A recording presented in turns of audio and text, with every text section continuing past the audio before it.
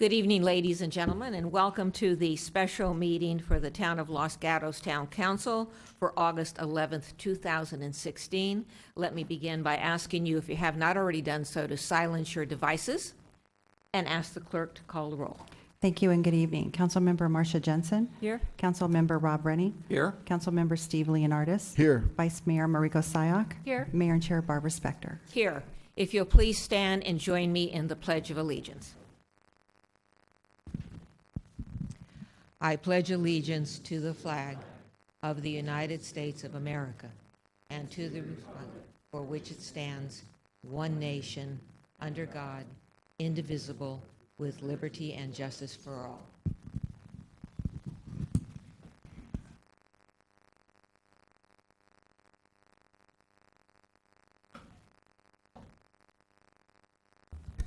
We have one agenda item, business agenda item, but we do have verbal communications on the agenda. I don't have any cards. If there's any individual who wishes to address us for 3 minutes on any item not on the agenda, this is your opportunity. Seeing no one coming forward, we will go on with our public hearing. There's one item on our public hearing, and this is the Architecture and Site Application S13090, Investing Tentative Map Application M13014, Property Location, southerly portion of the North 40 Specific Plan Area, Lark Avenue, to the south of Nodden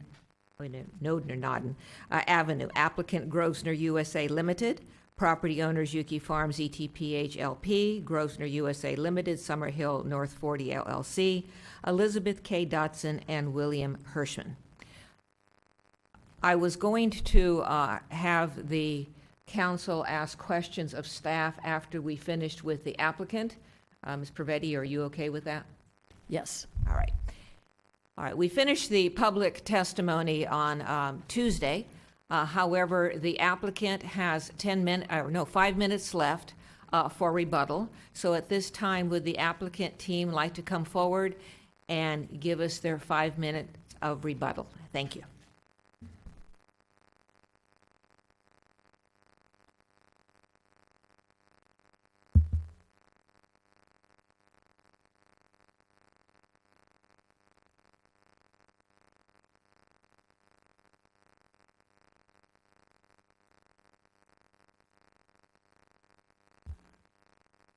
Good evening, Mayor Spector, members of Town Council, and members of the public. I'm Don Capo-Brez, representing Grosvenor.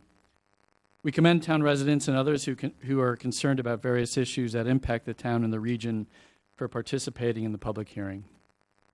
What we heard and saw 2 evenings ago reminded us of something we learned a while back. The common characteristic of being Los Gatos is the love for the quality of life that is experienced here. But what we heard reminded us that it is not just one type of Los Gatos. We learned during the Lexington hearings that there is a mountain way of life that's different from the Flatlanders.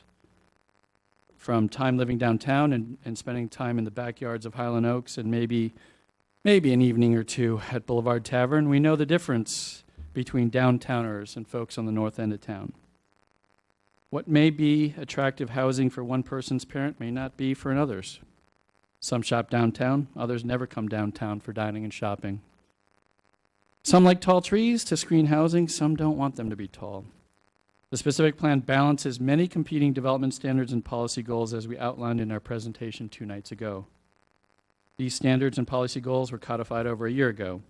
Together, Grosvenor, Summerhill, Eden, and Lexor Builders has put together a team of passionate development and design professionals who have designed not only to achieve the objective standards of the specific plan, but to capture the entire spirit of the document. On top of that, we have interjected what we have learned from countless hours of conversations with you, whether it has been about the North 40 or not. We've seen the town change over the years as well. Had the specific plan been adopted 3 years ago, we might not have been compelled to try to find a way to get the bike lanes that connect the North 40 to the Los Gatos Creek Trail. That came about because of conversations we all had together and the recent movement to accept cycling as a mainstream mode of transportation. Over the years, we observed not only in the specific plan advisory, we were observers not only in the specific plan advisory committee process, but engaged throughout the town. We attended and participated in Safe Routes to Schools, LGUSD's Education Summits, and the Reimagine 2022 Facilities Task Force. Town commissions, such as Transportation and Parking and Bicycle and Pedestrian Advisory Commission, the Housing Element Advisory Board, LGEF and Millennium Foundation fundraisers, school board meetings, and net zero conversations. We did this not because we had to, but because it was invaluable to have a holistic view of Los Gatos in order to propose a plan that not only satisfied the specific plan's objective standards, but to take into account these years of conversations. You have a team that started almost 9 years ago with Grosvenor, but then expanded as the specific plan evolved. The opportunity for Eden Housing to provide 50 affordable units during a time when redevelopment agencies and funding has collapsed, and for Summerhill to build its 4th community in this town, and for a small builder, Lexar Builder, to join a larger application, to work alongside not only one another as applicants, but also with the residents of this town to enable a unique opportunity for a truly collaborative design. We hope you take the time to ask our team questions that will uncover how dedicated we've been and how we've worked to balance the needs of today and tomorrow without forgetting the town and the property's historic and agrarian roots. We're happy to elaborate on these or any questions you may have. Thank you. Questions? Ms. Jensen? I have several. I don't know if you want them to be categorized or how you want to go about it. I'm going to say do it as ever you'd like. Okay. Okay. My first question, I think, is for Ms. Olson. Or, I'm sorry, I'm going to get your name wrong. Did I? Osgood. I'm sorry. I Osgood. knew it started with a 0. Yeah. 0. Oh. It's already going bad. It's south. It's only 6 o'clock. We had several comments on Tuesday evening about the senior component, and I asked you about it just briefly, just to talk about placing them over the market hall. You gave us a letter. Thank you very much. I don't know if everybody in the audience has seen that, but I wanted you to elaborate, please, on emergency plans. We've had some concerns about how will the seniors exit, what kind of services will be provided. You gave us that information. Another comment that we had was, what is the type and style of adequate space that the seniors are getting provided? Have you done that in other projects? So, for example, community gardens are provided that are private open space that's common to the residents. Is that something you've done before? Is that something you find to be adequate? How does it work? And do you have any issues with maintenance of either that type of space, or if you were, for example, to give everybody a balcony or a patio, what's your experience with that? I know I asked you a lot of questions, so and talk fast, but hopefully you can get some of them at least. Sure. And if I miss anything, please let me know. I'll start with the first one, which is emergency plans, and I assume you mean evacuation? Yes, we had a comment that I think everybody got, and if they didn't, it was, in case of an emergency, how will the seniors on the 3rd floor be evacuated if power goes out? Sure. So I can also have the architect talk about that, but we follow all of the requirements under the California Building Code regarding exiting, path of travel, signage, and those kinds of things. So that's all prescripted by the California Building Code, and also meetings typically with the local fire department. Regarding, I think, common space and services, I'm going to lump those a little bit together because, yes, the building program that you see before you today is very typical of the type of housing that we do. Paula Krugmeyer and BA Architects have worked with Eden on several properties, many of which are standalone Eden deals and developments where we're not necessarily here with Grosvenor. The units are small, and they're small by design. One of our primary goals in senior housing is to really help people live as independently as possible, with grace and dignity and a place that they can afford. And part of living independently is seeing to seniors' needs and making sure that they're healthy and they have the services they need. And a big part of that is making sure that we're reducing isolation through social activities. So yes, the units are small, but that doesn't mean that there aren't places in the wider development for groups to get together and interact. So we always have a large community room and other smaller spaces where you can deliver services, and an outdoor garden area or courtyard.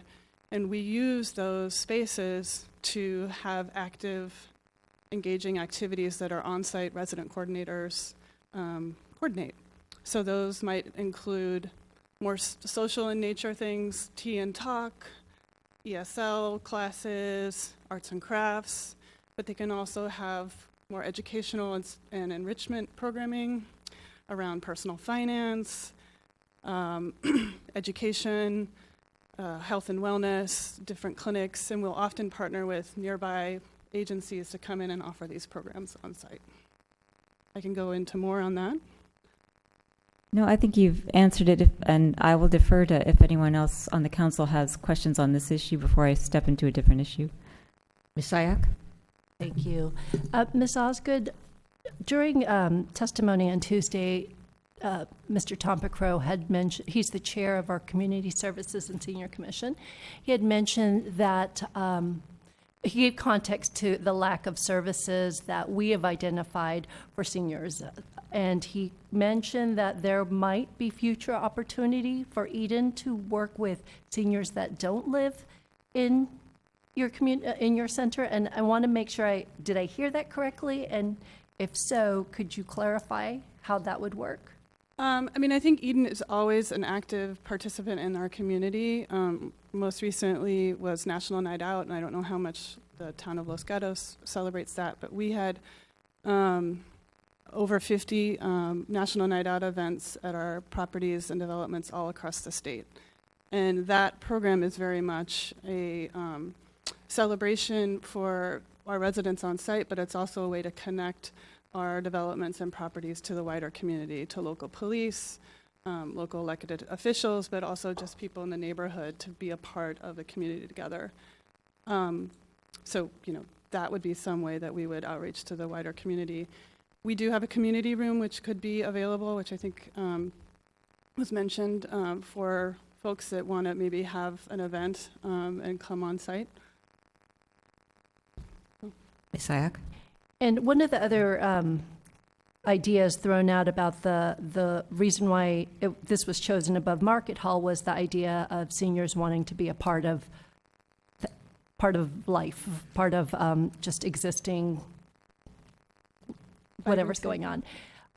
What I find, though, with our downtown, for example, there is some conflicts that usually arise between the need for quiet by a certain time versus trying to create more of a vibrant downtown. And so I worry about having a senior center on top of a market hall. And again, what are your thoughts on that? Because there could be some certain constraints where I think if a millennial was on top, would it necessarily have those problems? Yeah, I mean, I think modern construction also can deal very well with issues of noise. And we're talking about a market hall here. It's not necessarily, like an all-night business either. So I don't think that is going to cause as much concern as perhaps maybe you're worried about. And as I mentioned before, we do have other properties that are located in very urban, loud areas. We have a couple of properties right next to a BART station or a freight line. And again, we have looked at that, and they're senior properties, and we've looked at that and done things in the building construction to make sure that seniors can close their windows and not to get too wonky here, but the STC rating is high enough that it will be a quiet, comfortable environment in their unit. When you do your wonky thing, they have air conditioning? These are details I haven't yet gotten into since we're not. Okay, you only reminded me because you said that in order to reduce the noise, you would close the window. Paula Krugmeyer, BAR Architects. Going back to the security question, as Andrea Osgood pointed out, there are a number of exits from the podium level. There are 2 for the building and 2 for the parking area. And from the building, you can go into the courtyard that has 2 exits. So there are actually more exits that are required from that podium level. So there are a lot of options for getting people out. In terms of the noise and potential bothersome activities of the commercial area and any restaurants in the area. By state law standards for buildings, the interior of a dwelling unit must meet a certain decibel level, decibel reduction from the outside, and must have a certain level of quiet. The way buildings are built to current standards as required in the state of California, the interior, the windows and building skins, for reasons of sustainability, are now so highly sealed that you actually have to have a ventilation system, which then, in the case of Los Gatos, as with our project together in Dublin with the similar climate, we would have air conditioning and ventilation. Thank you. Mr. Rennie. Thank you, Mayor Spector. This is probably back for Mrs. Osgood. Both the other three councilwomen kind of asked most of my questions, but I want to re-ask one of them. Our chair of our Senior and Community Services Commission, Mr. Picaro, stated it as he was concerned that all these additional seniors would stress the services that we already have. And you talked about some services, but could you answer it in the direction that so it sounds like you're probably providing, so when I think of senior service, I'm not going to name them all, but, we have things like Live Oak Daycare Center, we have Live Oak Nutrition, you have the Law Foundation providing legal services, you have, I won't go through the whole list, but, so it sounds like I heard things that sort of relate to daycare services, but can you overall say whether we need to add to our services? And whether maybe you're even supplementing other services or others that can come in as a trade-off. Yeah, I mean, I think we have a whole company that is a professional services company, and I think we would look to coordinate and collaborate with Mr. Picaro and his group. It's quite possible that our senior services coordinator might be connecting an existing a resident of the community to some existing services.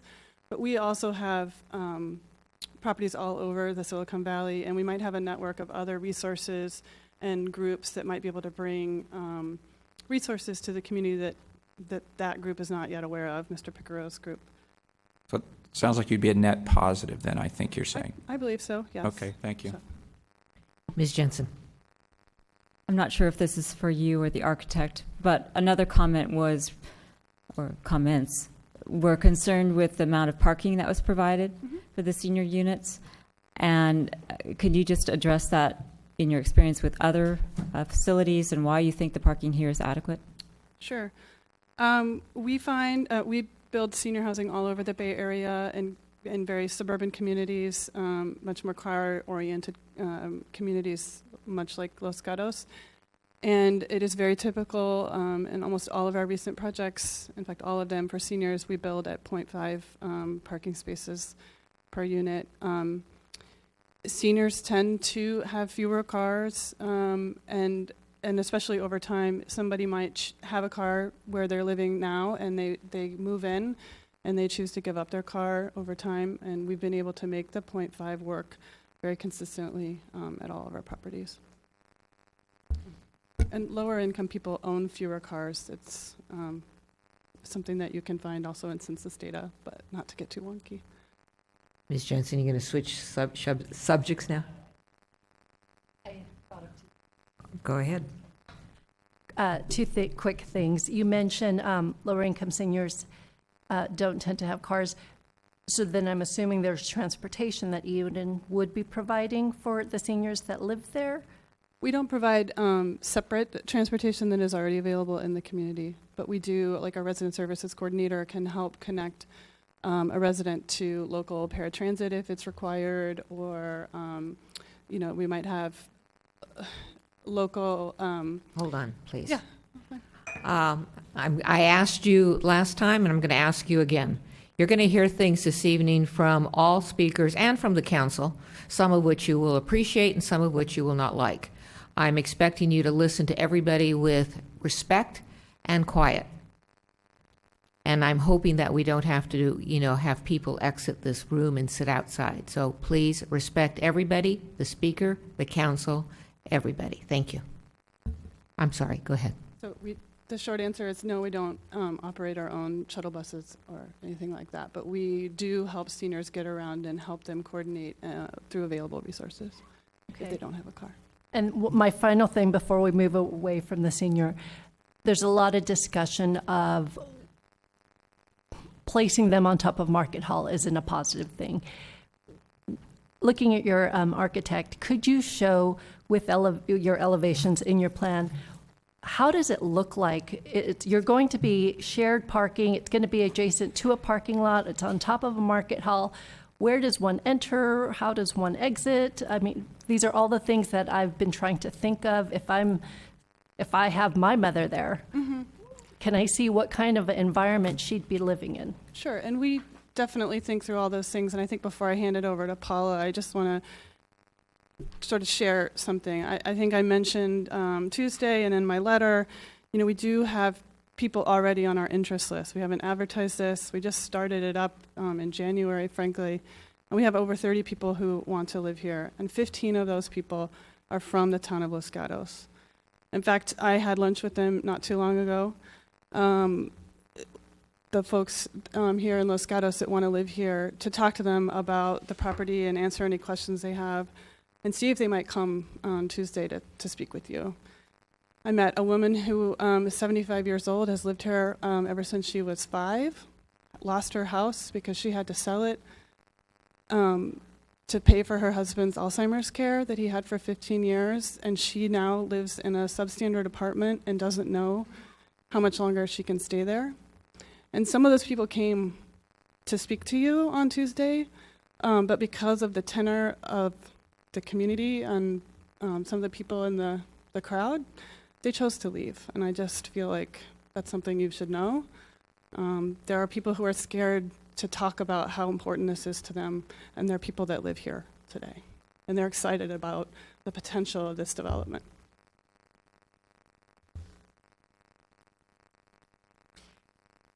Generally speaking, as you know, this is one of the most mixed-use buildings in the proposed submittal. And I must say, for the last 25 years, we've been gaining experience doing mixed-use buildings. So where the entries are, how people circulate through, how we help create separation between public and private is very, very important to us. So with that as kind of a basis of creating circulation for the buildings, what I would say is, let's see, I'm going to just, yeah, you can, there we go, I can point to it. The main entrance to the development or to the commercial district is here, and kind of the core of the district is around Neighborhood Street. To create both continuity of the commercial frontage and privacy for the seniors, we have tucked the lobby for the seniors more towards the backside of the building. And what does that do for us? That allows folks that are coming and going to enter, pass by the commercial activity, and come into a quieter area where there's a duckout. This duckout is where transit or paratransit or taxi or some kind of where you would come to perhaps pick up your mother can duck in here out of the flow of traffic. There is a lobby, and then one goes upstairs to the living levels. Once one ducks in here with a car, they can circulate around in the normal circulation of the site to go out. They don't have to make a U-turn or anything like that. If you're a resident that lives here, you enter past your lobby, you come in and you directly go up the ramp, and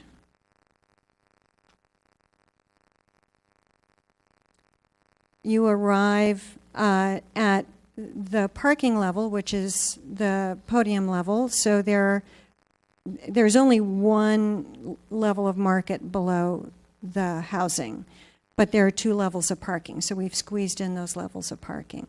So if you're entering by your own vehicle, this is your parking area, and you enter right into where the community space is. So just to give you an orientation of the plan in general, right in the heart of the plan, you come up either from the lobby at the ground level, or you come in through the garden and the community space here.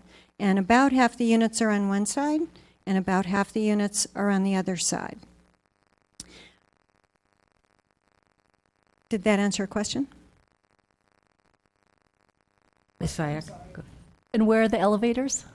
The elevators are stacked here, and so as you come out of the elevator, you're right in the heart of the space. And the central office would be in that area.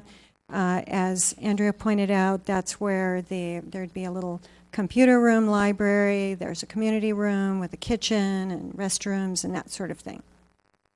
By the way, I also would like to say something about this garden area. The way Eden Housing develops their senior developments is really, really fantastic. They get great participation in community gardens.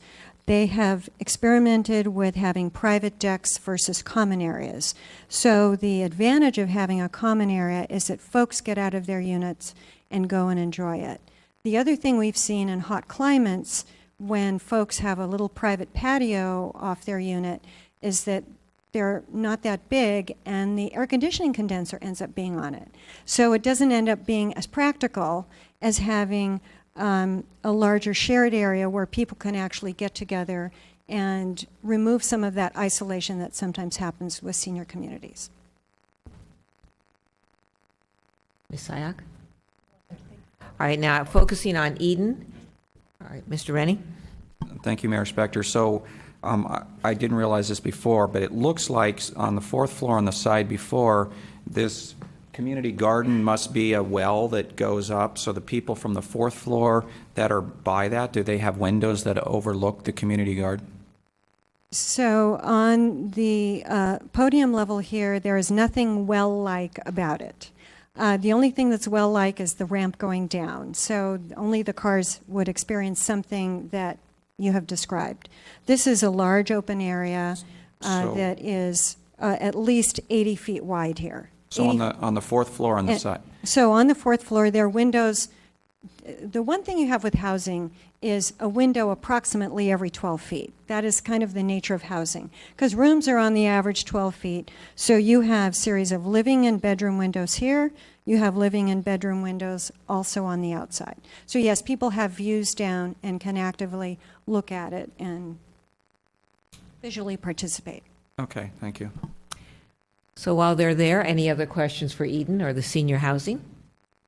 Seeing no one, thank you, and we'll go on. Ms. Jensen, you have other categories of questions? I do. And some of these questions, just so that staff knows, I am going to be asking the applicant, and then I'm going to be asking the same question of staff, because I know that the applicant has particular interpretation and a viewpoint on certain of them, and staff may have a viewpoint on them as well, so I want to make sure I get both of them. So one of the things, and just for the council, it's our staff report that we got for tonight that was responding to the questions that we raised on Tuesday. And I'm looking at page 2, and it's the first section regarding CEQA analysis, and it's a generalized section. I'm looking at the last paragraph before the paragraph that's numbered 2, and it's there's 2 parts to this question. It's probably for the lawyer, wherever the lawyer is. More importantly, as a, quote, by right, unquote, development, additional CEQA analysis is not required because the project is not a project, not considered a project under CEQA. So I know that a project is a term of art, so I just want to understand the interpretation from the applicant, what that interpretation is, why is it a project, why is it not a project, and I'm curious how that plays with, well, I'll get to the other CEQA stuff. So just, but for now, project versus not a project. You're right. We're going to have our attorney answer Okay. this one. Thank you and good evening. Andrew Faber, I am an attorney for the applicants. Under CEQA, as I think the council has had experience over the years with CEQA, it applies to things called projects, and projects are discretionary decisions that a public entity takes. So, for example, decisions that are not discretionary, CEQA does not apply to. For example, building permits, which are deemed to be ministerial. In the housing element legislation, the statute on state law that talks about by right development, it says that by right means that it is that the site and architectural review for projects that are by right are not projects. I shouldn't have said for projects. What I should have said for developments, those are not projects within the meaning of CEQA. It says that specifically. So that's the short answer as to what that means. In addition, well, I can go on, but that's the short answer. I'll take the short answer for now, and if people want to follow up, that's great. But the other part of my question, again, this is something I'll follow up with staff, is I'm curious. I have an idea about this, but I want to see what your idea is and staff's idea. There's 13.5 acres that is designated under the housing element as 20 units per acre, which is the by right housing. That means I could build a house on it, and you get to tell me what the house looks like, but beyond that, you don't get to tell me too much, is at least the way I think about it. My question is, what I see in applicants' letters, or what I think I see, is an interpretation that takes that definition of the by right, if you will, on the housing and expands it to the entire application, commercial, restaurant, whatever it might be. And so my question is, am I right that you're expanding it to the entire application? And if you are, then what's your reasoning behind that? I think again, the short answer is it applies to the housing and it applies to mixed-use development, because in the density bonus law, it specifically talks about one of the characteristics of housing developments are mixed-use developments. In this case, for phase one, the marketplace that you've just been talking about with the seniors above it in that building meets the definition of a mixed-use development under the density bonus law. So in fact, the density bonus law and the Housing Accountability Act and the housing element all apply to that project, that part of the project as well. So, again, the short answer to your question, I believe, is that, in fact, the way this project is proposed, it is by right, the entire project. And in addition, to expand slightly on that, if I might, there was discussion at council meetings earlier and at Planning Commission as well about the possibility of moving units into the Northern District, for example. So reducing the number approved as part of this phase one. And actually, we think that you can't do that because you have a project in front of you. And the project in front of you is entitled to be approved as is under the Housing Accountability Act and the Density Bonus Law and the Housing Element Statute. And those laws do not allow you to say, well, you know, we could put some of this housing somewhere else, because there's no application to do that in front of the town now. There could have been. If there were an application to put it somewhere else, then perhaps units could be mixed. But in fact, there is one project in front of you. And the point of these state laws is to say that if you have a housing project in front of you that complies with the zoning and the planning, then it must be approved, and unless you make very specific findings that, of course, staff has told you about. And you can't deny part of it, for example, by reducing the density, even if you have a good faith intention of someday restoring that somewhere else, because that future somewhere else project is not in front of you. Can I follow up? Go ahead. With a couple. Do you have a case cite for why I can't do that? That says I have to do it. You just told me that even though I can, there's specific findings, but I can't do it here because there's a law. Do you have a cite for me? Well, I think the housing element law, the density bonus law, the Housing Accountability Act all deal with that. There are cases, there are very few cases under these laws. Honcharu is one. The Walmer case under the density bonus law, for example, deals with the issue of could you, for example, say that the senior and market rate housing should be lower. because we don't need such high ceilings, in your opinion, if you had that opinion. And the Walmer case, which has been cited to you in letters, Walmer versus Berkeley, specifically says you can't do that. That in fact, the developer is entitled to have his project evaluated based on the particular amenities and design that is proposed. So those are some relevant cases, and we could, if you have more specific questions, we could give you more research. There aren't very many cases in the area, though, as perhaps you know. Okay, and another follow-up, and I may have more, but this is one of them. One of the ways that I think about the specific plan, which is difficult to get anyone to think about the specific plan the way I think about it, is it's really a zoning scheme. I've created zoning for this 44 acres. It's not a planned development. I'm not making it up. I'm not changing it. And if I own part of that zoning, just like if I own a house in the Almond Grove and it's zoned for residential and there's 100 lots, I don't have to wait to build my lot for the other 99 to get built because I'm in a residential zone. And what I just heard you say is that, well, because there's not other applications in front of you, you have to take all of mine. Why can't I say, I know there's other land out there, I have a zoning scheme, and I don't have to wait for every application to come in because I don't know whether it will, when, how, if. But if I decide, based upon specific objective findings, that I don't want to put the whole 13 and a half, just because you gave me an application that does, why do I have to accept that? Because there's no application out there? That doesn't make sense to me, because if I've got a house with a lot and there's 99 that haven't developed yet, I don't have to wait. So please explain why I'm wrong. I hesitate to say you're right or wrong, but in fact, I agree with some of your interpretation. We've had debates here before. I remember having one a couple months ago, as a matter of fact. But I think in this example, Council Member, the situation is that we have, the specific plan is zoning. It is a general plan and it is zoning, actually, it's both. And the specific plan and the housing elements say that there's by right development. The Housing Accountability Act says that if an applicant applies for a project that is consistent with the general plan and the zoning, which we contend this is, and the staff agrees, then it cannot be denied or reduced unless the council can make specific findings, as you know, based on objective criteria that are written, quantifiable objective criteria, that there are specific public health and safety issues.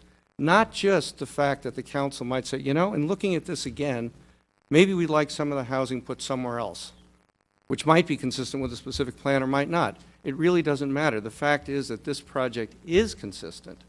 And therefore, if you say, well, you know, we'd like to take 50 units off this project and put them somewhere else, you are in fact denying or reducing density of this project, which is the one in front of you. And the Housing Accountability Act was passed by the state for exactly this purpose. It's exactly the purpose to say if a city has done a lot of planning, it has zoning, it has planning, and it's designed to allow certain quantities and densities and locations of housing, that's the end of the planning. That's like the PD zoning, as I think the applicants mentioned in one of their letters. That's like when a PD zoning comes in front of you for another project. In this case, in effect, the zoning came in front of you last year for several years, and the zoning is a specific plan, and you adopted a specific plan, and the specific plan says this is what you can do under the zoning. So the purpose of the Housing Accountability Act and the purpose of the housing element by right legislation is that if an applicant comes in and says, here's my project, which is consistent with all of the planning and zoning you've done, which is the case here and the staff agrees, then it must be approved. So you don't have that you had that flexibility at the specific plan stage. The specific plan could have said, for example, there should be more housing in the Northern District. It doesn't have to be above retail. It could have said many different things, but it says what it says. And it was adopted by the town, and this project complies, and that's why you don't have the flexibility that you just mentioned. Ms. Jensen, Unless I have specific objective quantifiable findings. And there are specific health and safety problems with, yes, if you have those, you have more flexibility, but so Okay. far no one has come up with those. Thank you. I understand your position. Ms. Thank you very Jensen, much. hold on. I want to follow up on that. I just want to make sure I understand. So even though your client is applying for a right that encompasses the entire specific plan, i.e. 270 units under the entire specific plan. And even though your client is doing a phase that is a portion of that specific plan, your client is still entitled, as you are saying, to the entire 270 units plus bonus. Well, it's actually 237 plus bonus, but is all they've applied for. But in conceptually, yes. Okay, thank you. Yeah. Okay. Do we have any other questions on housing? Well, yes, but Ms. Jensen? if there was something that was going to be added, I'm curious. We have another lawyer here. Who's Oh, an expert in boy. housing law. So if she has All right, something to let's add. just do this one at a time. I'm sorry, Is this on the same topic that you were are you gonna comment? answering the same question that I just asked? Let's see. No, I am not answering the same, because Andy answered it the way I would have answered it. All right, now, do Okay. we have any other questions about this? On Ms. Syak, on Ms. this, oh, Syak. sorry, okay. Ms. Syak. Well, so with the by right, my understanding is the by right that is entitled to your applicant is strictly limited to the residential component of this application. Well, it's as I said, or tried to say earlier, in fact, the senior affordable project is a mixed-use building as defined in the law, because it's a combination of first-story retail for neighborhood-serving uses with residential above it. So that's also by right, we believe. But there are other portions of the application that are non-residential. The open space, the community gardens, the other commercial areas. That does not fall under the by right residential component. It's one project. Obviously, you have some discretion if you want to refigure some of the open space in a way that doesn't change the buildings. I think the town certainly has the right to do that. For example, there was a lot of discussion 2 nights ago about trees, kinds of trees, drought-resistant trees, number of trees, heights of trees, things like that are certainly within your purview, and that's not a by right issue. That's a legitimate planning function, I believe. Do we have any other questions about the by right? Ms. Jensen? Curious whether, if any portion of the housing that is proposed in the application is mixed use, your argument is then that covers the rest of it. So for example, let's say you have mixed use, that's the 49 senior units over the Market Hall, and I agree with you that comes into the accountability law, but I take out the rest of it because you're using the mixed use to make that qualify. Does that make any sense to you? I mean, so if let's say I eliminate that, I'm going to defer to Barbara. the mixed use portion of it. I'm Barbara Kautz. I'm also an attorney for Grosvenor and Summerhill. In the Housing Accountability Act, there's a definition of a housing development which is covered by the requirement that the density can't be reduced or the project be denied, unless you have some objective, unless it doesn't comply with objective standards or there's a public health and safety standard. So and the definition includes a project that has neighborhood commercial, where the neighborhood commercial is limited to the first floor, which is the case here. So that's included in the definition of housing development in the Housing Accountability Act. Further questions on this Okay. issue? Seeing none, go to the council for, I start with Ms. Jensen. Sorry. Other category of question? This is still on, I guess it's on density and housing, but again, it's for reference, page 3 of our staff report for tonight, and it is on the question of replacement housing for the arguably low-income housing that existed on the site. And we have an answer that from the staff, and I'm just going to read it. It is assumed that all of the existing units are or have been occupied by very low-income housing. The project proposes to provide 49 very low-income units and therefore meets the statutory requirements to replace the units. My question is, does it matter that those are age-restricted units?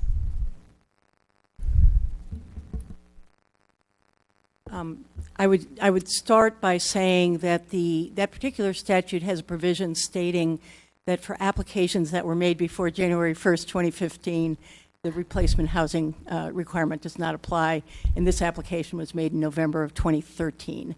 I appreciate that. It's an intellectual exercise. But on the intellectual exercise, there's also a requirement, as I'm sure you're alluding to, that the units have to be replaced with units of the same type or size. There's no definition whatsoever of the same type. Our position is that the existing housing out there is rental housing and it's being replaced by rental housing. And so the fact that it's age restricted wouldn't matter. And maybe I should add that there's some cleanup legislation proposed to that replacement housing provision because aspects of it are rather incomprehensible. And I received an email today from the person who handled who worked was the consultant for the Assembly Housing Committee when the bill was passed, saying that they were doing this cleanup legislation and everybody wondered what type and size meant. What did type mean? She said, we need to define it because nobody understands what that means. Our interpretation is that it's very low-income housing. It clearly has more than enough replacement, and also that it is replacing rental housing with rental housing. Let me follow up, and then we'll go to Ms. Sayak. You referenced the date of November 2013, and given that we approved the specific plan in June of 2015, can you explain to me what November 2013 is? The applicants actually made an application for this project before the specific plan was approved.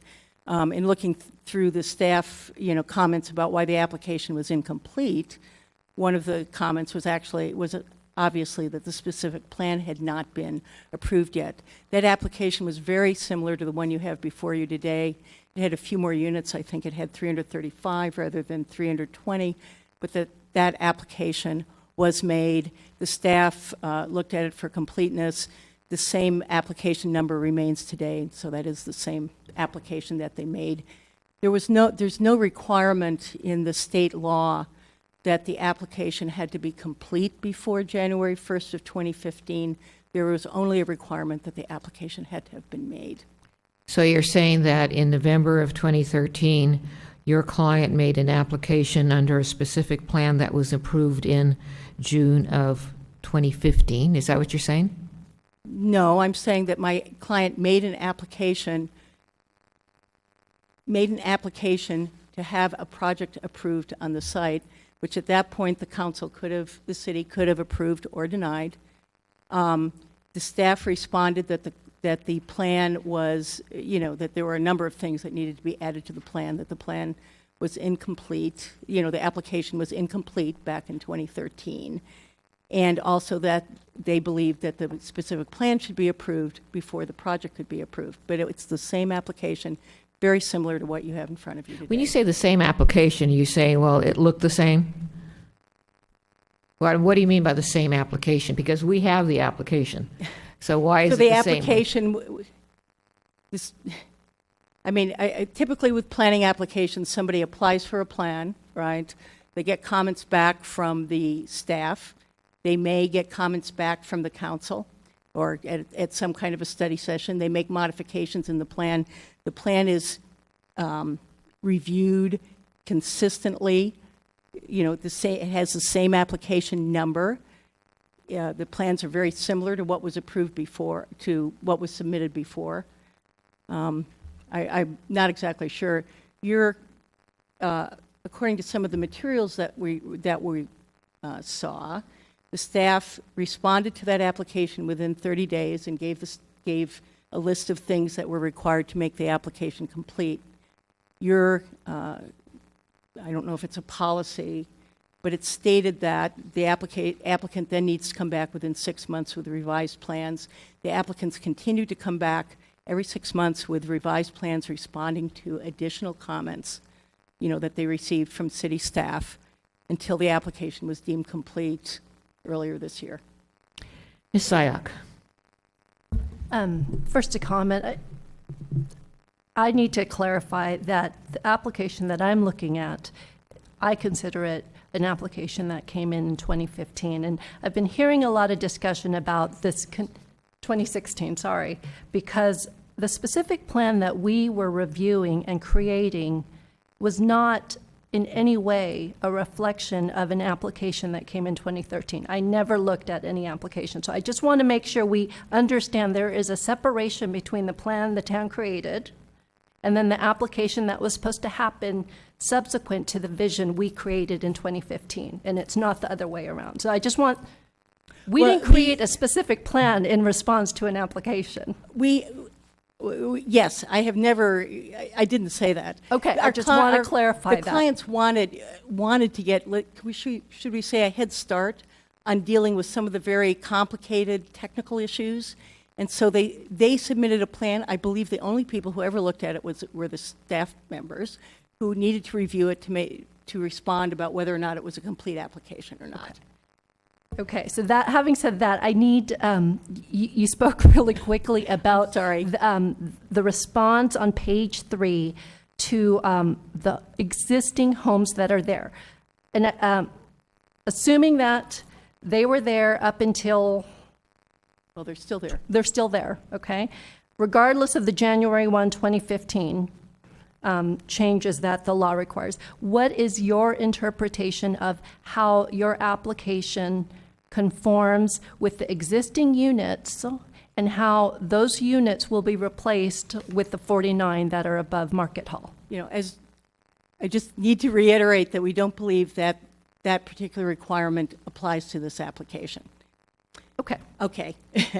Then Okay. no elaboration but is further needed. But I will elaborate. First of all,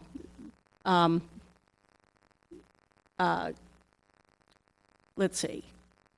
Even if you assume that all the units are occupied by very low income households, which my clients state is not in fact the case, but let's assume that.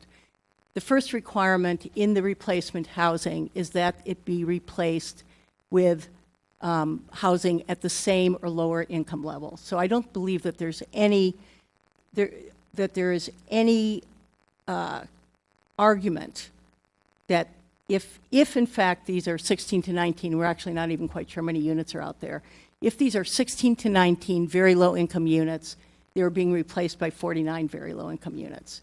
I don't believe that anyone is arguing that the income level of the replacement level units is inadequate. The issue that I think you're alluding to is the requirement that they be the same type or size. So what does it mean that they are the same type? There is nothing in the statute that describes what it means to have them be the same type of unit, nothing at all. And as I said, even the state recognizes that it's not at all clear what is meant by that. Let me follow up then. So the decision as to type or size, same type or size, that would be made by whom? The decision makers? We are asserting that they are the same type of units in that they are rental units like the ones out there. Right, understood. You know, and then we can argue. Or we could decide. Ms. Jensen, anything further on this issue? Just a couple, sorry. Let's imagine that there's possibly, maybe, litigation. You're taking the position that it's rental to rental. There's nothing in the state law that indicates what type means, and whether it's age restricted or not is a question that either the council's going to decide, and then if somebody challenges it, a court's going to decide. You know, actually, our position is that the provision doesn't apply to the project. And now, That's my first- other question.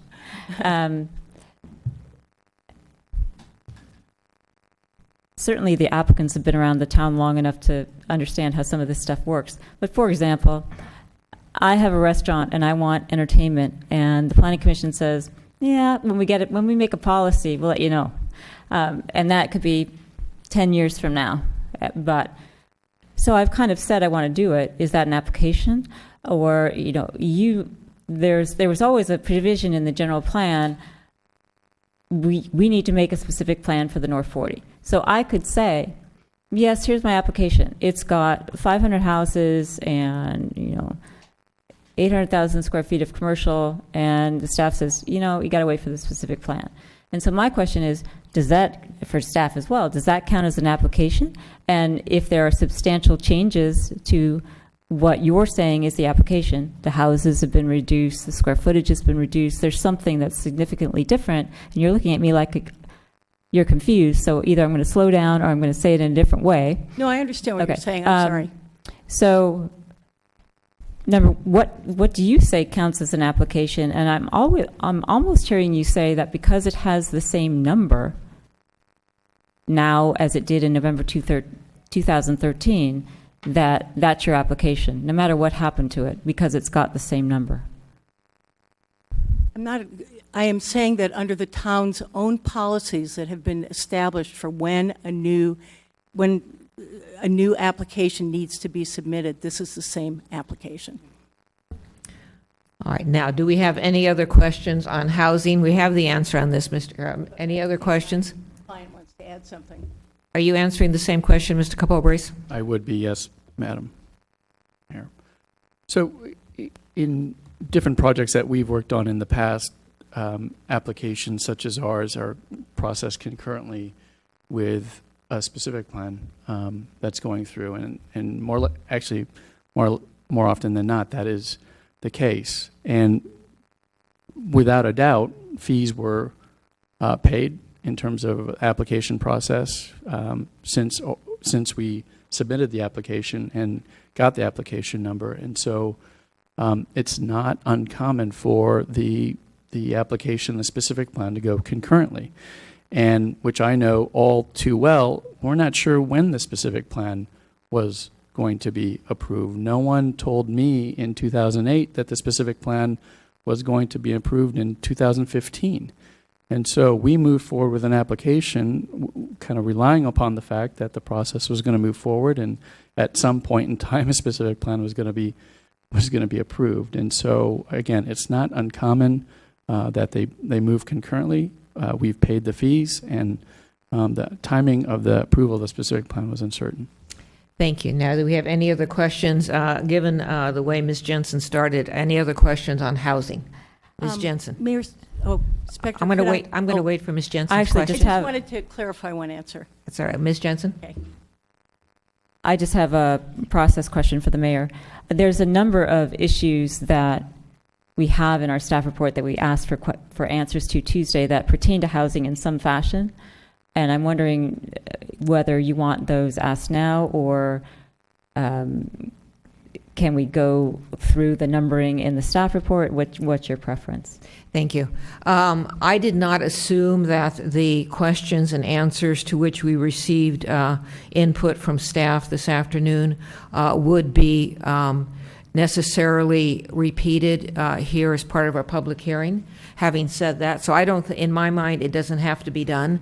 Having said that, if you or other members of the council want to raise those questions publicly, that's acceptable also. Thank you. So I'm happy to hear the clarification, and then I have a different question. You asked who interprets type or size, and the correct answer should have been the courts, ultimately. Sorry. And you mean the court's litigation post this hearing? If there's a disagreement about if there is a disagreement, the courts always say we're the ones who interpret. So it's like if three of us say X, then you take it to the court, and the court says, no, it's Y. Exactly. Thank you. Ms. Sayak. May I ask a quick question of staff that may lead to more questions on this? Certainly. So I'm stuck on this application date. Was there any required studies that we normally require of applications that were done in 2013 and not in the 2016 timeframe that at least I was thinking of? So many times the applications come in and those studies haven't been done. So that's not something that's done at the time of application necessarily. Those are done through the process of reviewing the applications, whether that's geotech, architect, arborist. So they do span that time frame of the application. Okay, but it doesn't answer my question. Did those studies occur in 2013 or in 2016? I don't have that information right now. We'll see if we can dig it up. Okay. If I may, So the application, when it comes in, is sometimes triggered by what we call the Permitting Streamlining Act. So anytime we get an application that comes in, that's the date the application is submitted, filed with the town. Anyone can do that at any time on any piece of property. And at that time, we accept a fee, the application fee. We have 30 days from that date to deem the application complete or incomplete. If we don't do that, then it's deemed complete and we have to go to the next step, which has times when you have to get it to a hearing. So staff is very mindful that first 30 days when it comes in, it's got to review its application and decide whether it's deemed complete or incomplete. For this one, you'll see on the front of your page that they did that. They did that on November 14th, 2013. Within 30 days of that, we deemed that application incomplete and said one of the reasons, I'm sure as you heard, was one of the reasons why is because we were studying a specific plan. They went back and there was probably a laundry list of things that deemed it incomplete. They knew they couldn't fix the specific plan until that was over, but maybe there were other things they could. Came back in April 29th. So each time you can see they submitted a new application for us to review within that 30 days and process.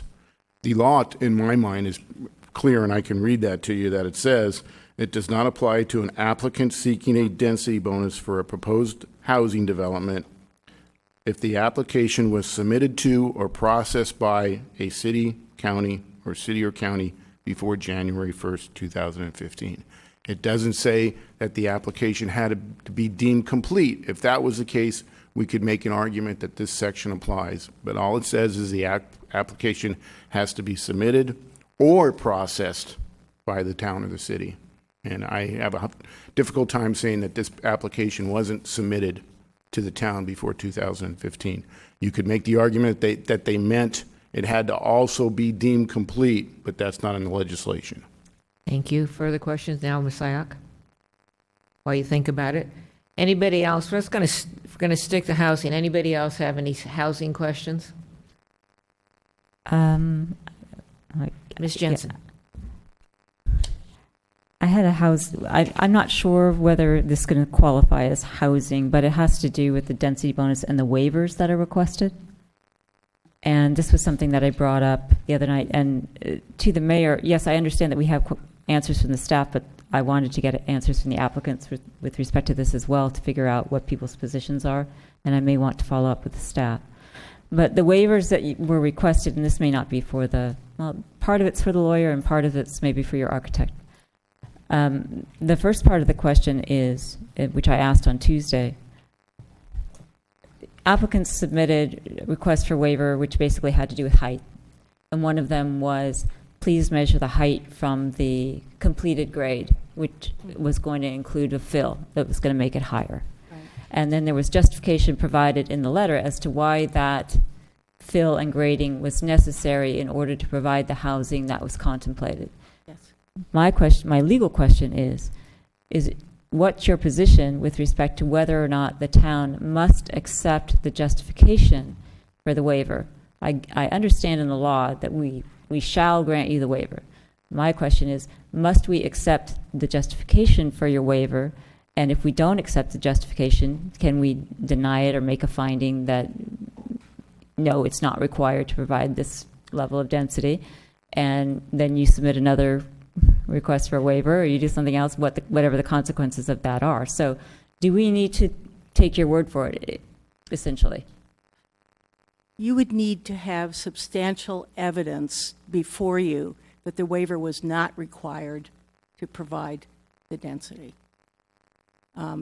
If without that evidence, then the only way you can deny it is if there is a specific health and safety standard. My co-counsel, Andy Faber, referred to the Wolmer decision. In that decision, there was an argument by a resident that a waiver was not required, that, you know, physically the housing could have fit on the site by reducing the height of the ceilings. The ceilings were 9 feet. By reducing the ceilings in the commercial area, in the commercial space by some amount, by getting rid of the swimming pool, and I think by getting rid of some other amenity. And the court was very angry about that assertion and basically said waivers must be granted, period, for, the physically preclude does not mean that you have to get rid of every amenity on the site. Physically preclude means that the project that's before you is physically precluded, by whatever development standard is requested to be waived. So it's clear from that decision that cities are not able to, let us say, reduce 1,200 square foot units to 400 square foot units in order to say, and say that the project is not physically precluded. So that's a very strong case from an applicant's standpoint, because it really states that to find that a density a development standard does not physically preclude the project, it's really the project that the applicant submits. And then my follow-up is, please, whoever is appropriate, tell me why this grading is necessary to provide the housing. That's not mine.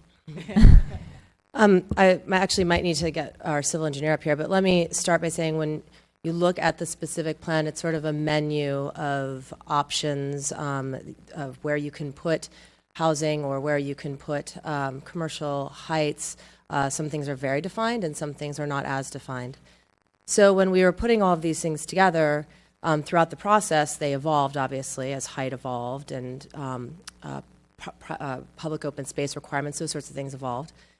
But what we tried to do, although we have unlimited number of waivers that we could ask for, what we tried to do was find the waivers that still got the intent of the specific plan with respect to the majority of all of these categories: height, FAR, in this case, lot coverage, these sorts of open space. So if it's a push-pull.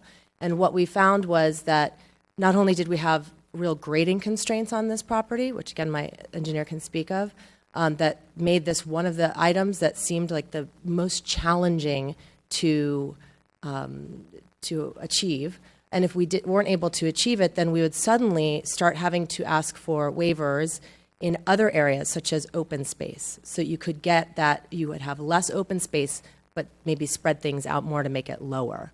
So we could have said, well, no, we don't really want to have 30% open space. That will be our waiver. But we did believe that that was such a critical portion of the conversation during the specific plan advisory committee meetings and in walking through this town. We just felt that there were some things we didn't feel like were appropriate compromises. So we landed on 2, but I think that why we landed there was in part because of the constraints of grading on the site.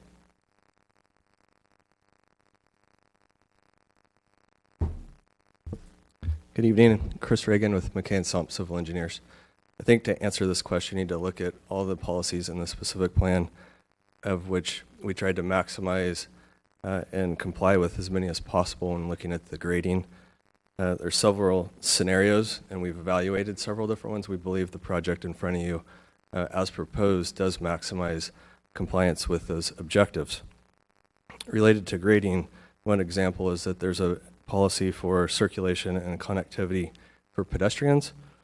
So when we looked at that, one thing we took into account very seriously was the ADA accessibility of the site, trying to minimize slopes where possible, reduce steps where possible, so that the site in general is just more accessible to anyone, and that the look and feel of the site doesn't feel odd where there's grade changes or elevations, drop-offs, and retaining walls. We wanted it to feel smooth. And so one of the critical points in looking at that is, where Neighborhood Street comes in off of Los Gatos Boulevard. Anyone familiar with that site knows it drops in quite a bit. So we looked at that and we wanted that street to come in.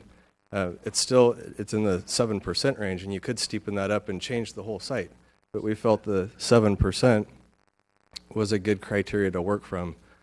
So when you drop in at that point, it kind of sets a grade right in the middle of the site, and then we kind of filled in around that, looking at all the other variables that go into grading design. Primary one being storm drain. A few different elements for storm drain are the water quality, flood control, and hydromodification, which is matching flow rates, pre-development and post-development flow rates. So we had to factor in all that grading and drainage design to protect the site and meet the stormwater quality regulations. Next, which I already mentioned, was the ADA accessibility, minimizing slopes and steps. Third, we had to look at the boundary conditions around the site. There's existing development that's going to remain. We wanted to match grade as close as possible without having significant retaining walls where possible. And then the fourth criteria we looked at was an earthwork balance, looking at the cut and fill, which was mentioned the other day, and we can clarify the misinformation that was provided there. So we looked at an earthwork balance. How much cut is there? How much fill is there? How much off-haul might there be? There's certainly no import in this case. That was just wrong information. So we looked at that and as efficiently as possible, try to keep the dirt on site. That's a criteria that most civil engineers would look at. So we factored in all of that criteria and came up with a site design that we felt met all the policies as best we could when balancing those different competing interests. So based on that, you can say that the site is designed as efficiently as possible, and then look at placing the buildings on that site, and then look at the height and the density that comes from that. Further questions? Just a simple follow-up. Hold on, Ms. Jensen. Is this a follow-up to this one? 'Cause I want to go to Mr. Rennie. It's a very simple follow-up. Okay, I go think ahead. you can, there were comments that were raised on Tuesday night, I don't know if you were here, indicating that the fill was for the purpose of, instead of digging out underground utilities, just covering it up. Can you comment on that? Certainly, and that was unfortunately just a misunderstanding. I can provide a diagram that will help. The diagram that was presented during the comment period was looking at actually something different than the grading analysis. What that diagram, this is a different one that I'll talk about in just a moment. The diagram that was presented by the commenter compared the existing ground elevations out there today with what the proposed finished ground elevations will be in the future. That's not the grading design. That's looking at the top of the pavement, the top of the foundations, the top of the landscape. That's much different than the grading. The grading design looks at a rough grade surface, which would be the building pads under the foundations, the ground under the streets, underneath the pavement and the rock, underneath the landscaping. And so the diagram here is going to be obviously a little blurry to see, but if we can get it focused in, it's going to show much more cut than fill. And part of that is because there's a subterranean garage that's going to generate a significant amount of dirt at the affordable market hall building, as well as an underground hydromodification vault, stormwater vault. Here that's 11 feet below ground. Significant dirt's going to come out of those two elements.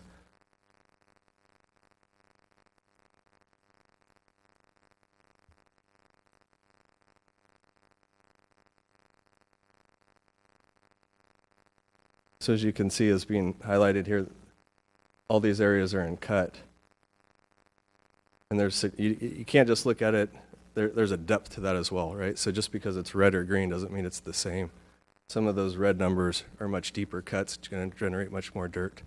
So when you look at this earthwork balance, which had been reviewed by staff, there's going to be more dirt cut than filled and off-hauled from the site. So it was misinformation the other day. Thank you. Mr. Rennie. Thank you, Mayor Spector. I think my question is kind of simple. It seems like we jumped sort of 4 steps into the detail on this, and I wanted to make sure that I remember the high level correctly. My understanding is all building heights have to be measured from pre-grade level, and you ended up asking for a waiver for one building because the post-grade forced it above the maximum height. Am I remembering this correctly? I think there may be 2 different criteria there. So from a grading perspective in general, the whole topography of the site's changing. And I believe we're asking for a waiver to allow the entire site to be measured from finished grade rather than existing grade. Okay, thank you. I understand better. Ms. Sayak. So 2 quick questions on this. With this map, can you point to where is the deepest part of the site? Does that make sense? The lowest. Oh, thank you. Okay, can I just walk up here? Yeah. So Lark Avenue is out here. The topography drops all the way across the site to the north. Los Gatos Boulevard's here, obviously. It drops in fairly steep and catches here. This drops in here and catches here. So the challenge is right in this area where Neighborhood Street comes into the site. The controlling grade is Los Gatos Boulevard, creating a new intersection here that are obviously not going to change. So the roadway is dropping down in, Neighborhood Street's dropping down in to here. We were looking at the ADA accessibility and trying not to make this street too steep. So that sets the criteria in the middle of the site. And then you start to work in around that for all those other variables that I talked about. So I'm going to ask you to be Vanna White. So you point to Neighborhood Street, and you said at the end of that was the lowest part? Is that? And then then it continues to fall this way. Ultimately, the drainage for the whole site and topography is going to continue north, and that would be northwest. Northwest. Let's get that correct this time. We had a typo. That direction. So then the question is, why didn't you cite Market Hall, since you knew that was your tallest building, on the lowest part so that it would bring the overall height even further down? So essentially, we did. The road drops in, and then it levels out to make all the accessibility work around the building so that there's doors that are able to come out to the street, right? So the lowest part of the site is, lowest part of phase one is right in this vicinity.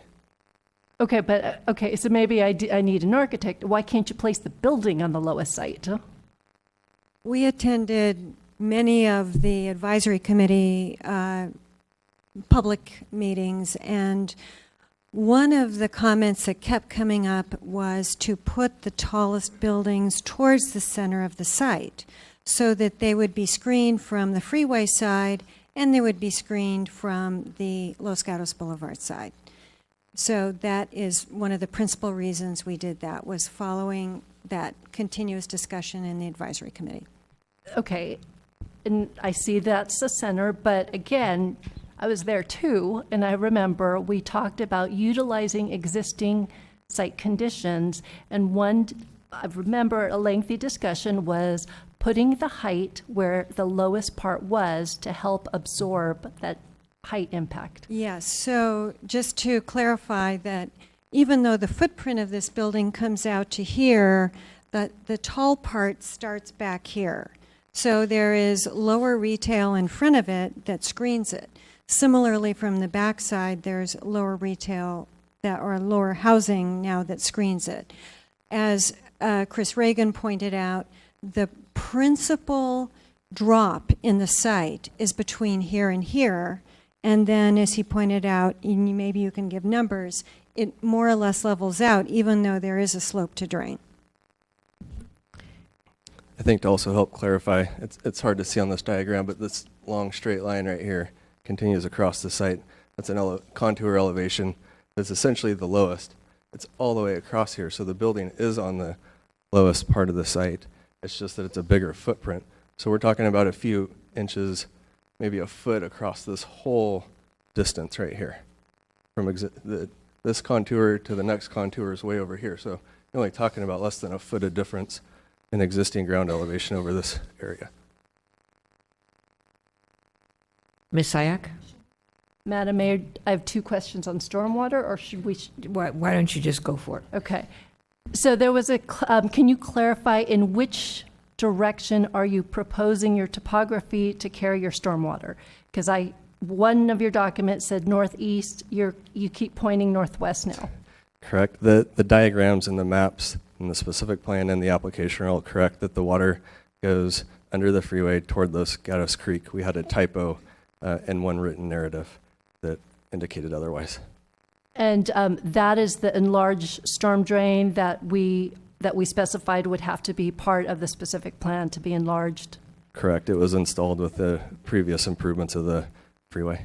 Okay. And then my last stormwater question, I'm looking for the landscape architect that pointed this out last time. The landscaping plan overlaid with the stormwater, and in staff report it says that they requested a composite exhibit overlaying the landscape plan on the stormwater and infrastructure plans. Do you happen to have that? So let me back up just for a moment so I Okay. can maybe clarify the bigger picture issue there, and then if specific diagrams needed, we can certainly provide it. So composite plans, when you overlay utilities, trees, all the competing interests, is something that we've been looking at all along. The landscape architect, the civil engineer, the building architects, everyone needs to coordinate on that effort. Certain things are required in the application that we've reviewed with town staff. And so at a planning level, we've gone to the level of detail that is common for an application like this. That there was not a requirement to submit a composite overlay with all of that information on it. It's something that's very detailed typically to show exact locations of the trunk of a tree. We're not quite there. I mean, that we can provide a planning level exhibit that would show that, but we're not quite there where we're citing trees to the nearest, half a foot or so at this point. And so give me just one more second. The big picture issue I think she was trying to point out was there may be some spots on the site where you could lose trees because there's not going to be room for them. One of them was along the freeway frontage, essentially along 17, with the on-site road and the sound wall. Is there adequate space for tree planting there? And the question is, yes, that's been looked at. Trees can fit in that pocket of landscaping that will be there. That certain element has changed over time, which may have been confusing for people that were reviewing the application, because earlier versions showed something different than the current version. But our response there is, yes, there's adequate room for trees along that sound wall.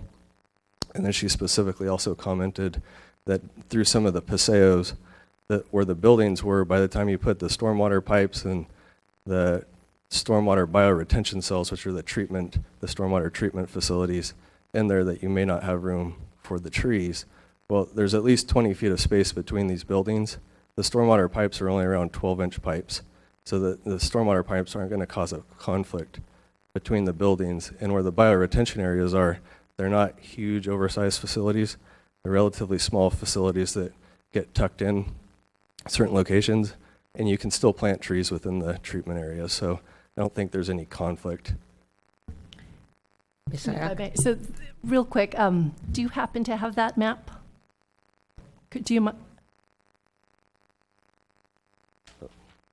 not going to be able to show it. Yeah, it's tough to show at a scale that on 8.5 by 11 to illustrate here. We have a version that. Okay, so I remember the large bias whale adjacent to the freeway. And, okay, so you addressed that. And then off of Lark Boulevard, there were several areas as well. And if you could, yeah, I can see why you say that's difficult to understand. It's tough to see at this scale, for sure. This is Lark Avenue out here, Street A coming in here. These lines are a little tough to distinguish, obviously. There's buildings here, right? So through here is a paseo. Here's a stormwater pipe. And then these dashed in kind of colored areas are the stormwater treatment areas. And so we're trying to plant trees in here with all of that occurring. So what I'm saying is there's at least 20 feet of space between these buildings. The stormwater pipe looks large, but it's actually only 12 inches compared to 20 feet. And that these bioretention areas are tucked in around the buildings in various areas. If we want to plant trees in here, trees can be planted in those bioretention areas, treatment areas. The treatment areas aren't going to preclude planting of trees. All right, other questions? Ms. Jensen? And Mr. Reagan, you might be the person to answer this, and others may want to answer it as well while I've got you up there talking about digging things. Several comments that we've received as the council are inquiring as to why aren't we undergrounding garages or portions of the building. And so I don't know who the right person is to address that, but you might be the one to start. It's more of a product type question. So.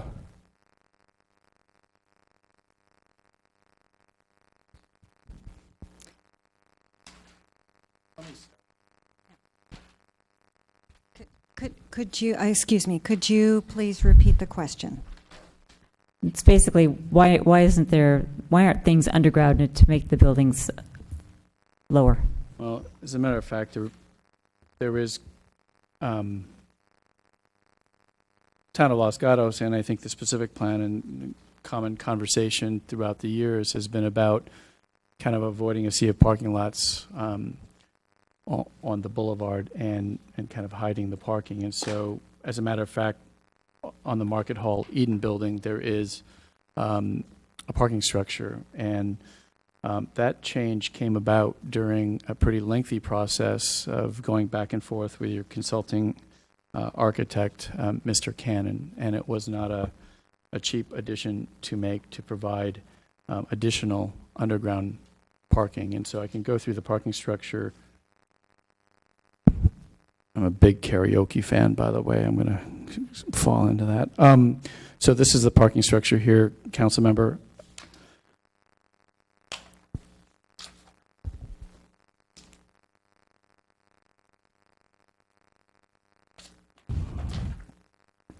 And the way it works. And so this is the basement floor plan. So this is subterranean parking, and we have 130 stalls here.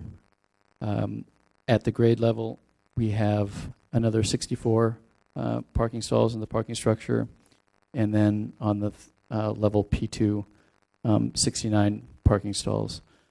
So, you know, this was the underground parking that was added during the review process with the consulting architect. Do you want to talk about the rest of it? So just to note that in the specific plan, there's no identified percentage or requirement for underground parking. It's encouraged, and we did add it. As noted, the original application did not have any underground parking, but the consulting architect and staff, through several rounds of comments, encouraged a level of underground parking within the market hall, which we achieved.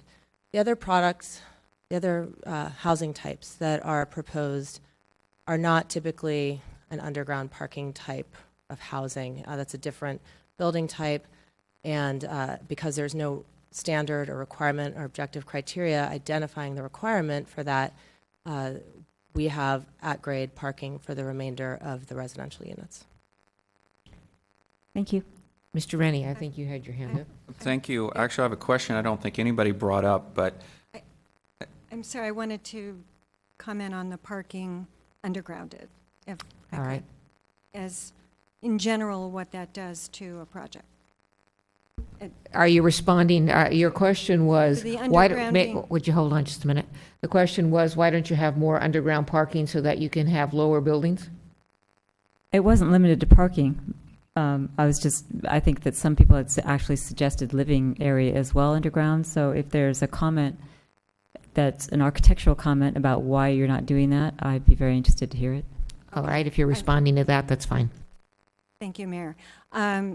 So in terms of undergrounding parking, what we heard in some of the comments was that they would be interested in seeing, you know, coming down a ramp and having a parking garage so that we could lower everything. What that does, and I think we have a good example over at Aventino, is that it creates, once you get that ramp down, which is about 120 feet long by 25 feet wide, then you're servicing a large area that becomes a mega block. And I'm sure this is going to come up later, but I think that that goes to the look and feel of Los Gatos, which is that as we get into larger scale blocks that are going to accommodate a parking structure, it's going to go away from the look and feel of Los Gatos instead of towards the look and feel of Los Gatos. Why? Aside from the fact that it creates the mega block, is that it also creates a concrete podium on top of it. So even though as we are right now, we can plant trees in the ground, in these silva bioswales, in every place that we have that's not building, trees and plants can be planted in the ground and be healthy. If you create underground garages, then you're suddenly planting all your landscape on a raised planter or a berm or something that becomes what I'll call for now artificial instead of in the ground. And that limits what you can plant, how you can plant it. It also goes to all of this thought about grading off-haul and the concerns we heard on Tuesday about how much dirt's going to be taken off the site. So you're going to start to take all this dirt off the site, and that creates a condition that at least some of your residents were concerned of. And then The other thing that it does is that it starts to limit the number of direct entries that you can have to your units, because you're suddenly creating this thing on top of this large garage. So we'll get to it later, I'm sure, but we have every unit has a direct entry on the street, and this goes much more to the look and feel of Los Gatos. What we have now on, other than the senior housing, does not have elevators. Other than the senior housing and the 8 to 10 units over one of the commercial buildings, does not have elevators. Again, it is a more residential feel to have direct entries to units. And then finally, I wanted to talk a little bit about the idea of cellars. So yes, cellars have been done for the last 100 years and are certainly common in the United States, but they were created for frigid climates where the foundations have to go 4 to 5 feet underground regardless. In temperate areas, in areas that don't freeze in California, the building tradition has been slab on grade for everything up to about 3 stories. And the idea that there's these cellars came about because, we have to go down 4 to 5 feet anyway. Why don't we just build a partial story underground? And normally when you see a cellar, the first level above grade is lifted up so that those cellars can get some light. Well, that was before the era of housing community development and ADA, where the ground levels of all these dwelling units, their portions that are on the ground, have to be accessible. So cellars that lifted up even a couple of feet would require a 25-foot ramp to get there. So there's a lot of things that are happening in 3 dimensions that we as architects have to solve. And I can spend more time talking about it if you're interested, but those are some of the general reasons why undergrounding becomes difficult within a density of about 20 to 25 units an acre. Further questions? All right, do we have any questions for the applicant? Mr. Rennie. So my question was back to the bioswell, and maybe it's the civil engineer. My understanding, and I could be wrong, is that you haven't used pervious hardscape materials, and typically the water district and our stormwater guys say that they don't like a lot of hardscape because it creates a lot of runoff that goes to the bay, creates more water for them to deal with, and it's generally not the right environmental solution. So I was curious, you've got so many bioswales, does that take the place of the need of having pervious materials? If I ask for pervious materials, would it sort of mess up your whole bioswale scheme? So essentially there's what people refer to as a toolbox of tools for stormwater quality. Pervious pavement is certainly one of those tools. Bioretention is a very common one with today's regulations. The nice thing about the bioretention is it's actually a landscape feature. In the case that what we're doing here, we're going to improve by doing it the way we're doing it, we're going to improve the health of the trees and allow the trees to grow more. So there's other benefits to the bioretention.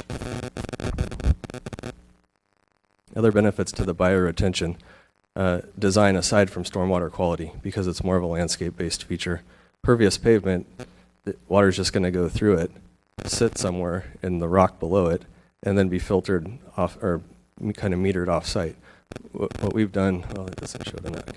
We have a stormwater vault underground that's going to hold water and meter it off-site. So it's essentially already holding the water and letting it meter out slowly to help avoid any impacts to the creek. So we're really doing both.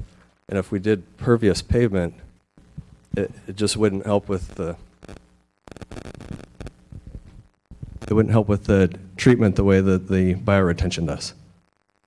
So if I could just make sure I understand, you basically collect the water off of the impervious materials into these bioswales, and then they get treated, and then eventually either the trees drink the water or you take it off to the stormwater. Is that correct? Stormwater runoff will rain, hit the site, work its way into these bioretention areas, filter through a special dirt that then either can infiltrate into the ground, which is nice if the soil conditions allow for that, or it goes into what we call an under drain, and there's a pipe under the bioretention areas where water can enter that at a slow rate and enter the normal storm drain system that goes down to a holding tank and then meters out to the creek to meet all of the criteria. Okay, I understand. Thank you. Other questions? Yes, Ms. Sayak. Because this is, majority of it, it's going to be private land, who would be responsible for monitoring the stormwater quality? Would that be the town, or would that be the property owners?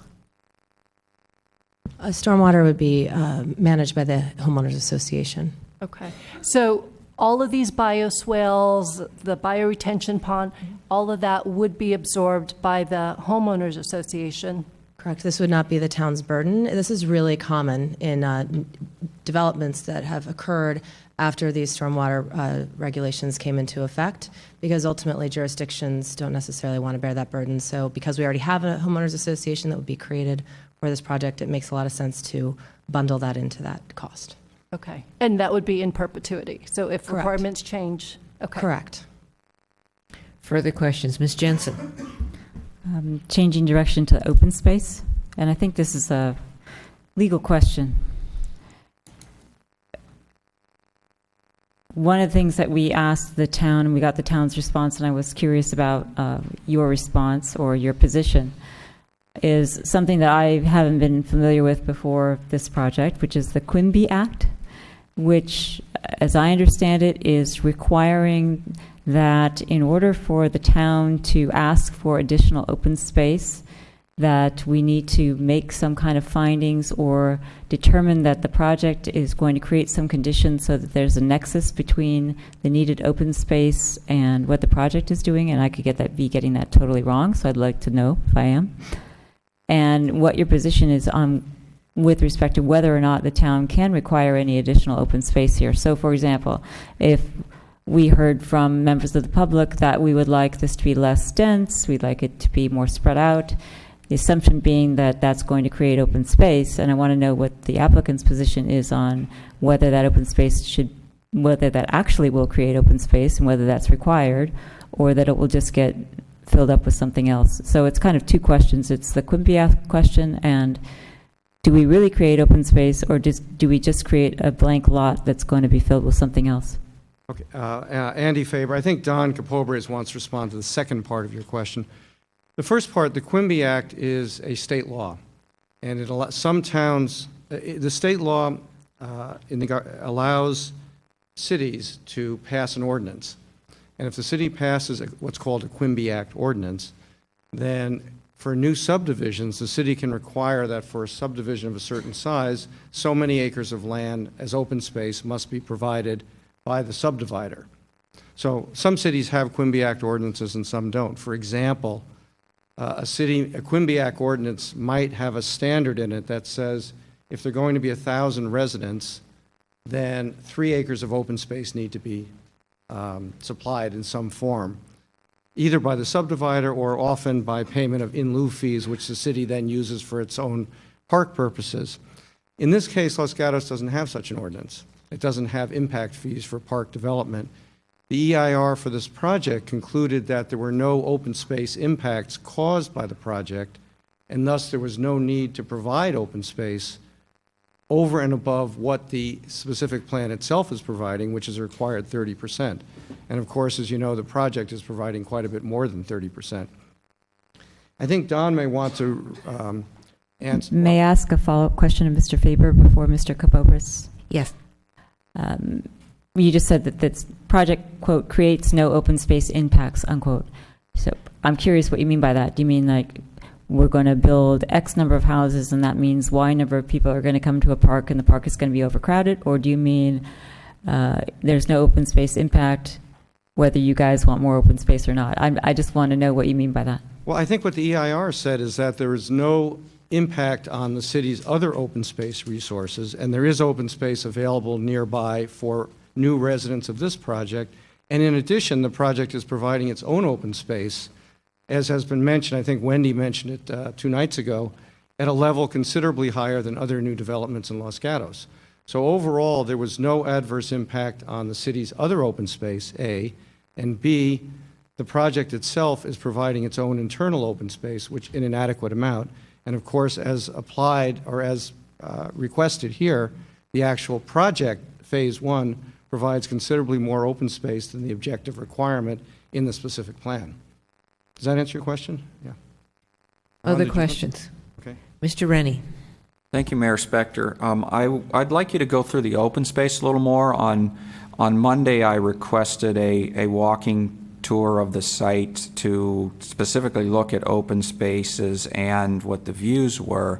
And, you know, typically we're supposed to share that information, although I couldn't bring it back in my mind and share it with the other council members. So, you know, could you go through it again for me? Councilmember, you want me to go through the view corridor presentation or the open space plan? Open space first, Right. please. So, Madam Mayor? I'm sorry, Mr. Faber, he answered the first part of my question, but I didn't get the second part of my question Part of your answered. question, if I may, I believe, was a question of if additional open space was created somewhere, would that in fact lead to actual development of that, or would it really be open space? And that I think Don had actually talked about the other night, but I thought he had. And that may be incorporated in Mr. Rennie's question. I'm sorry, Mr. Rennie, but I wanted to make sure I got that answered. so I think Are you answering Ms. Jensen's question or Mr. Rennie's or both? I'm answering the question on, I think, the functionality or the usability of the open space, which is what I understand the question to be. All right, thank you. Well, so we're very excited about the open space program, and as we've stated quite often, the specific plan requires 30% open space. There's different directions and development standards within the specific plan that points you in a certain direction. It does not require big play fields, for example. It does suggest that that could be an appropriate use of open space. What we wanted to do and what we're really excited about is we're able to create a bit of a meandering open space public realm program that's based on the agrarian history of the site. And, you know, we've got, maybe go through the bigger pieces of that to get to the usability side of it.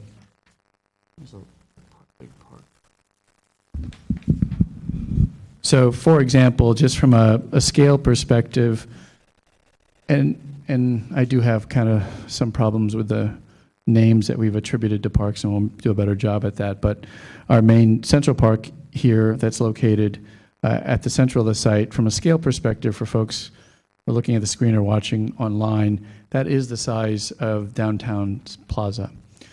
And so as you continue on what we've done with the Grand Paseo, with the dog park, with this very carefully designed open space treatment behind a commercial building and the residential, is to create different nodes that are connected with a heavily landscaped paseo.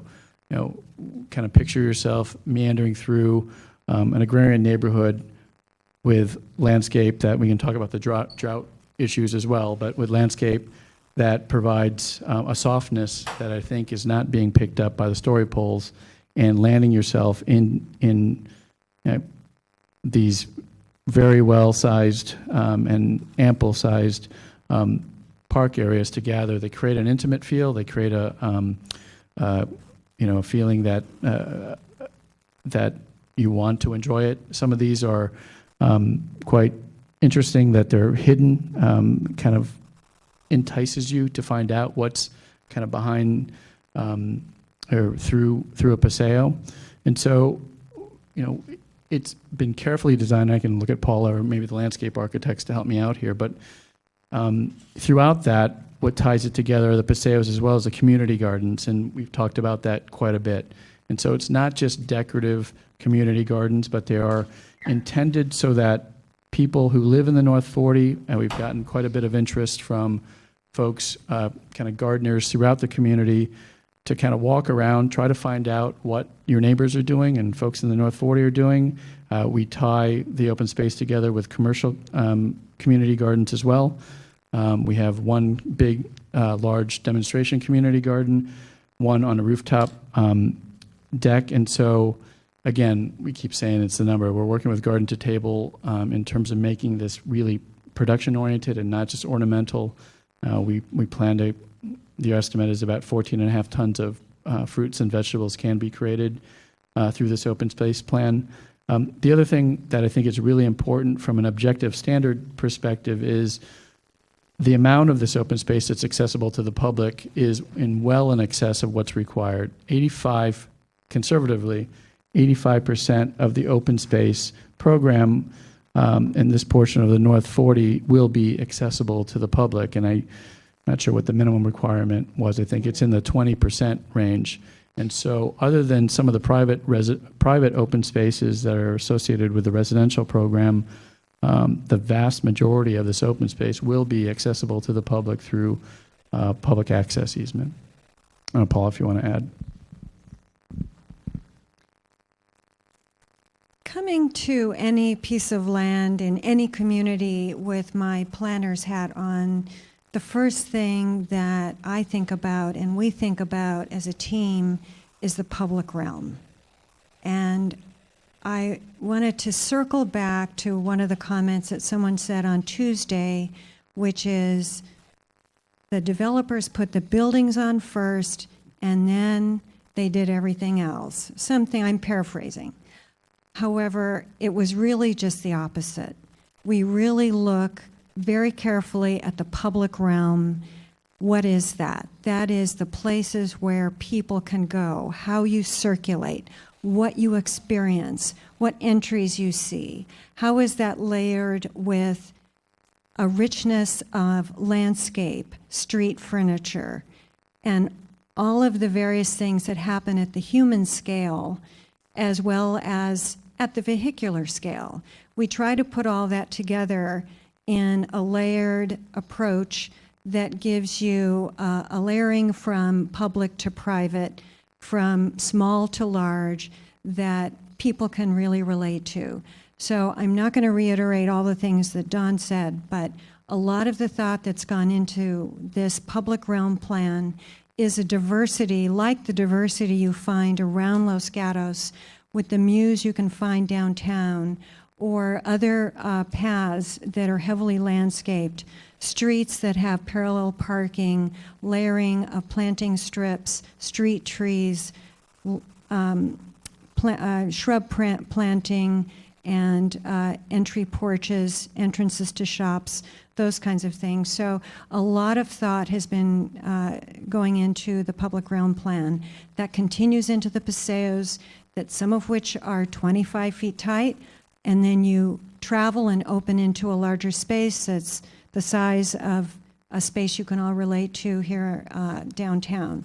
So if you have other questions, the landscape architect and design team would be happy to address them, but we are very, very committed to a very soft and welcoming public realm. As you can tell, with the landscape architects and the civil engineers and the architects, the public realm is kind of the focus of our inspiration for the design of our application. Having said that, as we said in our opening remarks 2 nights ago, this is an area that is open for discussion. We had a very productive conversation at Conceptual Development Advisory Committee on walnut trees and whether or not those were appropriate. We had a very productive conversation with Historic Preservation Committee, a few months ago about our interpretation of the historic and agricultural piece of the site. And while we're very, very proud and excited of this public realm and open space program, those are the types of things that we expect to have conversations about during this stage of the process. And that is not a throwaway comment. These are as we just said, this is the backbone of our application. And, we're open to having the conversations about how those open spaces are programmed, if community gardens don't make sense, or if certain trees and orchard trees don't make sense, or how we program the space. That's conversation to help improve the project. That's something that we'd be open to having. Thank you. Couple Mr. Rennie, then Ms. Syak. Mr. Rennie. Yeah, I have two follow-up questions. You made a comment about the community gardens, and then immediately you talked about production of all this fruit or vegetables that was going to go to the market hall or someplace. I think of a community garden as someplace where, one of the seniors live there. Well, they've got their own. Let's say somebody else that lives here can go and do their own planting and enjoy growing their own things. Right. Are they supposed to then give it to the market hall? No, not at all. Not at all. It's about, Zach Lewis unfortunately couldn't be here today. He's traveling, but it's about getting people excited about learning about how their food's grown, and how difficult it is to grow food. And that's something that's important to us. Clearly, we'd like residents to be able to take that home to be used in their meal preparation within their residence. However, we do have quite a few orchard trees in the common area. We do have a commercial demonstration garden that's quite significant towards the middle of the site. We do have a rooftop garden on one of the commercial buildings.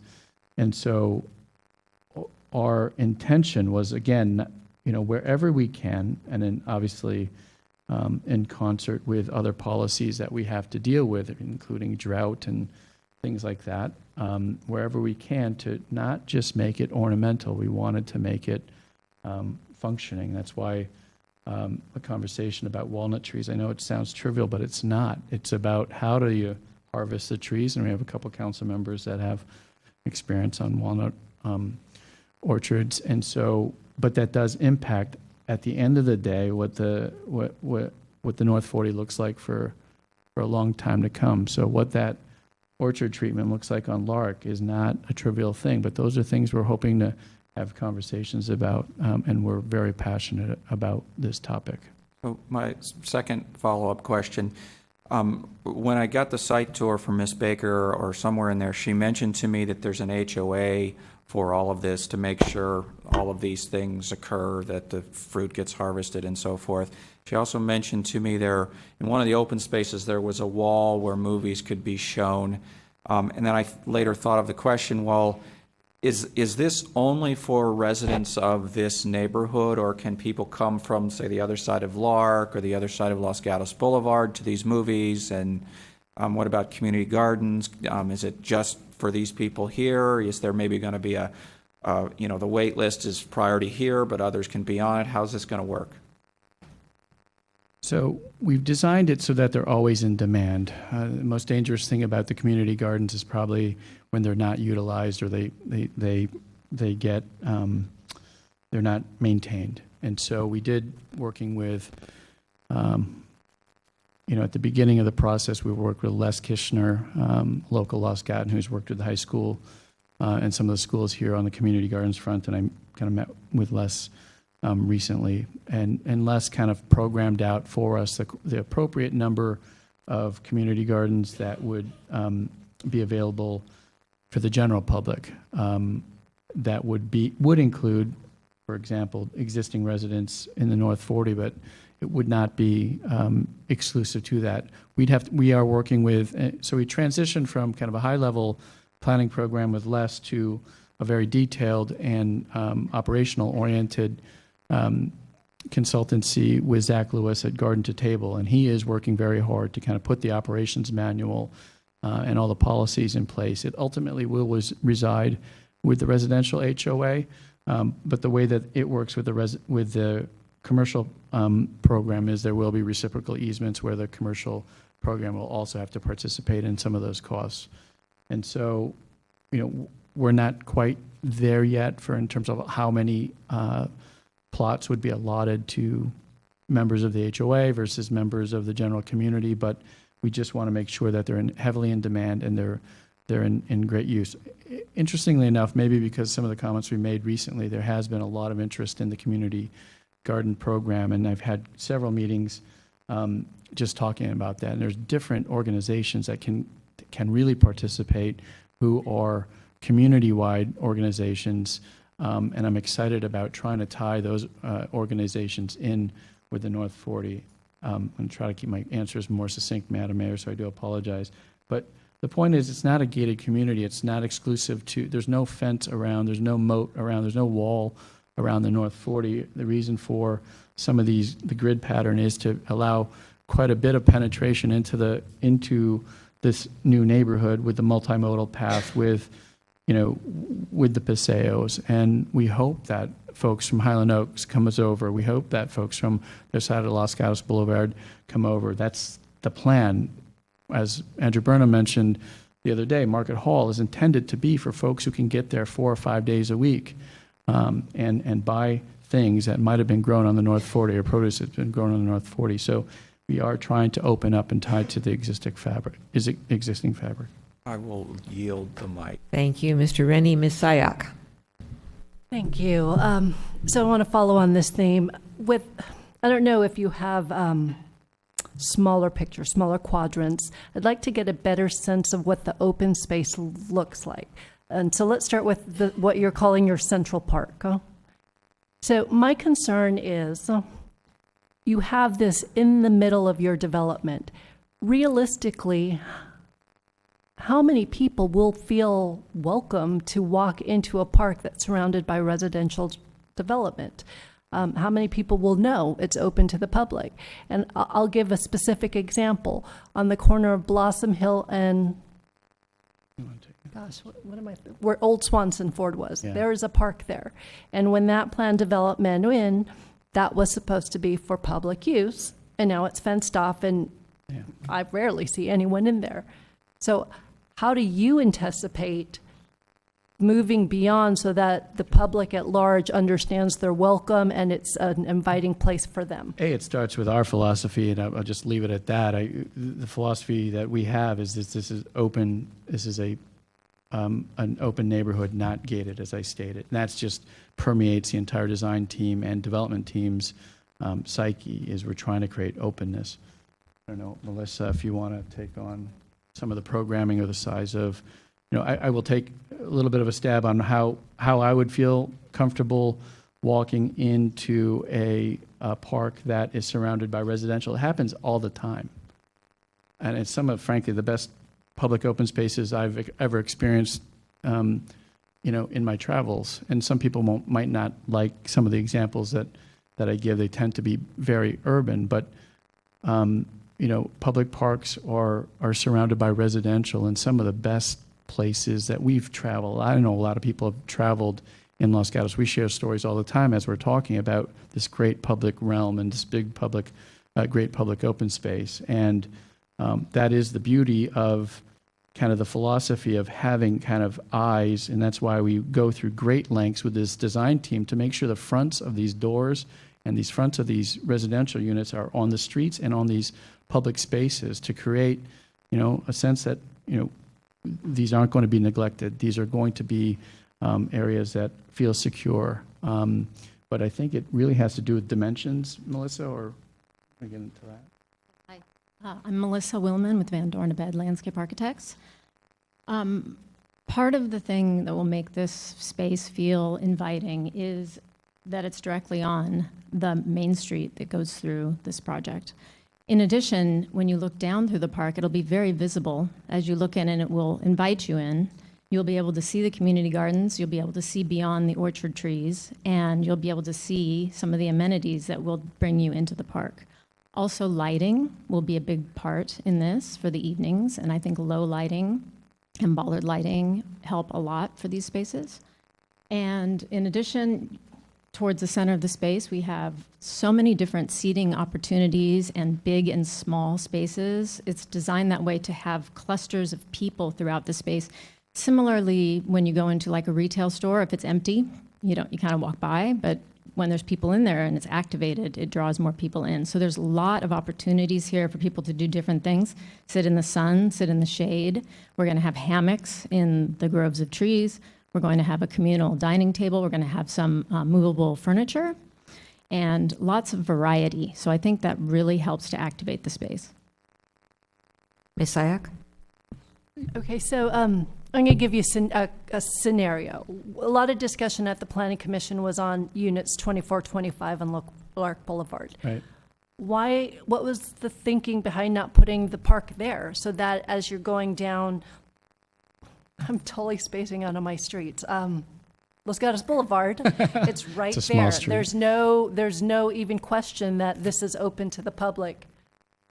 Well, it's actually really interesting, that space back there. It's pretty constrained. For one thing, you're on a relatively busy road, but it also does drop down there, and behind the gas station in particular, there's a heavy slope in that area. So you end up being in a bit of a hole, particularly once all of the grading and drainage and so forth is completed. So when we were considering just overall ambiance of where a park should be located, we didn't believe that putting a space right on Los Gatos Boulevard was necessarily the best choice. It wouldn't be as quiet. It's just as accessible going through A Street. It's much more pedestrian friendly to walk down and to stop off in these various places. So ultimately, that space just maybe didn't create the right park-like ambiance that we were trying to achieve. We're going to bump into each other. We unfortunately couldn't load up the PowerPoint. It was just reminded that a lot of these parks are similar in scale, and to your residential question, Vice Mayor, Bachman Park and other parks throughout town are surrounded by residential and feel very open. This is contrast that with some of the open space that you might see, and I'm not trying to disparage other projects, but there are projects that feel like a project, like a gated community. I think Aventino is a good one, even although from a plan view, there looks like to be a meandering path. I don't think that feels very inviting to the members of the general public to go through, especially when you have gates around pools and things like that. And there's other examples of neighborhoods or communities that kind of have a bit more of an exclusive feel. A quick comment on green spaces that are surrounded by dwelling units. There was a period in the 70s and 80s when these green belts were created through communities as this kind of ideal way that everyone could enjoy green space. And in fact, they were not used. Why is that? Because the entrance to the units were on the other side and people's backyards face these things. So who would feel comfortable walking through people's backyards? So the idea of front and back and where you enter is very important to activating both the public streets and the parks and the paseos. So that's part of the design of the public realm, which may not be immediately visible just looking at the plan. Ms. Sack, did you have another question? You said. Yeah, and so I know you mentioned dog park as well. If you have a diagram of that, and again, is that open to the entire public? Hi there. Yes, I don't know if we have enlargement of that park, but yes, it will be open to the public, yeah. What's the scale of that? How large? That's one of the more intimate open spaces. I believe it's around 4 or 4,500 square feet. Also, it's attached to the multimodal path and the trail, so there is lots of walking opportunities from the park. Okay, actually, I'm not good with scale, so like. Can you give us a length by width, I think is what the Vice Mayor would like. I need to visualize things. And if you wanted to consider that many residential lots within the town are about 8,000 to 10,000 square feet, imagine not having the structure on it and having that space connected by paseos and so forth. I see. Okay, that helps. Oh. All right, Mr. Rennie. Just a couple follow-ups I thought of. So the park, when we showed the picture, it didn't look like the multimodal path went by it. Is that not correct? I'm sorry. What I meant to say is there is a pathway that connects to the multimodal. That's a regular pedestrian pathway from that park. To the dog park, and what about the plaza-sized park? Correct. And then my second question was, now that I saw a picture of the park versus when I walked out there, I'm wondering if it's dog-friendly. In Los Gatos, we really like our dogs, and being stuck in one little park is probably not going to work. Is this supposed to be dogs there only and nowhere else, or can dogs walk the rest of the area? Or, is it accommodating for dogs to walk the rest of the area? Yes, the entire site is accommodating to dogs on leash, yeah. Okay. Other questions? Council or Vice Mayor Sack, I don't know, you were asking for blow-ups of the public space, and I don't think we answered that. Did you want to go through? Just if you can give me scales of, so I'm not as good as others about when you say 10,000 feet. I need to kind of have an idea of what does that mean. A lot size, that makes sense to me. Right. What's that one? 9,000. 10,000. So this is a 10,000 square foot open space, and it's one we spent a lot of time on, and maybe underscores the amount of thought that went into it. When we lost the move down building, not that you ever approved, when we lost the vertical mixed use component, one of the challenges we had on this particular part of the application was there's a backside to commercial retail and a front side to residential, and how do you resolve that conflict? And this one's an exciting one. And so the front of the building, when you come into Neighborhood Street and get to the point of A Street, is right there, and it's activated quite a bit in terms of what we can do on the street front. So that will clearly be the front of that building.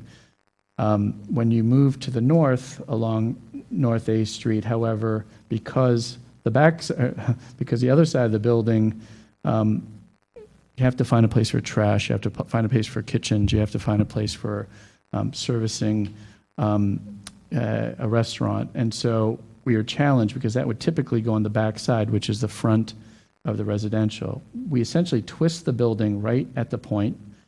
We have the servicing of this restaurant on the front with potentially a kitchen, a chef's window that peeks in and sees the activity. We have trash being serviced on the front. And so, we've kept the animation there, but on the back side of the building now we have this great interface where you can have nano doors and an outside indoor experience looking out into this 10,000 square foot open space, and kind of seeing the activity that's going on the residential side. So picture the dining room on the back side with a great kind of the great window or the opening nano walls. And so this is a bit of a rendering of how that would feel. And you can see the number of people that are to scale. And it just created a really dynamic place that, again, we've seen in as we've done traveling. But we're really excited about how this is a thoughtful way of finding a way to interface between residential and commercial. The easy way to do this would have just been to put the trash on the back, servicing on the back, and put a wall up so that the residential, was somewhat blocked by offensive uses. But we're really thoughtful here, and I'm really excited about kind of how this turned out. So that's one example of what's going on within these, within these pockets, within these plazas and open spaces. This is the kind of thought that's gone into each one of these spaces. Thank you. Mr. Rennie. If I could change subject a little, but still in this area, originally I mentioned when I requested the walk of the site, we were looking at view quarters, and we were looking at views down roads. Could you go over those a little bit?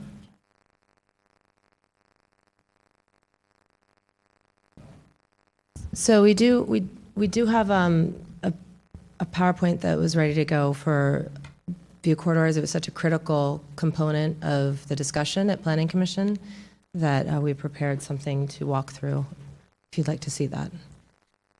It's probably, yeah, well, at least I can compare it to what I saw physically. All right, so tell me again what your question is, Mr. Rennie. It's about seeing view quarters, where there's possible views of the hills, what are the views down the roads. These are set out in grids, so you look down a road, you have a view of something at the end, usually.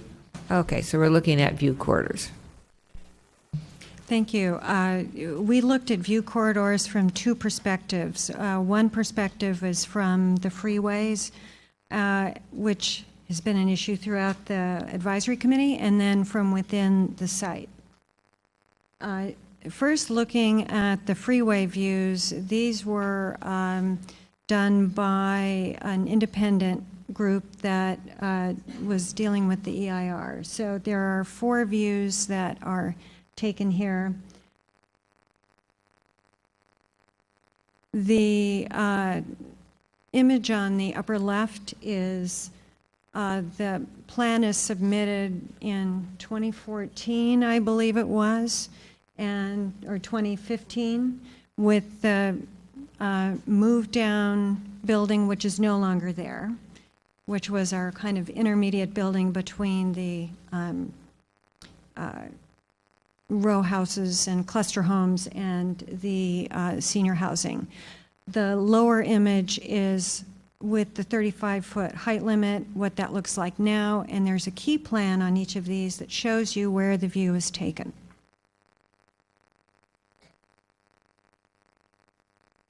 Thank you. The next one, we're moving southbound on Highway 17. I think the thing to focus on is the lower left image, which is what the current submittal shows. So the idea here is that from this part of Highway 17, the views of the hillsides are unobstructed as they are currently and as they would be with the proposed plan. As you move south on Highway 17, beyond this development, the views of the hills are actually blocked by redwood trees and other landscaping. But as it is now, from the site, this is what you would see, which I believe shows that the hillsides are, the ridge lines and hillsides are still very visible. The key plan, maybe Wendy could point out where this is. This is rotating a little bit to the east, and the upper one is a plan we no longer have. The lower one is the proposed plan.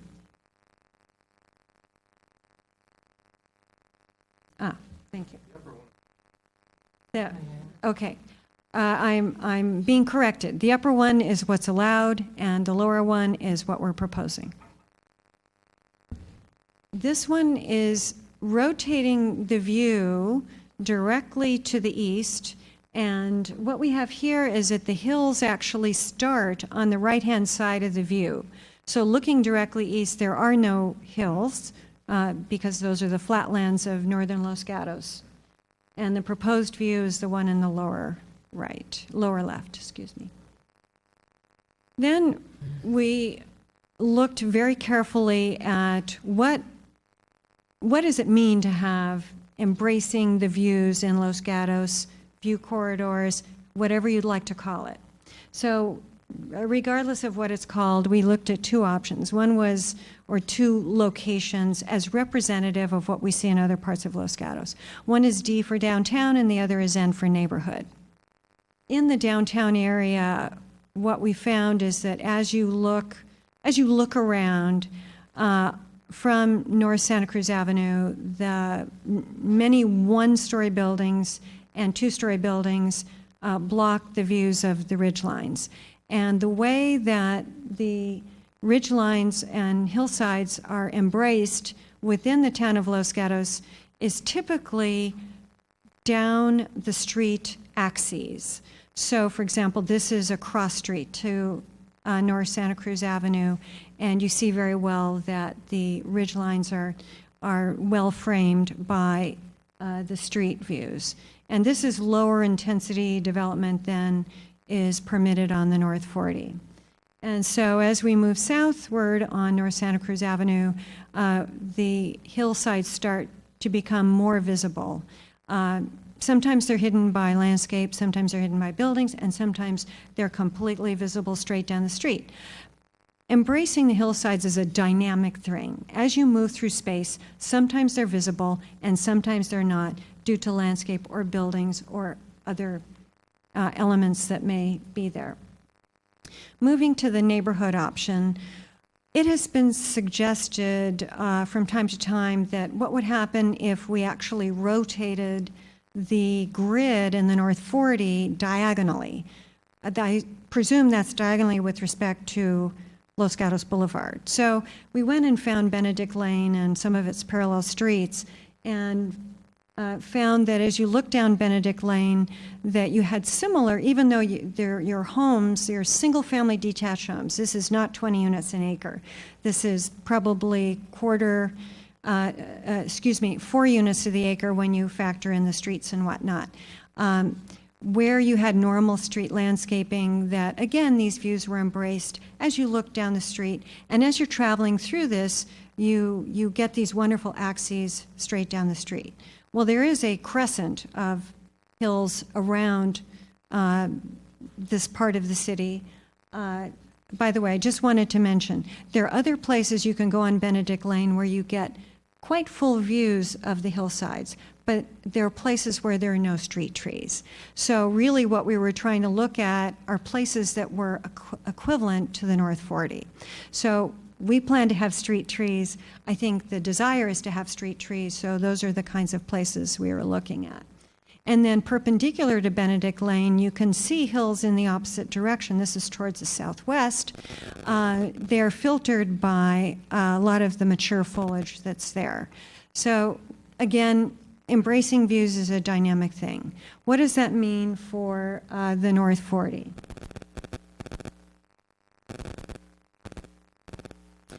We took 4 locations. So I'm assuming that we're not going to talk about from the dwelling units, because from the dwelling units up on the 2nd and 3rd floor, you have sweeping views. There is no question about that. Maybe that is the advantage of having a 2nd and 3rd floor, and in the senior housing, even going a little higher. So those folks who live there, the people that have the least amount of resources, will enjoy the best views. So where are we looking at the views from the public realm? How are we embracing them in the way that Los Gatos embraces the views? So we have 5 different locations here. One is looking straight southbound on our street that is parallel to the freeway. So these are photographs with the story poles up. So on the left side, you can see where the story poles are, and looking straight down, even though you're further away than downtown by a couple of miles, looking on that same axis as North Santa Cruz Avenue, you get a similarly embraced view. This is parallel. There's a key plan on the upper right. So where you see the green line, that's where you get a view of the hillside. Why can't I see it right now? Because it has the existing walnut trees in the way. As we create that street axis, the street trees, that view will be framed. As I mentioned, it's a dynamic thing. As you move southbound on South A Street, you get to the location of the orange view. And the reason why you cannot see the hills from there is that the Highland Oaks trees, as Highland Oaks curves, this curving street, and its street trees block the view. So what we're also finding is that where we have straight streets, whether they be within the North 40 or elsewhere in Los Gatos, typically that's where you get the views. The curving streets tend to block the views, and it's much more difficult to embrace views with a curving street because your street trees curve in your view line. The next area is from very close to the open space, but looking over the community gardens. So when you're in that area looking over the community gardens, you are actually going to be able to see over the ridges of the existing office buildings on Los Gatos Boulevard. So let's see if I can point them out here. Those are the ridge lines of the existing buildings. So, you know, we can't push those down or anything, but we can certainly still very well see the ridge lines and enjoy them from the area around the community garden. And then we do have a diagonal street that's kind of the lead into phase 2, which goes that way. And anyway, this is the view. What we did was we drew over the story poles to show what that would look like as this kind of diagonal view corridor coming down, and the ridge lines preserved above the two-story retail. And then finally, there is potential, this is talking about views from the second story. So again, you get sweeping views. I won't go into this too much, but the general concept here is that in terms of the look and feel of Los Gatos and the way that Los Gatos frames and embraces view corridors, this is very much along the lines of what we see. I have a follow-up. Mr. Rennie? Thank you. So when I don't think you went over anything that looks west. And when I was out there, the first street from Lark that looks west, so it runs parallel, that one, yes, I noticed has views of Saratoga ridge lines that looked pretty nice. But my concern was you're going to plant a bunch of trees there that are going to block that view, correct? First of all, I'd just like to be sure I completely understand where you were on the site. So, Ms. Baker is okay, that showing street the there. one I intend, okay, yes. and then looking westward? Yes, so that's looking westward towards Saratoga. Yes. You can see ridgeline there when I was out on the site. Right. But there isn't the 65-foot trees planted there that are screening the highway. So I'm assuming that view is going to be gone. So my question is, can we remove some of the trees at the end of that street so we preserve that view westward? I think that's a great idea because the street trees will frame the view, and if there's actually just literally a cutout, as you mentioned, that would frame the view. Could I ask staff if that's a plausible? Save that thought till Okay. after the discussion. So if I could follow on another question, when you were talking about you showed the Lark Avenue views of the trees and how they covered most of the houses. So the question I think some people have is, that's going to take forever for those trees to grow. What is the size of the tree when it goes in? When are they going to go in? At some point, Ms. Baker told me it was going to take her 4 years to build all these houses if we approve this. So do the trees go in first, and do we get 4 years of growth before we finish building the site? And how tall are they going to be at 4 years and 6 years and so forth? So I'd like to understand, when do we really get the view you tried to show us? I will ask our landscape architects to elaborate on that. Thank you. Just so I make sure I answer the question correctly, could you please state it one more time? So we're planting a screening of trees so that from the highway you won't be able to see any of these houses. She showed some pictures of what was allowed, and you could see some of it, and what was proposed, and you really couldn't see any of it. And it was based on some trees that I don't think are going to be the existing trees. You're planting new trees. I think the plan says 65 foot. They're going to get to be 65 feet. Which actually might be too tall. But the question is, when do we get to the point that we're actually screening this? Do we have to wait for our grandchildren or what? Okay, so this is specifically along. So the trees that the heights that we are stating is generally 10 years into the project, after 10 to 15 years after the trees go in, which is when irrigation goes in. So that's before the project opens. Yes. So 10 to 15 years. So what is 10 to 15 years? Is that 65 feet, or that's when you took the pictures, or you're You want to simulating So pictures? we're speaking specifically of the screen trees along the sound wall, correct? Yes. So in this package, we did pick a tree from the specific plant tree list, which was appropriate for that space, which was the Canary Island pine. We are certainly open to looking at maybe a shorter, evergreen, narrow tree that could work there. But the one that we have proposed would go in at about 12 feet tall. And yes, they can reach 50 to 65 feet. That's at their maturity, which is 30 years from now. But they would go in about 12 to 13 feet tall. Now, again, if the comment is we're thinking these trees may be too large, I'm certainly open to, we have a couple other, there's plenty of other trees we can look at that might be more appropriate, that would be maybe 30 to 45 feet. So if you put them, one last follow-up, if you put them in at 12 feet, how much are they growing per year so I can kind of guess coverage Sure. at some number I like? Sure. So the first year, you're not going to see much growth, but once they start getting established, you're looking at 2 feet a year in a good year. Okay, thank you. Other questions? Ms. Jensen? I wanted to go back to my original open space question, if I could. What I was trying to get an answer to was not a description of the open space that's being proposed, but that several members of the community have commented to us about reducing the number of houses, moving them somewhere else, or in order to lessen the density and intensity of the project, the theory being that if houses are moved, the space where the house used to be will be open.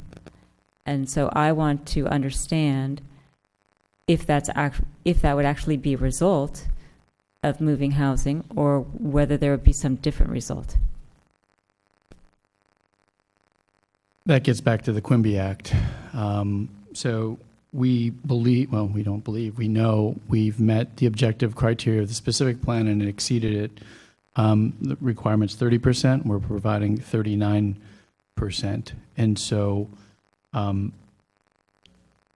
if, for example, units were to be moved, we wouldn't be required under the Quimby Act, and because we've already provided quite a bit of open space to backfill that, or to keep that vacant for open space.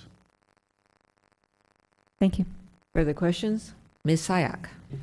So, gosh, I wish I knew about the Quimby Act a while ago. Do you know what surrounding communities in our area have it, and what theirs happened to say, what percentage? Like, are Sure, and maybe I'll look for staff help too, or some of my other colleagues. I've experienced it directly in Mountain View, not exactly a surrounding community, but similar. And so typically in communities that are challenged with public open space, it becomes a formula. And so it is about number of residential units with an estimate of population generated within those residential units. And then there's some type of factor applied that goes to an acreage number that's required to be either built within a development or in lieu fees paid into a park fee.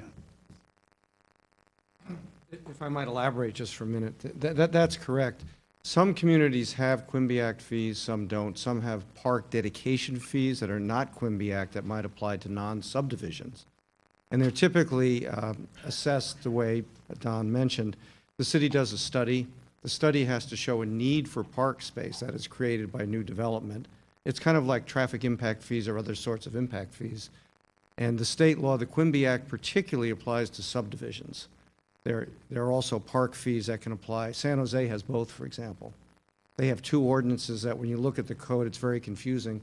They appear to be the same, but one of them is actually a Quimby Act ordinance that applies to subdivisions, and one applies to non-subdivisions. For example, an apartment building, which creates a need for open space because of new residents. So if the town were to have such a thing, it would do a study. The study would have to show a need for open space created by new residents, and then an appropriate calculation, just the way school fees and other kinds of fees are calculated. As I say, the EIR for this project, and for the specific plan actually, shows no actual impact on open space. But if the town wants to adopt such an ordinance in the future, it would do a study like that.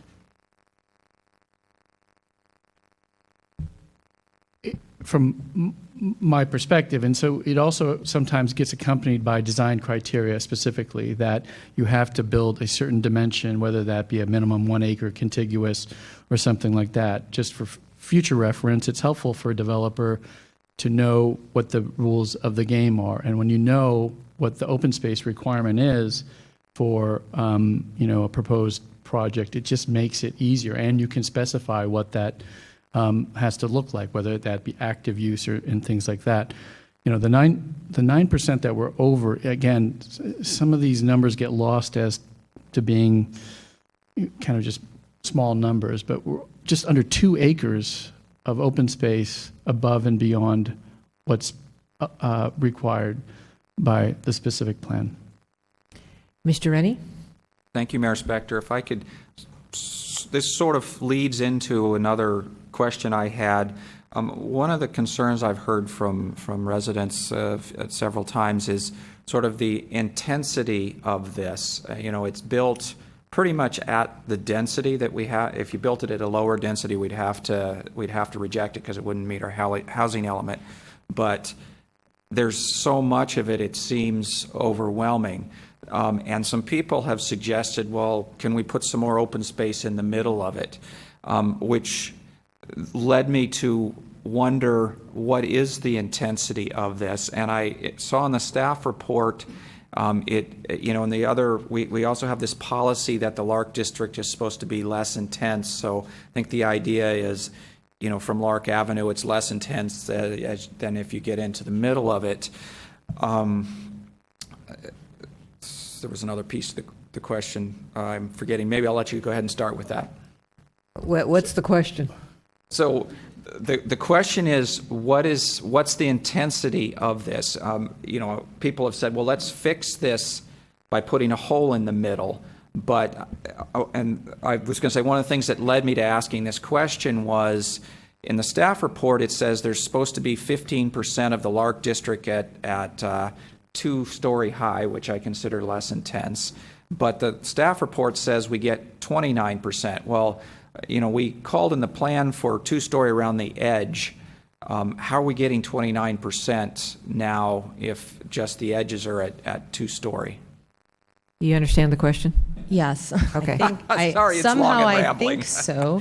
If I don't, then please help me realize what you are looking for. Give me an So- intensity map of the site. All right, so an intensity map, maybe if we want to put a picture back up.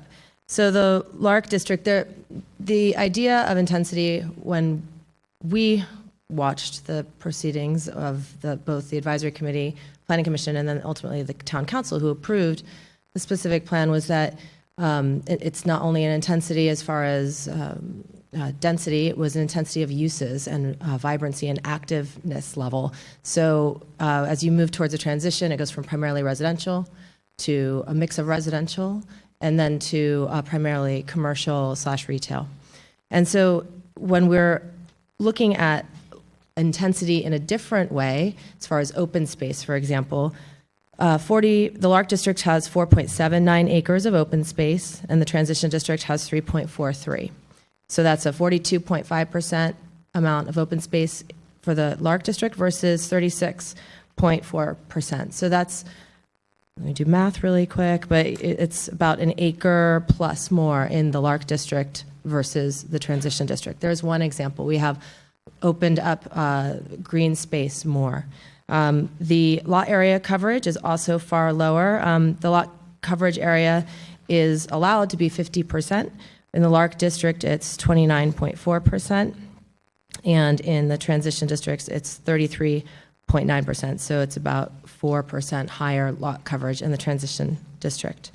So there's other ways of looking at intensity, but the other way you can measure it perhaps is height. Height, we have a requirement along Los Gatos Boulevard and Lark to have 20 feet for the first, 25 feet, for the first 50 feet, and then also a 30-foot setback on both those areas. So both of the commercial and the residential satisfy that component. The Lark District, though, I think exactly for that reason, was required to have a 15% of the overall residential units have 2 stories or 2-story components. And so the residential in the Lark District that we're proposing has almost double that at 29%. Whereas when you go into the Transition District, you do have, other than the buildings right on Los Gatos Boulevard, which are commercial, the residential buildings along there are 3-story, 35-foot tall buildings, give or take several, or I should say give several feet. They're never taller than 35 feet.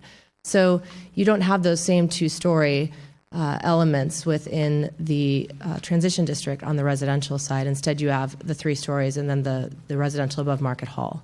So it does feel very different as you move towards the north. And we have not only satisfied the minimums, but gone in one case with height, we've almost included twice as much two-story elements in the Lark District than is what is required. Further questions? So I'm not sure that helped me very much. Sorry. That's a lot of numbers. It was a lot of mind-numbing numbers. I'm Oh, a little dear. better with a visual, like, a map of Sure. of, Well, we have the height of what diagram. the buildings are, and again, you keep saying you got 29% that are two-story, but they aren't all at Lark Avenue. Then, so where are they?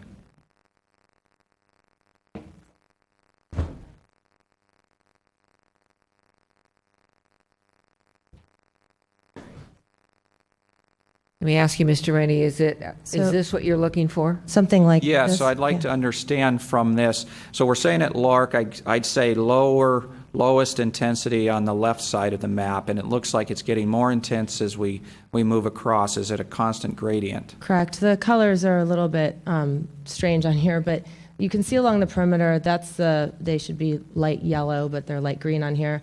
That there, as well as along the park, this community park, we thought it was really important that the community park was framed by two-story elements versus three-story elements, sort of a step down, again, a lessening of intensity. Probably if we just wanted to meet that minimum 15%, those could be three-story elements instead. But all along Lark and Los Gatos Boulevard, as well as around the park. And then you can also see there's other areas at the ends of each of the, right there exactly, and also as you're along A Street, there are some two-story elements, so that you really, as you're walking down the street, you have a two-story component, maybe it goes up to 3 stories, back down to 2 stories, so there's a lot of variety, and we have an exhibit that we had shown in our presentation that we can bring back up that reflects that. And then as you go towards the transition district, you can see that you primarily have the green components, which are 35 feet, other than along Los Gatos Boulevard, which again has the 25-foot requirement. And then the mixed-use building, the Market Hall and Eden building has 45 feet primarily. There are some elements that go beyond 45 feet, including the elevator, I believe the stairs, and a couple of roof peaks. Thank you. I think I get it. Thank you. I'll give another council member. All right, do we have further questions? Ms. Sayak? One question that I have heard through correspondence is, lost opportunities with this site. And there are several things that are cited, such as a community center, recreational facilities. And I know that during advisory committee, planning commission, and council, there was lots of debate of what these open spaces should look like and what they should be programmed for. I think Mr. Capobre said that, that's something that he'd like to hear more feedback on. Realistically, a soccer field, a lacrosse field, something that the community can actually tangibly see and use. Is that anything that can be put on your site?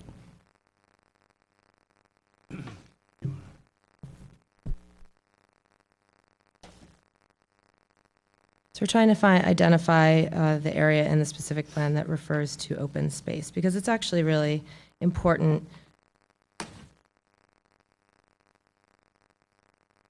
Yeah. The 2.5.3 open space goals and policies. The specific plan area shall encourage outdoor activity by integrating a variety of open spaces. And I do want to remind everyone, we're talking about a portion of the site, so satisfying every single open space might not be possible on half of the site, but such as pocket parks, parks and plazas, common gathering areas, courtyards, pedestrian paseos, clubhouse and barbecue areas, walkable streets lined with large shade trees and active streetscape, landscape buffers, and ample seating areas. And then it goes on to talk about some of the other components, coffee shops, wine bars, and so forth, where community members can gather based on unmet needs. So in our application, we have pocket parks, parks and plazas, common gathering areas, courtyards, pedestrian paseos, a barbecue area, walkable street-lined streets, shade trees, and active streetscape. The one missing component in that is clubhouses, which maybe Don might want to talk about as far as community rooms. Right.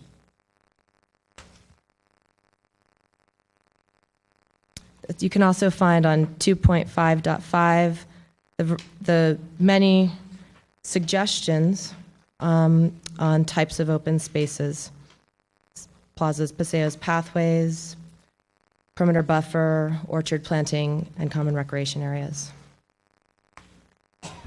So part of the programming for the Market Hall building, which is here,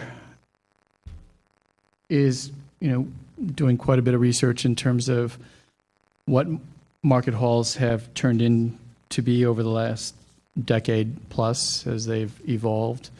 One of the good examples that we've seen that might have some applicability to the North 40 is the shed in Healdsburg. And one of the things we liked about the shed in Healdsburg is that it did have, kind of in the mezzanine second floor space, a really interesting community gathering space, place where you could, for example, the Kiwanis or Rotary could meet, where school could have its summit meetings. So that inspired us. The second thing that inspired us in kind of the rest of the touring that we did on Market Halls is the ability to do a demonstration kitchen where local restaurants or chefs or, people would want to be able to do, clinics or, lessons in terms of culinary arts. And so that drove us to kind of find a way to integrate into the Market Hall program both the community gathering space as well as a demonstration kitchen that would have catering.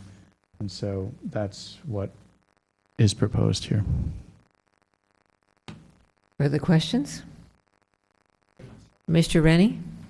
If I could change the subject a little bit, one of the concerns that I heard from some, did they say it, or I got emails anyway, was housing along Los Gatos Boulevard, or not, sorry, it's only 9 o'clock, I'm already making mistakes.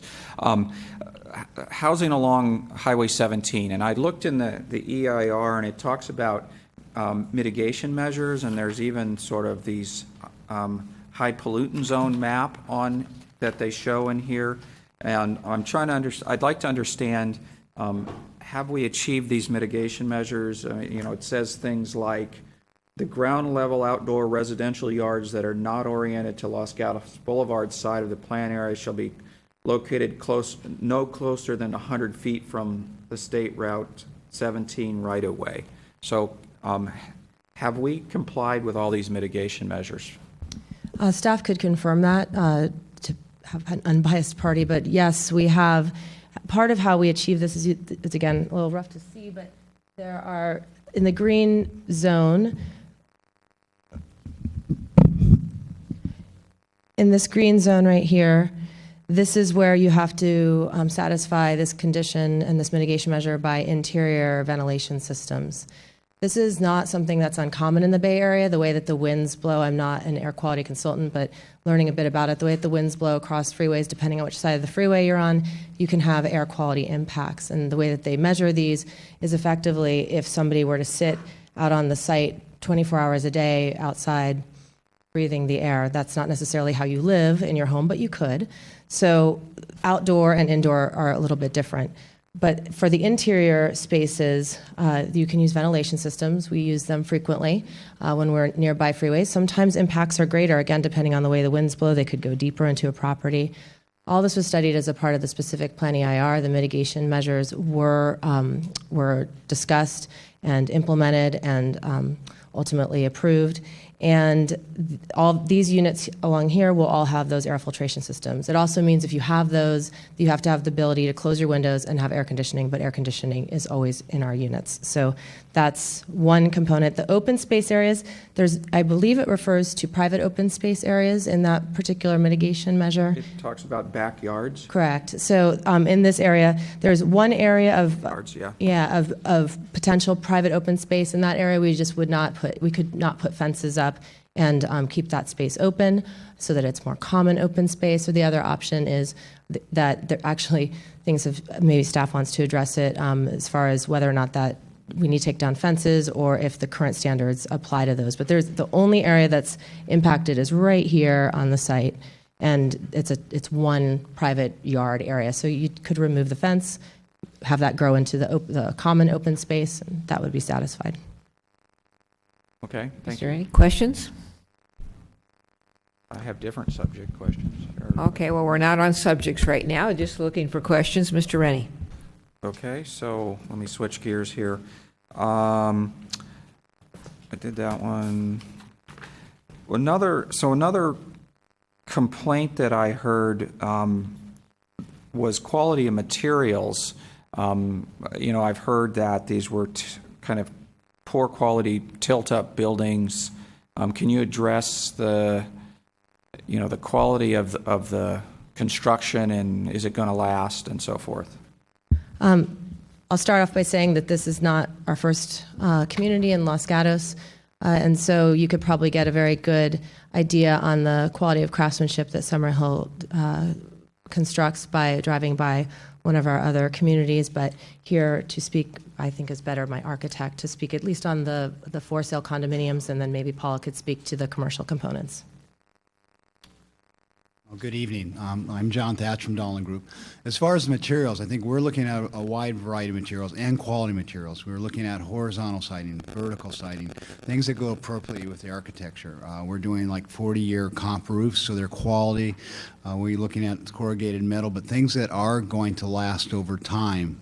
And also, again, what Wendy mentioned, Summerhill is a very quality builder as far as things that we do with them and materials we do, they are first class. There will also be plaster, but we're looking at a smoother plaster, a higher quality, not a heavy lace. So I think everything we're looking at is looking at very much, finesse the details. It's not just materials, it's also the details, how we follow through with all the details. I think that'll really make this project come, out really well. The other item I want to point out, just as far as materials, is windows, as far as quality. We are trying to do a lot of windows as far as in the design, bring a lot of indoor-outdoor quality.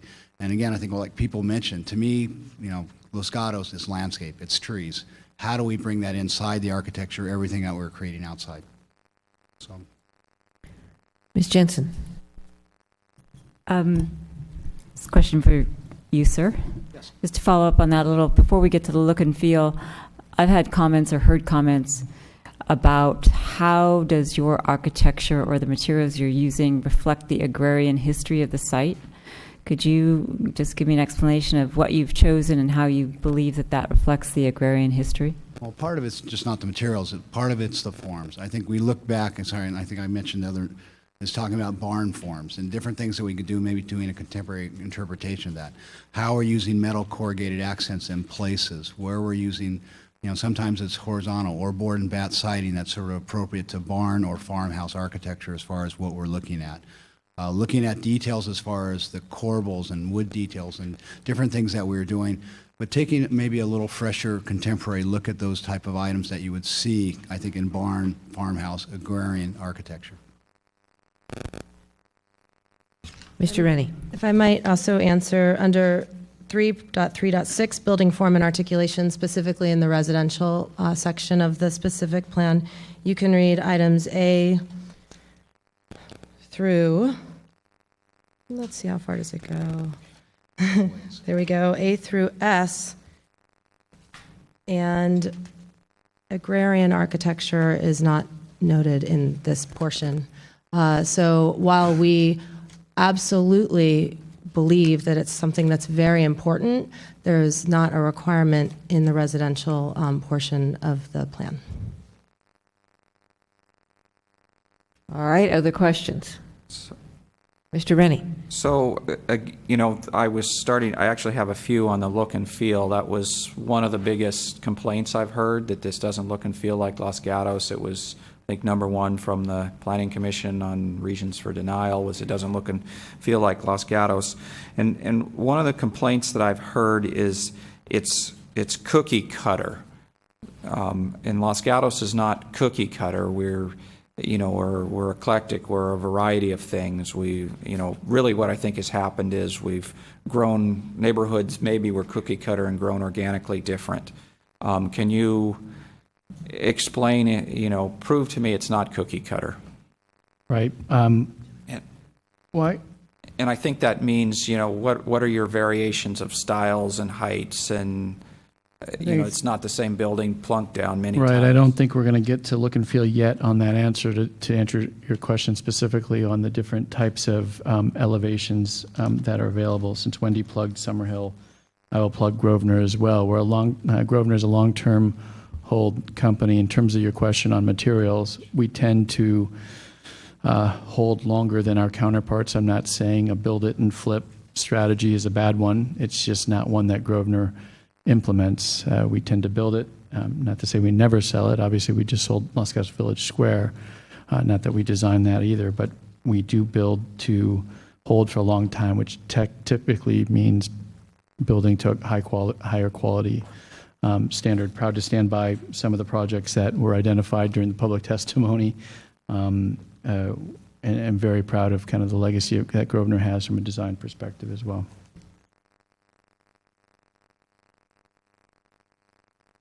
Does that respond to your question, Mr. Rennie? That was the first question. I think he was responding to the first question. They haven't started responding to the second one yet. Okay, thank you.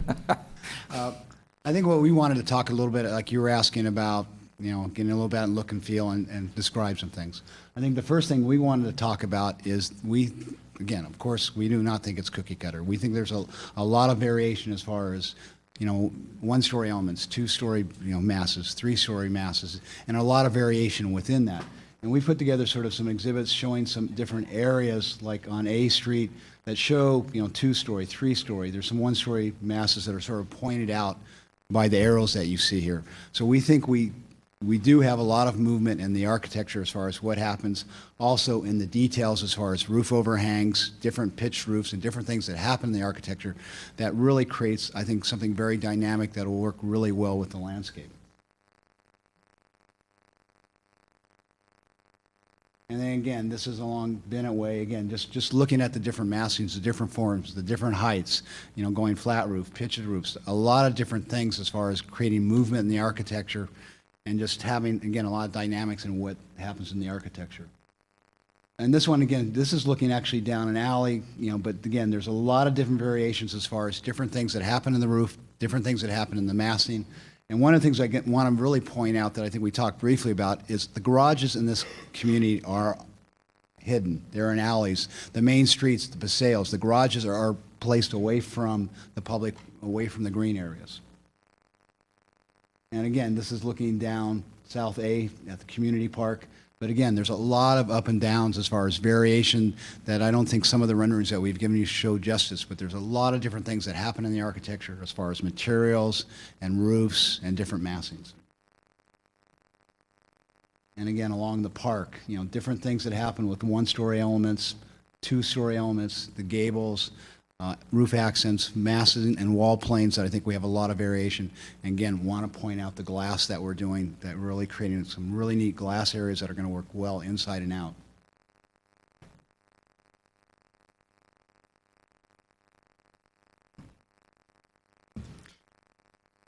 To transition to one of the things that we heard from the community was that when the story poles went up, there was a kind of collective community gasp. And if I were in the community, I would probably do exactly the same thing.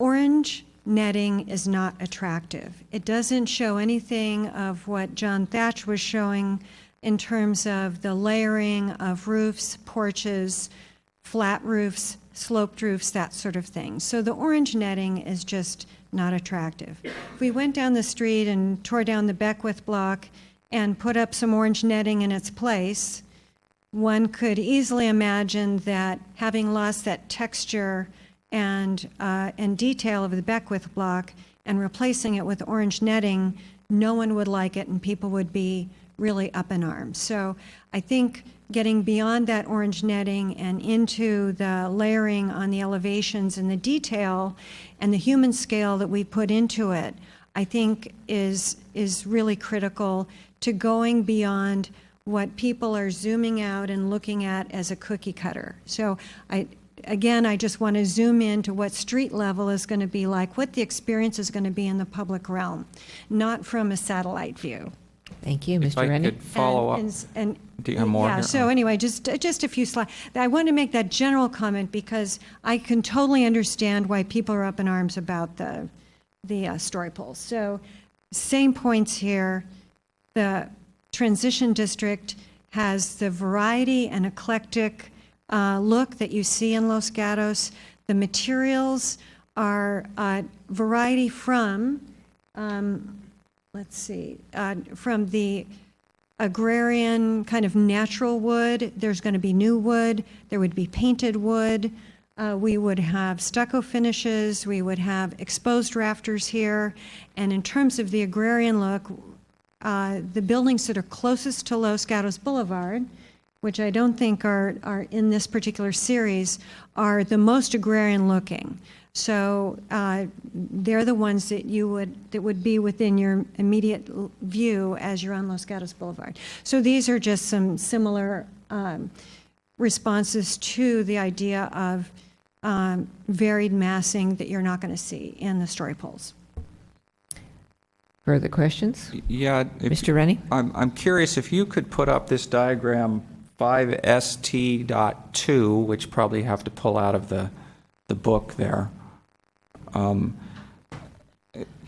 have to say, yes, it looks nice with all the different height variation, but I'm really trying to understand how many times, let's say, the same building is plunked down. It's 5ST.2 according to what's on the wall.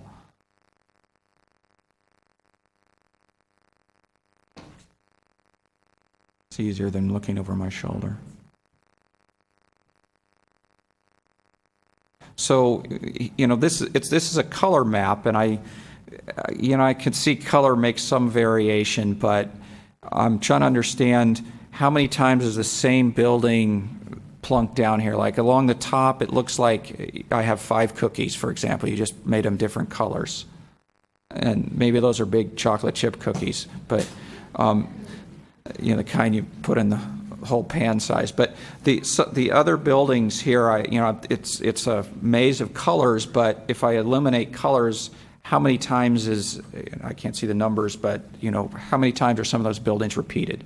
Right now, what we have is basically, if you look at the first 5 that you're talking about, there's 3 variations to those, and then there's color variations within that.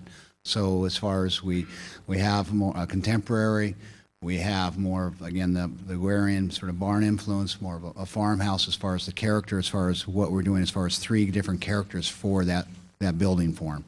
With that building form comes a lot of different articulations as far as the roof, different heights, different things that would happen. It's not just always sort of the plans aren't exactly the same. So those 5 are not really the same cookie then? No, well, 2 of them will be. Okay.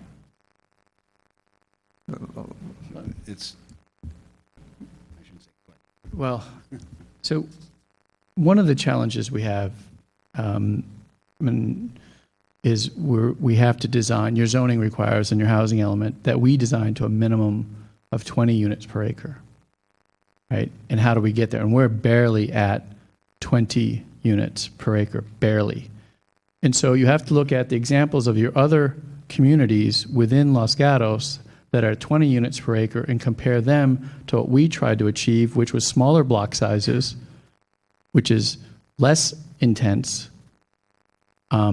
And that is the balancing act that we have. And so this notion of meandering through meadows and, creating kind of that park accent, we tried very hard to create that with varying the story heights along the paseos, but we still have to remember we have to design to a minimum of 20 units per acre. And I want to correct a statement that I made that Councilmember Jensen asked me in terms of why we picked 20 units per acre, whether or not it was to hide behind the by right density bonus. In specific, and maybe that wasn't the question you asked, but I remember answering that we wanted to take advantage of that. I was corrected. In fact, your zoning requires zoning at a minimum 20 units per acre. And if you do not approve of a project at a minimum, if I'm right here, Barbara, 20 units per acre, then you would have to rezone for those units. And so that's the challenge we have. I'd like the design team to be able to kind of explain to you the difficulty of kind of designing to that density and not having it look like a project and how we've achieved that? Don, that's a good point. I think you saw earlier, Tuesday, as far as what things, projects are 20 acre in town. And I think you saw there wasn't, I think, as much articulation as what we're doing. We really wanted to pay careful attention. If we do have 3, we do have 2, we wanted to have variety as far as what we did in the massing and also the materials to create something that's richer and I think more fitting for town of Los Gatos. So I think that was a big point, but it does come with the density. It does come with, 2, it does come with 3 stories as far as how you do something. So we, again, looked at how we could break it down in different ways that also, I think, color, materials, and everything could add to that richness. I have some more, but let Councilwoman Sayak. Ms. Sayak? Okay, so this is a similar question, similar to the community park.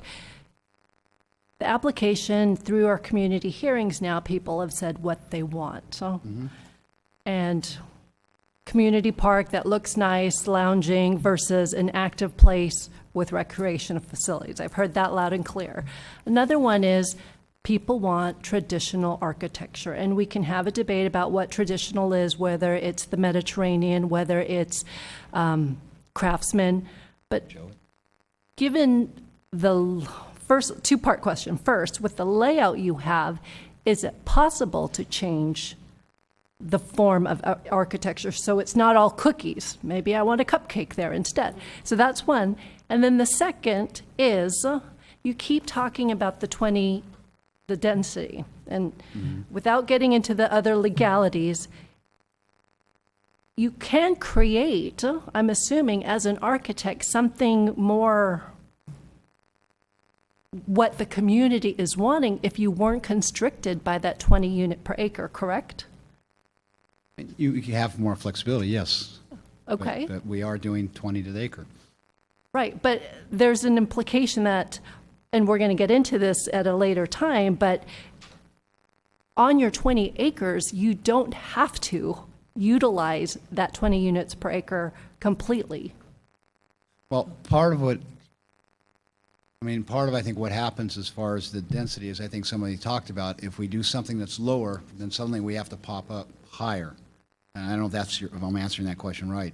We have to go higher density, and again, the architecture can get stiffer, if that makes some sense. If we do something at lower density, like I think what I'm hearing from you, to get back up to the 20, we have to do something that's going to be denser than what we were proposing. I actually want to understand your question a little bit more. Okay, so I'll be very direct. You do not have to solve our 270 with 20 acres. And so architecturally, if you had more flexibility, could you create more of this meandering height, open space that people are looking for? Well, I guess that there's probably a legal answer to that, which I think we've heard already, and then there's the architectural component of this, which John just addressed. Your specific plan refers to very particular types of housing that is supposed to be on this property. And those types of housing, my specific plan over? I think I kind of rambled off last night, but the type of housing that is not a multi-family structure is cottage cluster. And the cottage cluster is a conditional use permit, and much like us coming in and asking for a rezoning, that is a very different ballgame than coming in and asking for architectural and site review and a tentative map. It's a legislative action. It would require a specific plan amendment. There's different, tell me if I'm stepping out of bounds, attorneys. So when I'm looking at the residential units and what it is that, if I'm looking at the square footage, for example, there's 700,000 square feet of residential square footage that is available, and we're using 440,000 square feet. So we're neither anywhere near the maximum, we're not capping everything out. And we've kept it at that, it says a minimum of 20 units per acre. However, we're just right above that. We could have proposed something at 25 units per acre with that type of guideline. So there's different, I wanted to make sure I understood your question, but the guidelines are very specific as far as what housing types we're to use and the density that we should be developing at. Okay, let me simplify it and break it down. So first of all, with the multifamily that you have, again, going back to we hear traditional, could you do different types within that? You can do an Mediterranean. That is a totally different question, so that's why I was trying to get clarification. Absolutely, Yeah, but then, thank you. but also, I just want to point out the constraints that I'm hearing. Yep. You know what, that's for deliberation. I'll just wait. Well, I think it is important, and so I want to have them answer the architecture question, but if you read the specific plan, it is a multi-family housing-driven plan, and it specifically makes it harder to build lower density residential because the lowest density residential unit type or residential type, which is cottage cluster, requires additional layer of approvals. And so when you read that as a developer, the direction that you need to take is that one. And again, look at the other multifamily program or communities within, and I do really want to get to this, within the town of Los Gatos. And I would say that the program that we've tried to develop is less intense looking than the other 22 unit or 20 unit per acre communities within town. Now, the housing element was approved prior to the specific plan being adopted, and we all had very frank conversations during that deliberation, and we participated in it. We are point blank, so, and ultimately, we knew what we were all getting, I would hope we all knew what we were getting into when we said to the state that you had to approve, you would have zoning at a minimum of 20 units per acre, and that is what we were going to deliver to the state, and that is where we went with it. And so, and then we can talk about when the North 40 was contemplated within the. Okay, Don, I'm going to cut you off there because we're going way over the question. Ms. Sayak, any more questions? So the traditional, so if you want to get more traditional though, there are options because there's, like we talked about last night, there is the skin of the building, and that I think that's exactly what we should be talking about at these meetings, are these types of aesthetics and how these can be altered. Perhaps flat roofs are not as appealing, and there are things that we can do to accommodate that. Perhaps some of the particular, maybe you want more types of different elevation introduced, for example, so that there's more diversity. You talked about cookie cutter, and whether or not maybe instead of 3 out of the 5 being varied plus various colors, maybe we could introduce another elevation type. Those are things where you can work within the building footprint, work within the existing specific plan, but get a very different feel of what this project ultimately looks like. And so after the Planning Commission meeting, we took a stab at some thoughts, started drafting some things, and after the Town Council meeting, we sort of put some Okay, I'm going to hold you off now. Yeah. I think you may be getting away from her question, and she says, yes, you are. Sorry, I thought it was an elevational question. Okay. Ms. Jensen. If I could clarify, so just to summarize this whole, yes, we can change architectural elevations with what you have in the multifamily type unit that you have. Yes, there's nothing that would prohibit that. Okay, thank you. Ms. Jensen. Thank you. I just wanted to go back, and I figured out what Mr. Kapobris was talking about for my question. And I wanted to make sure that I got the answer that I thought I got last night and what I was trying to do for the record, which was to ask, I had heard comments from the public, what happened to the cottage cluster? And I was doing that in terms of objective standards, subjective standards, what was by right, what was not by right. And the cottage cluster requires a CUP in the Lark District, hence it would not be by right. Therefore, there is no cottage cluster in the Lark District. Not that you're hiding behind anything, but that it's a CUP requirement, which takes it out of a by right objective standard, correct? Okay. Mr. Rennie. Thank you, Mayor Spector. They actually were starting to lead where maybe my last 2 questions were about changing architecture. I've heard I think I only heard one person say they like this, what do we call this architecture, modern something or other? We have a variety, but there's some that are more contemporary and Contemporary, some that okay. are agrarian.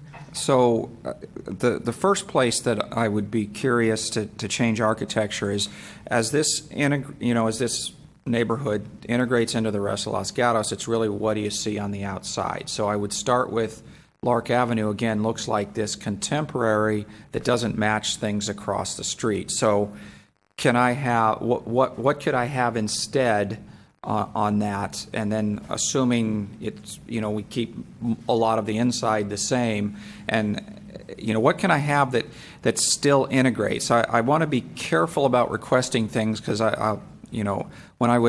before I was married, I would take anybody's furniture and put it in my house. And my mom used to say my decorating style was early Halloween. So I don't want to create early Halloween, but I want to find a way to, so the top, this is a perfect picture. So the top line, it's hard to say that looks like Los Gatos, and that's what's going to be on Lark Avenue.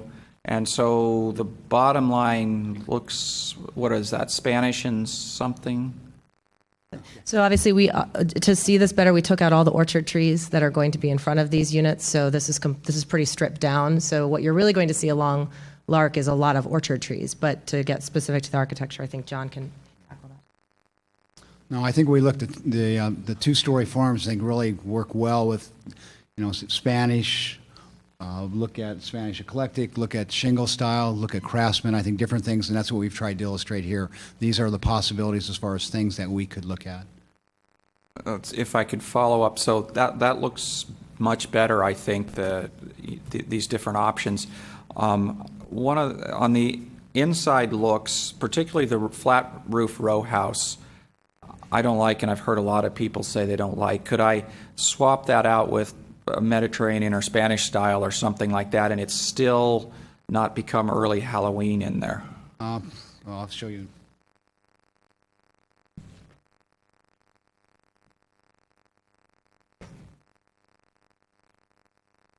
So again, we took note of what we heard and went back and looked at it and what we could do with the row house. And we wanted to still do something Spanish, but have a little bit cleaner line. And I guess I'd say maybe be inspired by Irving Gill, an early 1920s architect in California.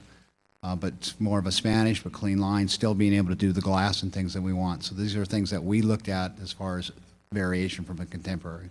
And a couple follow-ups. So is that tile roof then on the bottom one? It would be a barrel tile roof, yes. And I see the replacement. I think it looks much more Los Gatos-like on the bottom. But if I put that next to the other things in your development, will it stick out, or does it? Well, I think what we would look at as far as taking this route, we'd be careful about how it works and how it works with the landscape.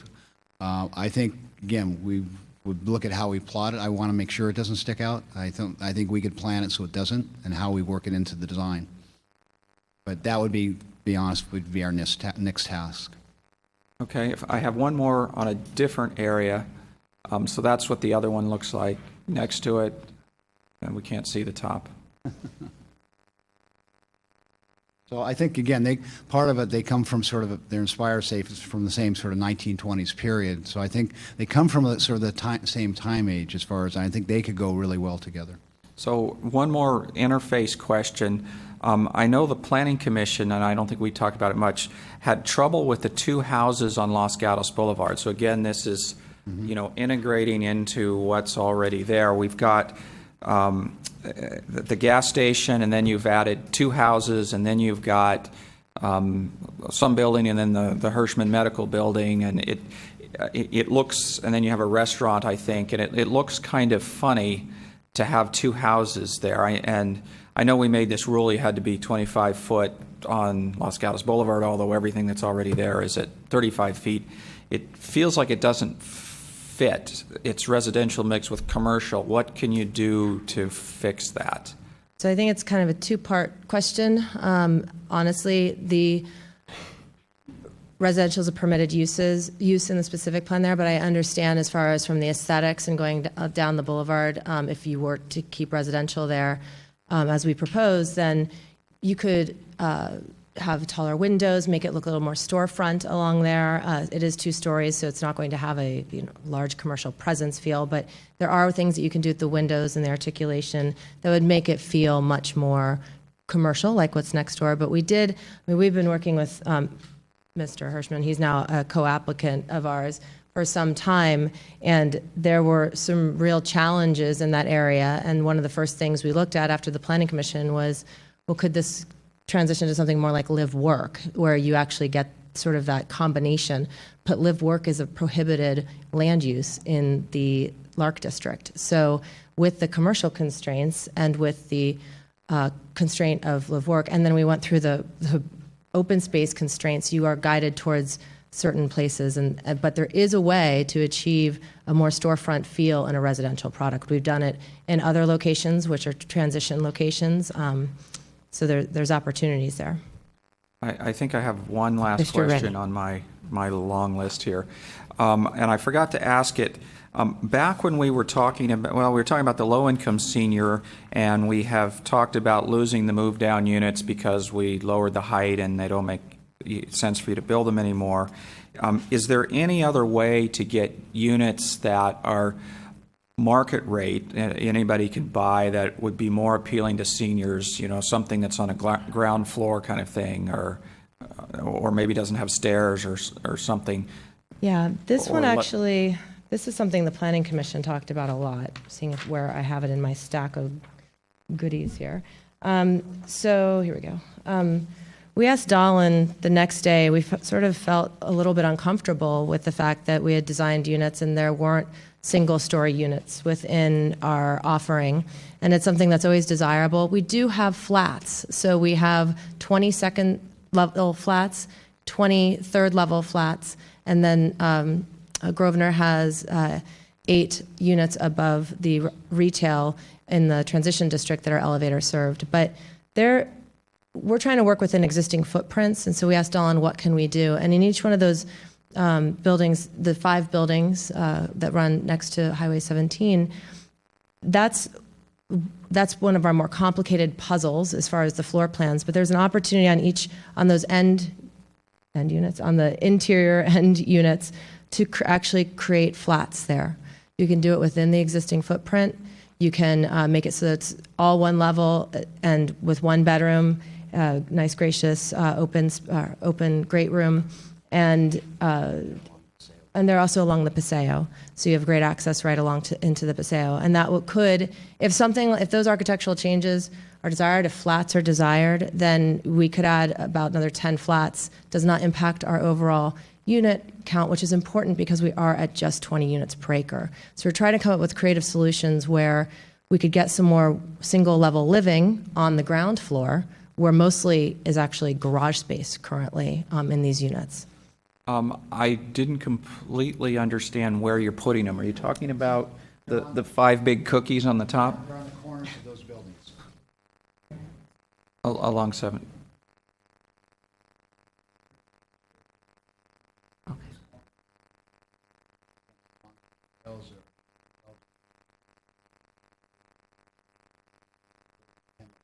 So they're on those units by the highway, but they're on the far side from the highway.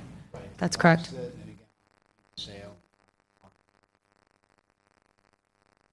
Yep, sorry. I think I'm out of questions. All right, well, Mr. Rennie is looking at his notes. Any other questions? Mr. Rennie? I think that's it. Thank you. All right. Well, thank you, applicants. We'll now close the public testimony. And thank you all for your questions and your answers. Before we get to the council portion of this, I will just give an outline so you can think about it, because we are going to have Ms. Sayak a 10-minute break.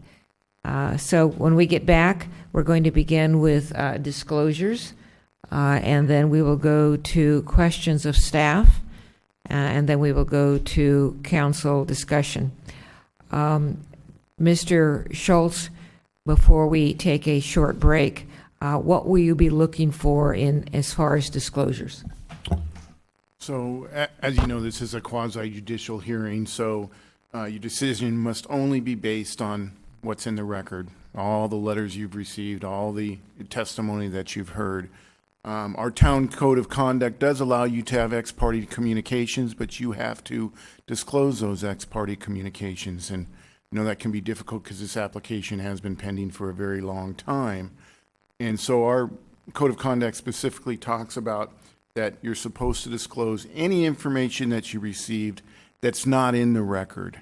Any information that you receive that's not in the record that you are relying on making the decision. And the reason is that to make sure it's a fair hearing. If you receive something when you were at the site that you believe is influencing your decision, you'll need to disclose that during that. But if you received nothing more that's in the record and there's nothing outside influencing your decision, then there's nothing to disclose. Thank you. All right, we will take a 10-minute break.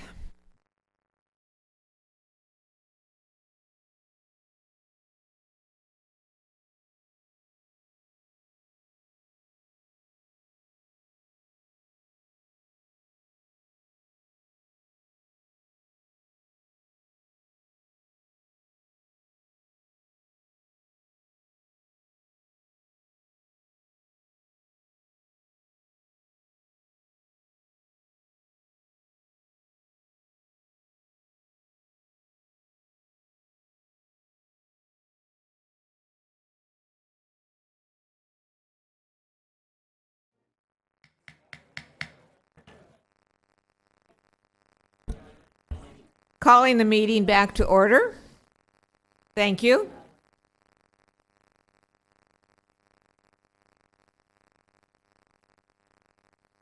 If everyone can please have their seat and quiet. As we discussed or noted prior to the break, the next item that the council must address are disclosures. Mr. Schultz has indicated to us what he expects, and so we'll start with Ms. Jensen. I'm just going to say that since the application was filed, I have met with a large number of residents on multiple occasions, met with the applicants on multiple occasions, and visited the site on multiple occasions. There is nothing that I have learned in any of those meetings that is not on the record. Mr. Rennie. Okay, well, trying to be thorough, I have had several incidental contacts, I think, with the developers. Mr. Capobres lives in the Almond Grove, 2 blocks from my house. I walk by his house frequently to CB Hannigan's. I walk my dog past his house. Dog barks, but also the applicants have been very active in many things in town, such as the LGUSD summits I've seen them at. I know they're involved in, I think they listed many things, lots of the commissions and so forth. So lots of incidental contacts. I think I recall one time giving Mr. Capobres a ride home after a late night council meeting. Again, all incidental contacts were no discussions of the North 40, so no information at all was obtained about the North 40 since we had no discussions. I had several requests to meet with the applicants, and again, it was all information. It's all in the public record. It was, usually things like, well, did you see the Planning Commission result? No, and they would review for me what happened and so forth. On Monday of this week, I did request a walk of the site, and I would say everything I learned from the walk of that I re-asked this evening so that everybody could get that information. There's been many conversations with members of the public. Really no new information from what's been submitted in comments and emails that are in the public record. I recently this week did meet with a citizens group that they said they didn't have a name, and then I think they sort of made one up. I can't recall. They were the ones that did the survey. They gave me some information that I don't think was in the public record, but some of it doesn't seem to be correct, so I'm not sure how to I'll say, let's see, let me catch up with my notes. I think it's And before I go there, I'll just mention that I met with Bill Hirschman also. Good thing I checked my notes. Mostly the only thing I learned from him was that he was a co-applicant with 7 houses, which is already in the public record, so no surprise there. And so the community group, they told me that our housing element wasn't going to be valid because the plan doesn't meet the income level breakdown, or the proposal doesn't meet the planned income level breakdown. I don't think that's in public record, but then I later found in the public record an email from Glenn Capora, which was in attachment 15, page 7, which basically said you don't have to meet your planned income breakdown, you just have to plan for it. I also, let's see, what else did I learn? Oh, they also suggested that ABAG would pay for the lawsuit from this if we went that direction. And I think it didn't get in public record, but I checked with staff, and the response from the town attorney was ABAG will not pay for the lawsuit. So I don't think that's in public record. So for public record, ABAG will not pay for the lawsuit. And I think I covered everything, trying to be thorough. Yes. All right. I've been working on this application and the specific plan for 6 years. I have met with the applicant and community members throughout that time. I can say with all honesty and candor that the hundreds, if not thousands, of emails and input that we've received, that there is nothing that I learned verbally that I didn't learn many times over by way of written communication.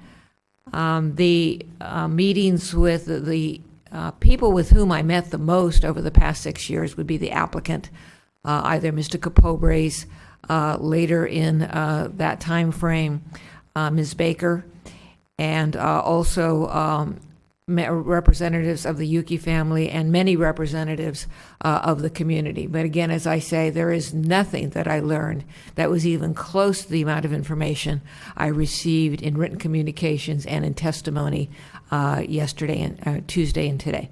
Ms. Sayak. Thank you. This is going to sound repetitive, but similar to all that's already been said. I've been on the advisory committee, planning commission, as well as council, and so through that, those 3 mechanisms have met numerous times with the applicant, numerous times with residents who are both for and against, and everything that I have discerned from those conversations are in public record. Every email that has come to me, I have made sure that staff, if not, when in doubt, that staff has gotten a copy, and it's all in record now. Mr. Leonardis. Thank you, Mayor Spector. Over the course of this history of this project, I've met with happy people, sad people, angry people, less angry people. I've met with the developers. I've met with regular citizens and citizens groups. And I don't believe there is anything out there that I know that you already don't. Thank you. All right. At this point, I will direct the and ask that the council, if you have questions of staff, this is the opportunity to ask questions.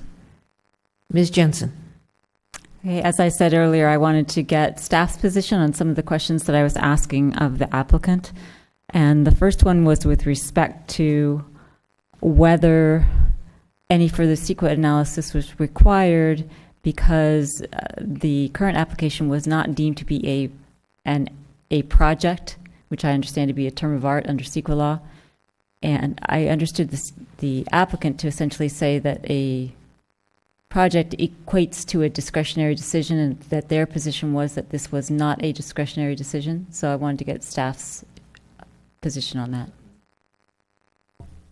As we mentioned in our staff report, we agree with the applicant on this issue that because of the by right development, it specifically says in our housing element that it is not a project under CEQA, and that CEQA was not required to review it. I went a little bit further in our staff report that talks a little bit about the question of with the Palo Alto Medical Building or what the other buildings were that weren't part of the analysis that was done during our original CEQA for the program CEQA is that to do that on the cumulative analysis, you do have to pick a date. And in this case, we picked a notice of preparation. The NOP is when you picked the date to pick your projects that could potentially affect the cumulative analysis of the CEQA.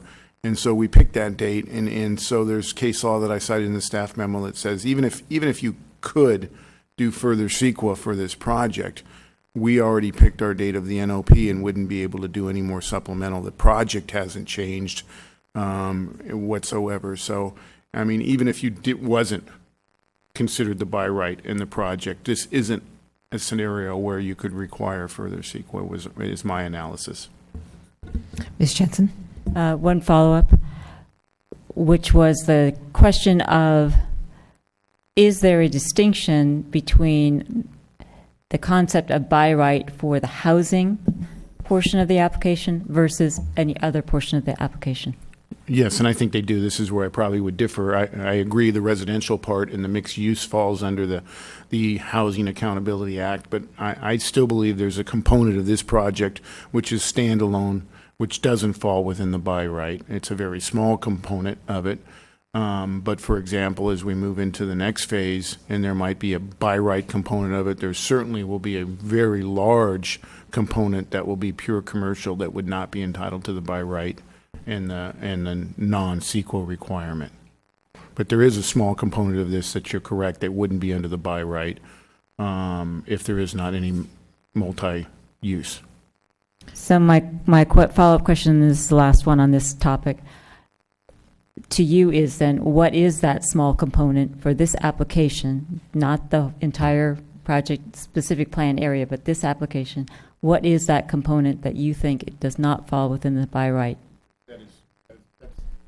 That's the purely commercial buildings. I believe that would be the two in the front.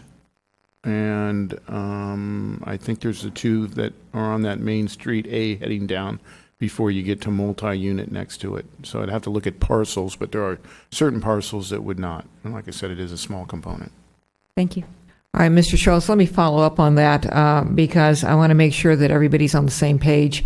You were using the term by right. By right, you're talking about the fact a right to develop residential, correct? Correct. And you're also, I'm assuming you're also saying a right to develop a certain number of residential? Correct. But you're not saying a certain number of residential of a certain size? No, that's a whole different issue. We're looking right now at just the CEQA issue. Okay. And the other thing, again, this is my 30,000-foot level.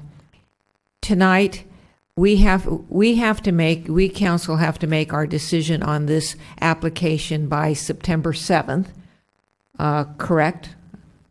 I realize these are leading questions, but I'm trying to create a record.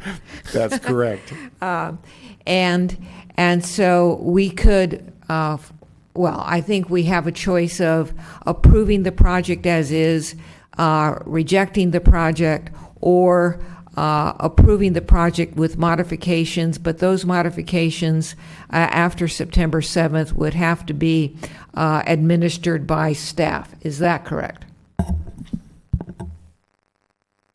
Yes, in principle. The last part of it was if you're going to approve the project with modifications, they would need to be done at an administrative level, and that where staff has to be comfortable. If you're making wholesale changes and trying to approve a project with modifications, we'll let you know that that's just not possible.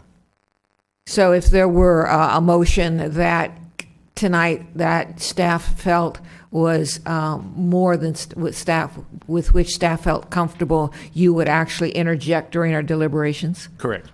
Okay. I have one more question. It's your answer to number 8 of the materials that we got today. You talk about the fill throughout the project as a design element. All right.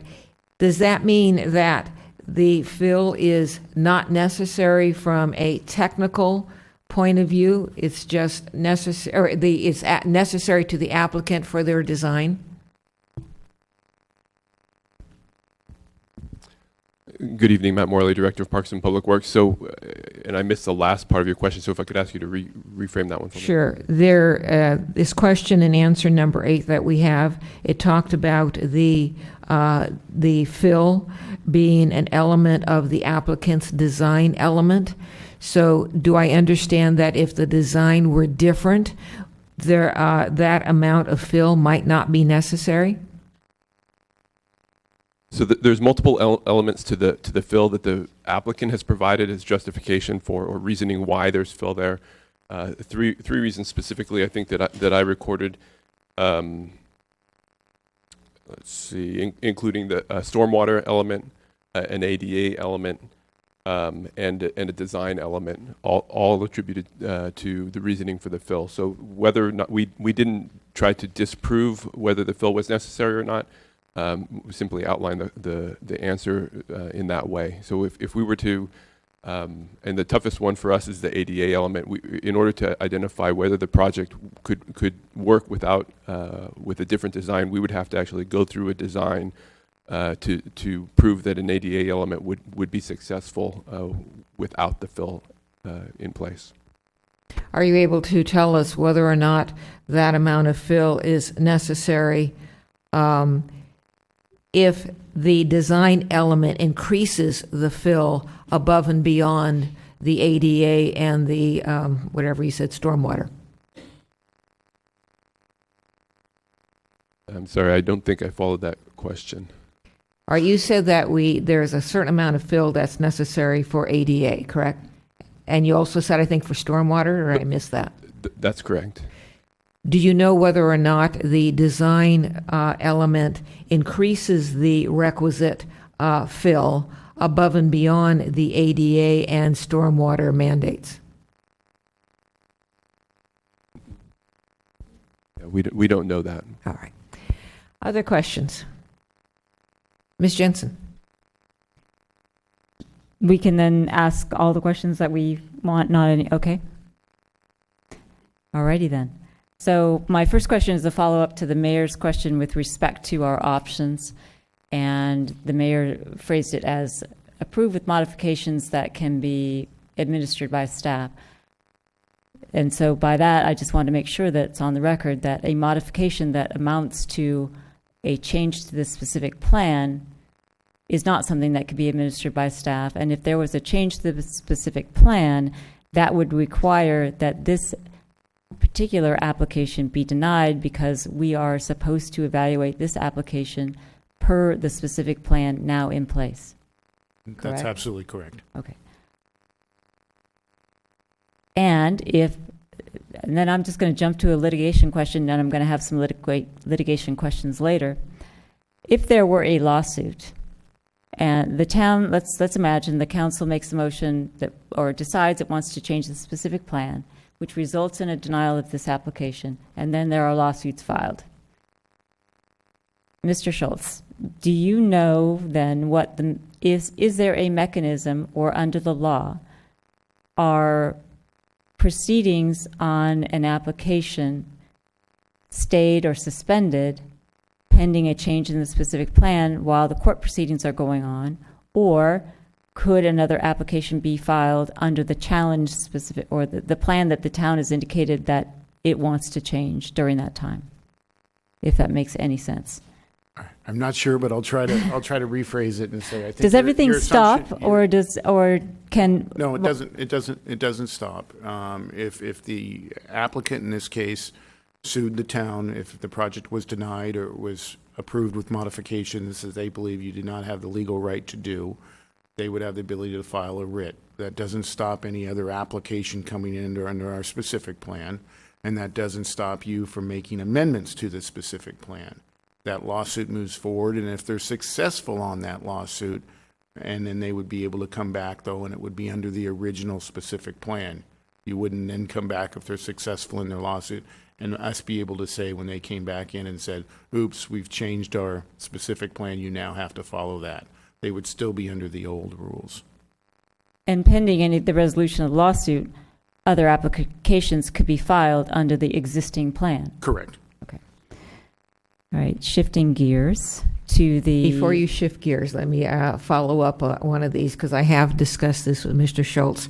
But if there were a pending lawsuit, and if while the lawsuit were pending, we changed the specific plan, a new applicant would have to comply with that revised specific plan. Is that correct? That's correct. Okay, sorry, Ms. Jensen, back Okay. to you. Now I'm going to beat a dead horse. However, if a lawsuit was filed challenging the council's decision to change the plan, which resulted in a denial of this application, a court could say we're wrong and enforce this version of the plan and the application, correct? Correct. Okay. They would fall under the old specific plan. Okay. Now I'm going to go to the replacement unit issue that we talked about with the density bonus. The applicant took the position that rental to rental is the only replacement that is required, and that an age restriction or a size and type restriction has not been determined and is not relevant to that question. What's the town's position? So I start with what I said earlier is I believe the original application makes that section inapplicable. You certainly could state that many of the statutes say it's when it's deemed complete, and therefore the application wasn't deemed complete until 2016, and therefore it is applicable. So if you get to the next step, if you win your first argument, and it actually is applicable, it's a very novel issue that's been presented. I wasn't aware of this type and size and what was said. It hasn't been defined. I was also privy to the email that the legislation's trying to clean this up. So that's going to be a judge to decide whether this type and size is equal to the type and size. You heard the applicant's argument that it's rental to rental.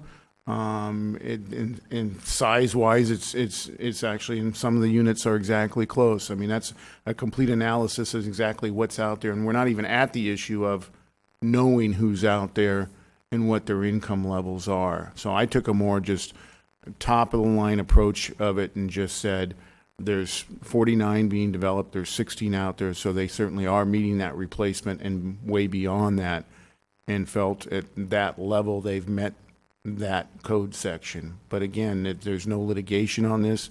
It hasn't been interpreted. States trying to wrestle with the exact same requirements. So I can't make a legal argument there on what the outcome would be. And that's up to the town to kind of look at and decide. If I may, Madam Mayor, I think size is size, square footage, et cetera. So I imagine that definition could be fairly easy to determine. In terms of type, typically it's housing type. So is it a single family home? Is it a multifamily, et cetera? Rental is really more of a tenure. It's an ownership type. So it would be interesting if the legislature were to say tenure, ownership to ownership, or rental to rental. So I think typically type means the form of a building, but we'll see what the legislature comes up with. Follow-up to that is, thank you, Ms. Pravetti, that's very helpful. But when I'm thinking about type, I'm also thinking about everybody can live there versus only a senior can live there. So is that a question that's ultimately, if this goes to litigation, it has to be decided by a court? Yes. Okay. With regards to the type that live there, we define families in our code as it doesn't have to be with children. I think that was part of the argument that was made that it's persons and families. We define families as a household of more than two. Is how we define it. They don't have to be related. They don't have to be married. And so the senior complex that's in this proposal certainly is also available to families of more than a household, more than one. So I think they meet that type. It's that issue that Ms. Pravetti brings up is what type is, because you would be going from single family homes that are out there to a small apartment unit. This is something that I didn't ask the applicant. It's on page 6 of our staff report. It's about the off-site traffic improvements. And it came up on Tuesday, the question of, well, are they improving something that they're causing, or what is this list of projects that we have out there? And I just wanted to get on the record a thumbnail sketch of the list of projects that we have that are attached to our traffic impact mitigation fee ordinance, because we have to have that, as I understand it, for law, so that we can have a nexus in order to collect those fees at all. So I just want there to be a on-the-record explanation of how those projects are required and selected versus what the EIR requires as mitigation, traffic mitigation for this project, if that makes sense. Certainly, and I'll put a document up on the overhead, which is the entire list of projects.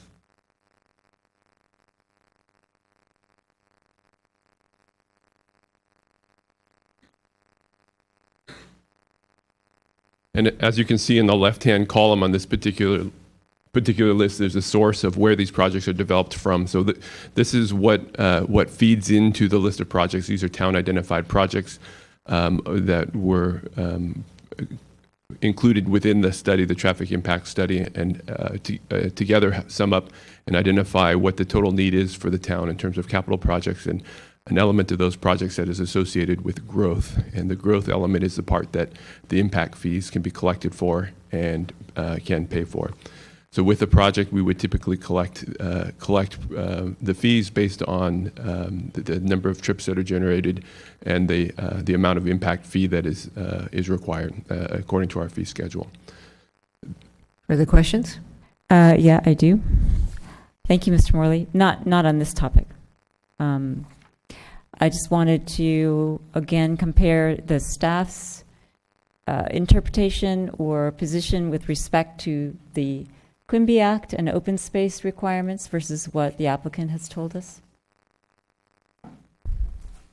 I think we're on the same page there. We don't have a Quimby Act fee. They've met the requirements as staff has interpreted. They've met the objective standard for the amount of open space. And we learned I learned at the break is the reason why we don't have a Quimby Act ordinance is that there is a formula that you use that you have to show that you don't have enough acreage per population, and that we don't meet that. And when it was done quite some time ago, we could redo that study for future, but we don't have it here. And I would also say if we did have it in place for this, the outcome probably would have been, since we had a specific plan, we had the exact amount of open space that was required, the Quimby Act would have just been an extra fee you would have been able to collect. You wouldn't have been able to mandate more open space because the specific plan is supposed to be your document that tells him exactly or her exactly how much open space is going to be there. So the Quimby Act, if we could have been able to do it, would have been more of just a in lieu fee they would have paid on top of their open space. Follow up to that. When you say that the general plan concludes that Los Gatos has the acreage required, quote unquote, I assume you mean parks, Oak Meadow Park, Bachman Park, whatever it might be, versus a plan development that doesn't have any open space in it, or a subdivision that doesn't have any open space. It's public open space, publicly owned space, the Versona Park, and that is what would all go into that calculations. And I think it's, I don't want to misquote, but I thought it was 3.5 acres per 1,000 people. Okay, so Los Gatos would have to show, in order to require additional open space or a fee, for example, for this project or whatever it might be under any the other Quimby Act, subdivision, that we did not meet that ratio, that we didn't have enough. Right. And we've already got a general plan that says we do. Exactly. I think we actually did the study at some point in time. We'd have to follow up. It might have been in the 80s or the 90s. We did that study to see if we could enact in a Quimby Act, and we didn't meet the definition from the state. It's not from the general plan, it's the state. Okay. It says when you can enact it. Okay, and finally, well, not finally, actually two more. Back to the question of the requested waiver and whether the town has to accept the applicant's justification for the requested waiver. Two two questions on that. On the last page of our staff report, we're told that if we refuse to waive or reduce development standards, we must support them by one or more findings similar to those available for denying a request for an incentive. I don't know what those are, unless they're the same as the density bonus. Specific adverse impact on public health, safety, or welfare, illegal, etc. Okay, I thought we had them in there, but I'll find those for you, the exact ones in the language we would need. But to paraphrase, you'd need to have substantial evidence in the record that the request for the waiver wasn't needed to allow for the density that they were requesting. And Is it right there? Okay, Joe it's there. Joe will take it. I believe you. It's on page. No, we can put it's it on on the page. record. It's on page 9, just below the second bullet. It talks about waiver can Very only be limited denied. circumstances. Yeah, if you continue on there, if it would have a specific adverse impact upon health, safety, or the physical environment, or it would have an adverse impact on a property listed in the California Register of Historical Resources, and those are the findings that are under the state density bonus law, correct? Correct. Okay. Then the correlation to that question is, if the council were to conclude that it did not accept the justification for that waiver requested, I'm assuming that then what happens is, well, I don't know what happens. Does that result in a denial, or does that result in the applicant coming back and asking for a different waiver? Or at this point in the proceeding, what's the result of that? The applicant could ask for a different waiver or even a concession or incentives because they haven't even used those. Okay.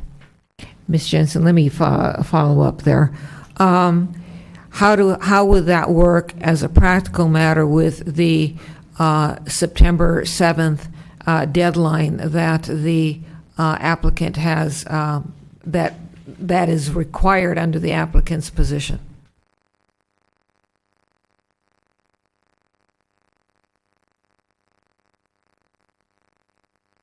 I'm not sure. I don't have an answer for you right off the top. I guess I'm not at that. If you can get to the definition under the waiver, showing from substantial evidence that it's physically, the effect of physically precluding the construction of the housing development, which they've shown that they can't do it and meet that height restriction and meet the 20 units per acre.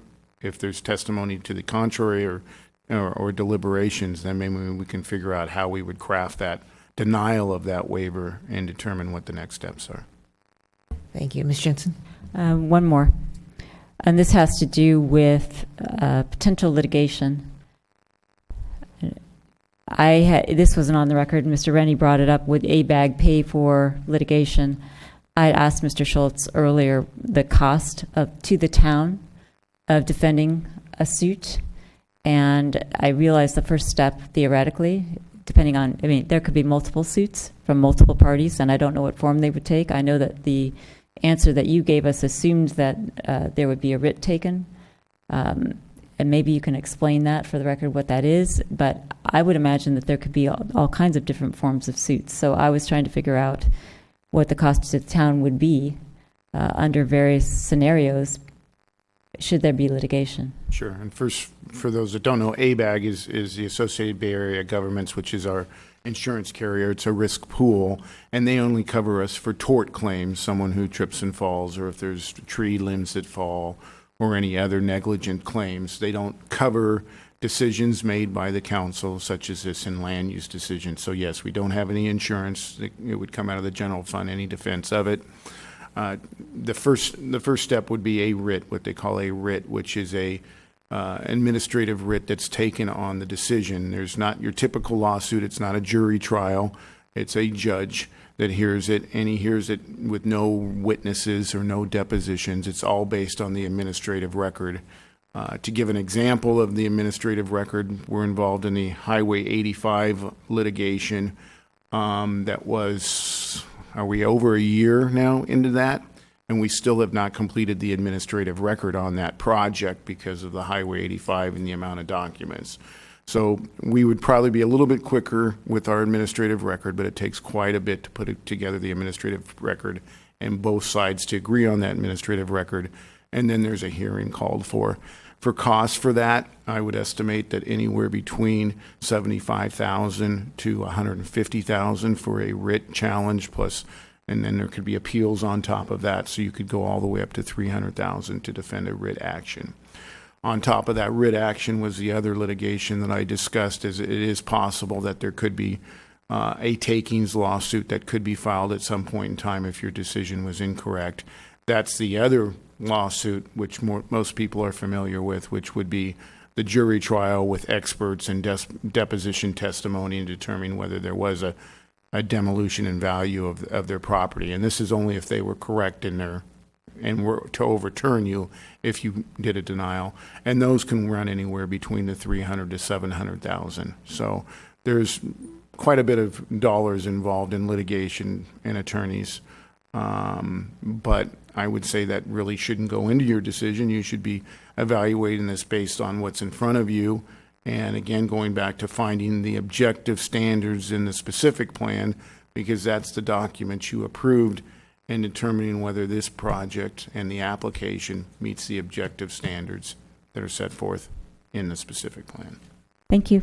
That's it for now. Further questions? Ms. Sayak. Okay, so I'm also going to go through the desk item B that staff provided.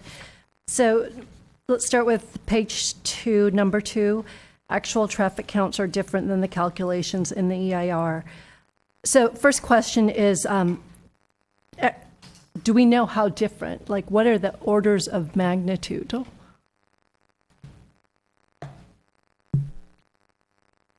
So I think that was posed as a question that was received, or a statement that was received, and the response is addressing that. We don't have measurements past, we don't have a traffic study past what was done initially for this particular project. And I think the documents that you've been provided outline sort of what the potential for additional traffic studies might be, in that the project does not require additional traffic analysis. It doesn't require additional environmental work. And from staff's from the perspective of the analysis that was provided subsequently by the applicant, the phase 1 project is a small portion from a traffic impact of the entire specific plan. And the project, the phase 1 project, is required to pay for and implement nearly all of the traffic mitigation for the entire specific plan. So what in effect we will see, I think, is an actual decrease in the impact. So I don't want to be misconstrued in that when you go out there, there will be, and the project is finished and open, there will be more cars on the road, but the impact to the traffic will be decreased through immediately after the phase 1 project, and subsequent projects will then catch that up to what the full impact would be. Does not preclude from the council from having further traffic analysis done for future phases of the project. So number 2, the actual traffic counts are different. So that is not the staff statement that they're different. No one has done that. That is not a staff statement. That was a statement that was made during the Tuesdays. Correct. Got it. Okay. I do want to ask you about number 17, the landscaping and stormwater improvements. And the response was, conflicts have occurred with past projects and are resolved as staff reviews improvement plans prior to their approval. Walk me through, prior to whose approval? Prior to council's approval? Prior to staff approval? If you could just clarify, at what point have the conflicts in the past been identified, and how were they resolved? So it's typical, as the applicant explained, for there to be conflicts between various improvements on a project as the different specialties start to come together and fully complete a project. So with this particular project, we would see that. And one of the good examples, I think, is the landscaping along the sound wall along 17. And there may actually be some conflict along the way there between the trees and the stormwater mitigation measures that are in place along that line. That will all come to fruition as the project continues to develop and as staff reviews those plans. And staff will work with the applicant to mitigate that, to be able to address it so that the conflicts don't still meet the requirements of the project, yet don't create or leave that conflict in place. And I guess this, I'll ask it to Mr. Morley, but if anyone wants to respond. When we were discussing the underground parking, a statement was made that when you have underground parking, all of a sudden now you have this concrete. And so you actually may have less green on top of that because because of the concrete underneath. It makes sense to me, but can staff affirm whether that is true, whether it is, are there ways to get around that? Understanding that the intent of the question was to try and get more parking underground, but still maintain that green lushness that people are looking for.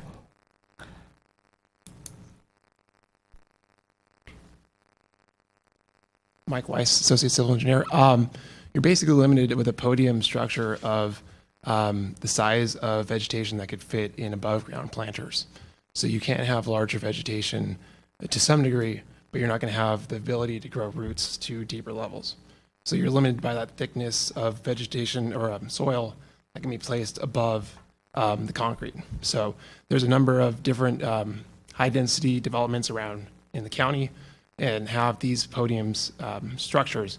And you'll see that it isn't a large vegetated area. There's more, there's open spaces, but they aren't covered by large canopies for that reason.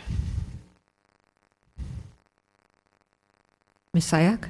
And the question that I had asked also of the applicant was Market Hall, and just citing it so that since it was the largest structure to be on the lowest part. Based on your examination of the topography, could it be moved any further to the lowest part to help absorb some of that height? I don't think we've evaluated that to this point right now. Okay. And then the last question that I have, I'm going to steal Mr. Councilmember Rennie's question about just when do the trees come in, regardless if the statement is true that realistically the houses would be built in 4 years, would the trees be planted first, and so that you have 4 years of growth before you see any construction on the inside? Can you just walk me through how construction would occur? So I don't know that we've seen a construction phasing plan and how the project would be built out. I expect it would be in phases. The landscaping would be the last element of the project, and so that would come in at the end. Follow-up is, have we had any projects in town where we put that as the first part to start establishing tree growth? So we have had a project that we requested that they plant perimeter trees as early as possible. The challenge gets to be with the physical improvements with infrastructure and or parking in certain instances, where if you put the trees in, then you come in and do the work for underground utilities or parking, and you damage those trees or kill them. So we've run into some challenges. We've been successful in certain instances, but it's not a typical requirement. Okay, thank you. And then I have a larger question about just zoning. If should I just go ahead, or? Why don't you hold on? I'm going to go to Ms. Jensen. I just wanted to follow up on an answer that Mr. Morley gave before the big question. You said that with respect to traffic studies, etc., I thought I heard you say that for this project we'd done everything and it's all good, but the council was not precluded from having further studies on other phases. And I'm quite curious about that, because just my reading of, we did an EIR for the entire specific plan area. So I want to make sure that you mean what you say, that somehow a new traffic study could be done for an additional phase. Yeah. Because as I understand the legal requirements for getting additional information, I'm not sure that that's correct, but if you tell me it's correct, I'll put that on the record. So there's a gray area, and there's no specified time of or changing conditions where you would require a second a follow-up traffic study. The VTA has a standard. they set their standard at 5 years.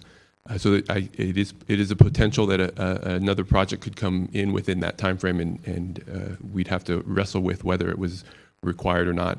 In the 5-year time frame, it starts to become a little bit more clear and becomes a little bit easier. And then beyond that, it would be what are the changing conditions in the environment in terms of traffic that would justify an additional traffic study.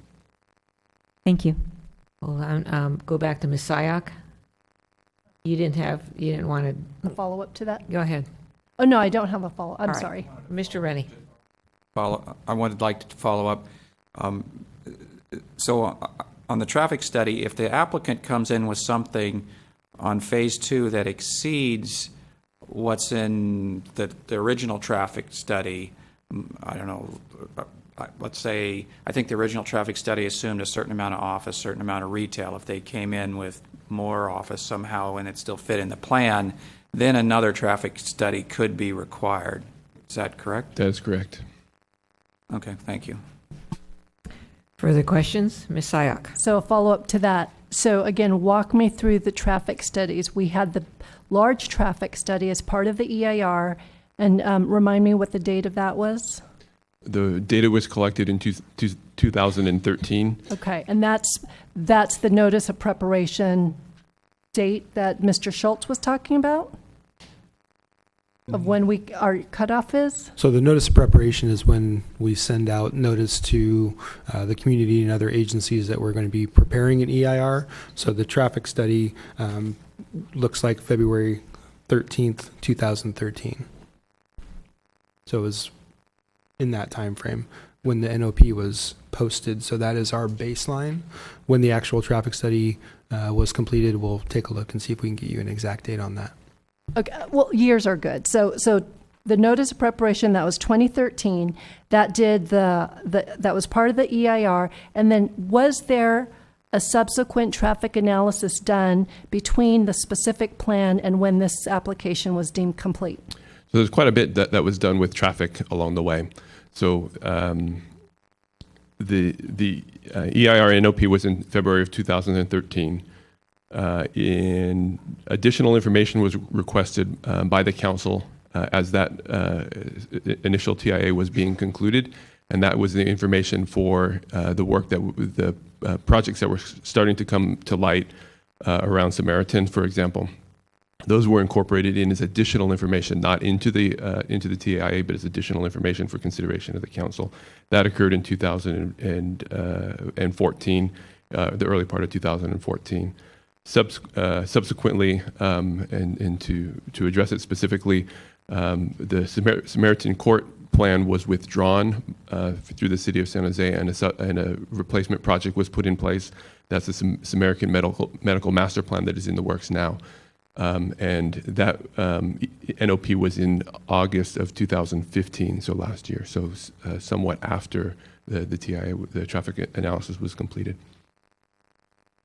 Does that help with the dates? Well, yes, but again, was there a traffic study done between when the specific plan was approved and when this application was deemed complete? So there was an analysis that was done by Fair and Pierce that evaluated the traffic study that was done previously and identified that the project was within the bounds of that initial traffic study. And what is the date of that? And while you're looking for that, the council approved the specific plan in June of 2015. Mm-hmm. So the traffic studies would have preceded that. Correct. Okay. And the Fair and Pierce memo was updated for February 25th of 2016. And that's in your packet is Appendix D to the project. And just clarify for me, what traffic study did we do subsequent to the approval of the specific plan? That was the Fair and Pierce analysis that we were discussing. Okay, I guess my better question is why?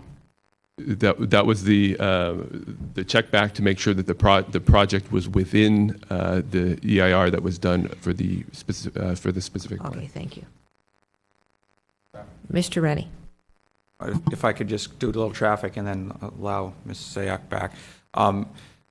So question on the mitigation. You answered that they are putting in all the traffic mitigation for phase one, and I recall that's a bunch of things at Lark and Los Gatos Boulevard and some things down to the highway and some bicycle improvements. Does it include anything up north on Los Gatos Boulevard at Samaritan? It does not include the improvements at Samaritan. It includes median island improvements along Los Gatos Boulevard and a traffic signal at Neighborhood Street. And so all of that will go in with this current proposal? Correct. And I recall that maybe there was money that should be paid into the intersection improvement fund. Will they pay for that from phase one or some future phase? So that will be worked, still to be worked through. The impact fees that the project this project is responsible for is approximately $3.5 million.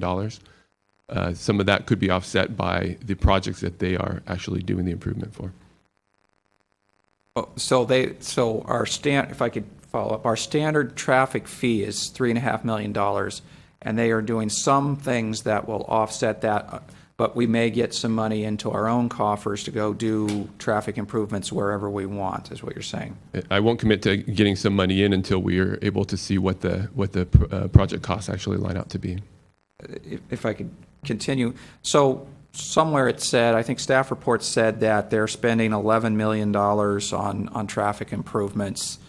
If I'm remembering correctly, I think Mr. Lockridge said $12 million the other night. How, if they're spending $12 million and we're asking for $3 million, would we ever get anything back? So some of that $12 million is attributable to the subsequent phases of the project, and so they should be getting those dollars back from the subsequent phases. All of that, the details of that is yet to be worked out, and will ultimately be an agreement between, I would suspect, the town and the developers to identify what the method is for making that happen over time. There's also a portion of the impacts that they are responsible for projects, for some of the work associated with the project. So, for instance, the work on Los Gatos Boulevard, the center median island, and the improvement at Neighborhood Street aren't in that list of traffic impact projects that I'd identified. So they wouldn't receive credit back for any of that work. So it would be simply the list of the projects within our traffic impact fee list that would be eligible for some sort of an offset. One more, if I could? Yes, Mr. Rennie. Thank you. I also recall that there was an impact on Highway 85, I think, that required money to be paid into that. Are they paying money into some VTA pot also? So the project was reduced in scope subsequent to the traffic study, and that reduction in scope eliminated the impact to Highway 85. When you say reduction in scope, that's when we limited the maximum office and retail total commercial. That's correct. Okay, I think I'm You're done with traffic questions. Thank you. Okay, further questions? Ms. Sayak. Okay, so to quote Councilmember Jensen, I'm sorry to beat a dead horse here, but I'm going back to actual traffic counts again. And again, I understand that this wasn't your statement, but if there are actual traffic counts that were done for the February 25, 2016 check-in, and it showed that it was different than what our assumptions were in the EIR analysis, what do we do with that discrepancy? Shouldn't that be examined as part of the check-in that the 2016 analysis should have done? So I think let me start with this little chart, and maybe this will start to help frame it a little bit. Okay.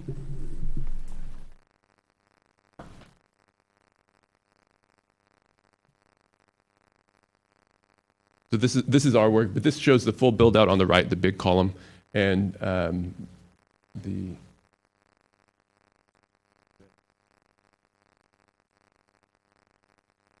The red is the residential portion of the project, and the blue is the commercial. As you can see, that the phase one trips are significantly less, and the improvements are significantly greater. So there is no significant impact. Fairly easy to get to through a traffic analysis that shows there's no significant impact from the first phase of the project because the improvements are so significant in the overall project. The improvements that are being made for phase one will accommodate the traffic from the entire specific plan, which is to the right side. So you can see that the small impact from phase one fits well within that, and yet the improvements are going to be big enough to cover all of the specific plan project. So some of that's working and some of it's not. What can I say? Where can I go to help it calculate a little bit better? No, it's working. I'm slow. I need to repeat it in my mind. Yeah. Okay. Okay. Well, go ahead. You If have I more may. questions? And so that is, these numbers reflect the changes with the mitigation that was identified in our EIR, correct? Or is that just raw data of what it will?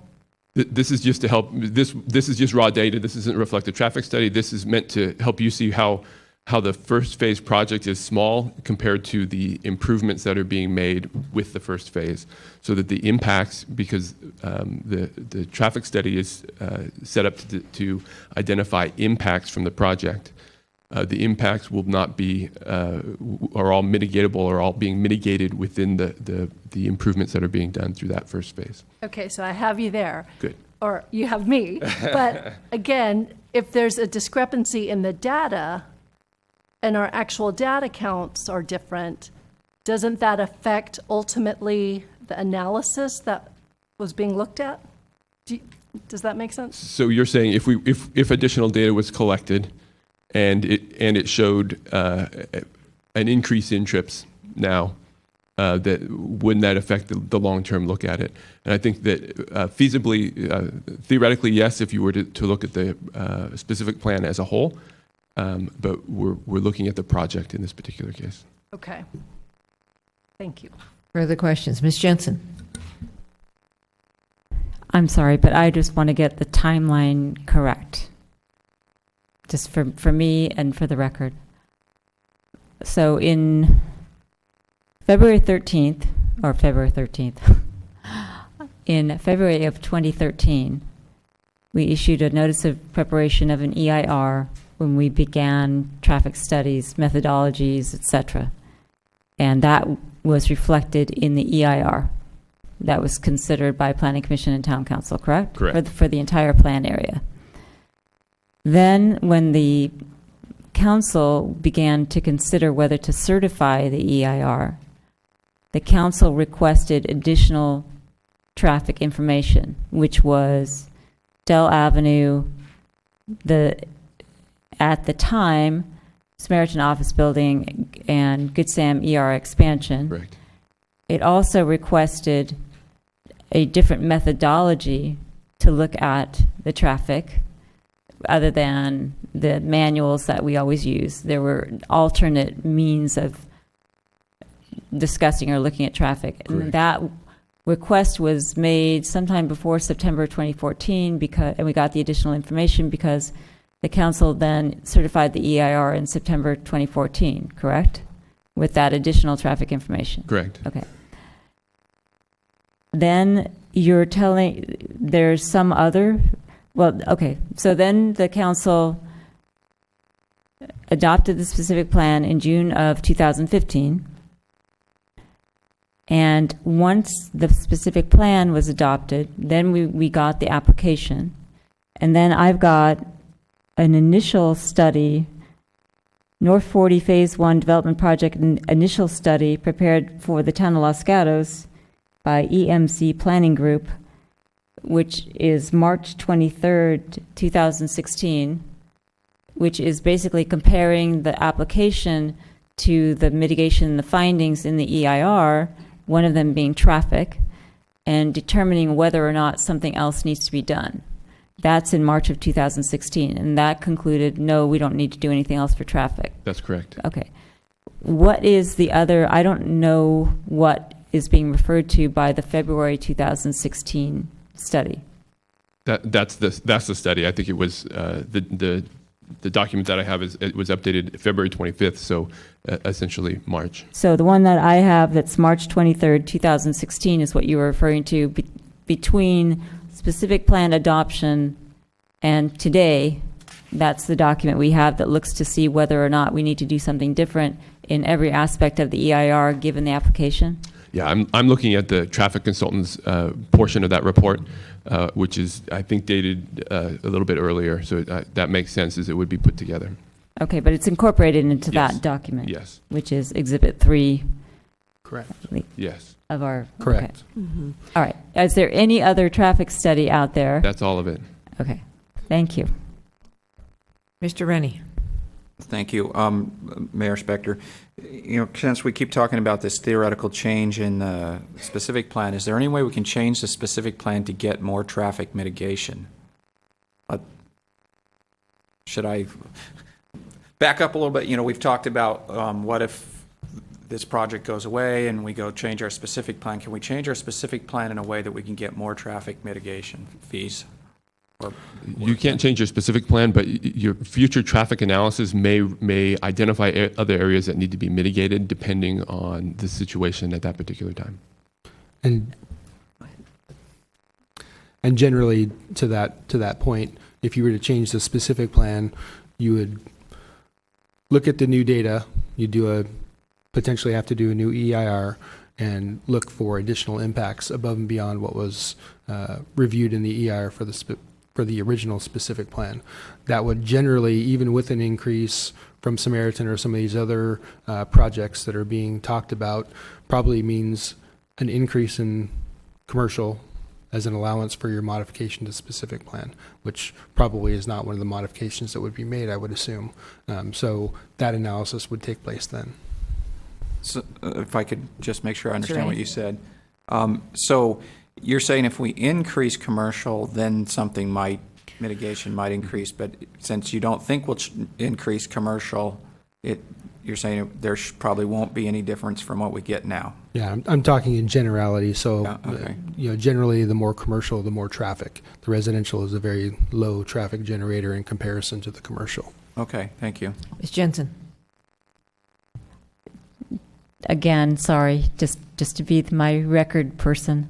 I believe what you're indicating is that in order to change the specific, in order for the town to receive any other traffic impact mitigation fees, we would have to find that there was a nexus between those fees and whatever the project was. We couldn't simply say, based upon all the analysis that we've had already, that we could raise the fees. So that's correct? That's correct. That's the first part. The second part is, and the way that we could create a nexus is that if the application or the specific plan became bigger and more intense and generated more traffic, and that therefore you could get more fees. So we can't just say, I want more fees. Correct. Without making a bigger project. Correct, generally, yes. Okay, thank you. Further questions? You don't have to do them by theory or By subject. theory, yeah. Mr. Rennie? If I could go back to the lawsuit, I wanted to, when some of the answers to the lawsuit, I didn't jump in for my clarification. If there was a lawsuit and we lost, do we get to make changes to the application after we lose, or are we stuck with exactly what's submitted? What's submitted. Okay. And I would state that the prevailing parties entitled, what I didn't say earlier about those costs and those amounts I was telling you about is that that was the legal fees we would pay for our side. Attorney's fees, if you lose, you have to pay the other side their attorney's fees, so you'd have to pay if we were to lose. Which is probably the same thing what we paid? Probably in that same neighborhood that I said. And then the other part of that would be is if in fact if you approve the project and a third party citizen or anyone sued, we do have in our conditions of approval where the applicant has to hold us harmless and defend us, so there wouldn't be any cost in that situation. Okay, no more lawsuit questions. Can I go to a different subject? Mr. Rennie? If you recall, I was asking about the possibility of opening holes in the tree along Lark Avenue. The reason I asked staff is, I mean, it sounds like a wonderful idea to get more view quarters, but are there any implications for anything else that would make that not a good idea? Well, ultimately, you'll decide. I think I said Lark Avenue, I mean 17. Correct. So ultimately, you'll decide that that's not an issue for staff to look at that, understanding that you're interested in trying to preserve some view in that corridor. So that is definitely something staff could work with. If I could just follow up a little bit. So if we said, you know, we could say something like staff work with them to find the appropriate trees to leave a hole for, kind of thing, and then it would be figured out. Correct. Okay, thank you. Madam Mayor, if I could just Mr. Vetti? elaborate, thank you. That would probably take the form of a condition of approval, so we would want to modify the conditions of approval to document that prior to issuance of building permits or approval of the vesting tentative map, that to the satisfaction of your planning director, the modifications have been made to create view corridors, to eliminate trees that would be at the dead end of certain streets. So we would work with you to actually fashion a very specific condition, so that way any reasonable person would come to the same conclusion as to what that revised plan set would look like. Ms. Jensen? To follow up on that question, I don't know the answer to whether or not the tree screening on 17 has any impact, because that's the hazardous area zone, cancer, et cetera, and the fumes. Does the tree screen, is that, in addition to looking better, does it actually have an impact on those things, and do we have to consider that? Yes, actually the Air Quality Management Board does look at trees as a really important way of mitigating development next to freeways. So we might look at a substitute plant material, so maybe something that's not quite as high as what is being proposed in the plan. So I think, you know, and the balance of that screening would still be there. I think we're really talking about maybe 1 or 2 trees being substituted out with appropriate plant material, as the landscape architect testified earlier. Let me look this way. All right, Mr. Rennie? So just to follow on with that a little bit more, could we require, well, part of what we want to do is visually screen the houses, but also pollutant screen too. Couldn't we just put require some trees, not at the highway, but if the street goes down, I'll try to stay close to the mic. If the street goes down, put them here so they're kind of hiding the houses, but there's still a clear visual path down the street, if I'm making any sense at all. Yes, that's possible. Okay, thank you. And I'll look to my left. I don't see anybody there. I'll look to my right. Mr. Rennie? Thank you. I have some more on my list if I can figure out what they are here. Or what I haven't asked yet. I hate to ask this, but I forgot to ask the applicant. I wanted to ask about the Market Hall and those other buildings, whether their architecture could be changed. So this is a difficult question, I know, for staff to ask, but we can't ask the applicant anymore. There was people that thought they were kind of glitzy, and it would be better to have materials that maybe aged a little bit or were celebrated sort of the farm a little bit more on those buildings, because we talked about the residential and I forgot to talk about those.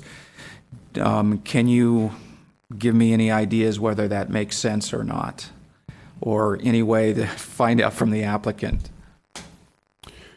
Well, to find out from the applicant would be a question of the mayor, but that is something that we could work on, the details of the Market Hall or those commercial buildings, that commercial building specifically, with the town's consulting architect in conjunction with the applicant's team, as a condition, if that's something that council is interested in. And again, we would craft all of these, any changes that potentially were proposed along those lines, as Ms. Pervetti said before, we would craft as conditions of approval. Okay, thank you. Ms. Syak. Okay, so I want to talk about zoning within the specific plan. So within the specific plan, we list the various uses allowed, and we tabulate that in nice content of Lark District, I'm blanking, Transition, and Northern District. So it goes into the residential and what is by right. And we've had numerous discussions about this already, but when we did the housing element, our obligation was to provide 270 units at 20 units per acre in the specific plan. And nowhere in our housing element did we specify where those 13 and a half acres were going, correct? That's correct. And so one of the things that was discussed was a potential rezoning. There's no rezoning that has to happen because within the specific plan, as long as the uses are allowable, we don't have to zone within. There's no zoning that's necessary to occur beyond the specific plan. Is that correct? There is not. The specific plan is, in fact, the zoning for the site. Okay. And so, okay, so that's, actually that answered my question, and let me think how I'm going to ask the next one. Do you want time? Sure. If All anyone right. else has questions. Does anyone else have a question? I can ask them very slowly.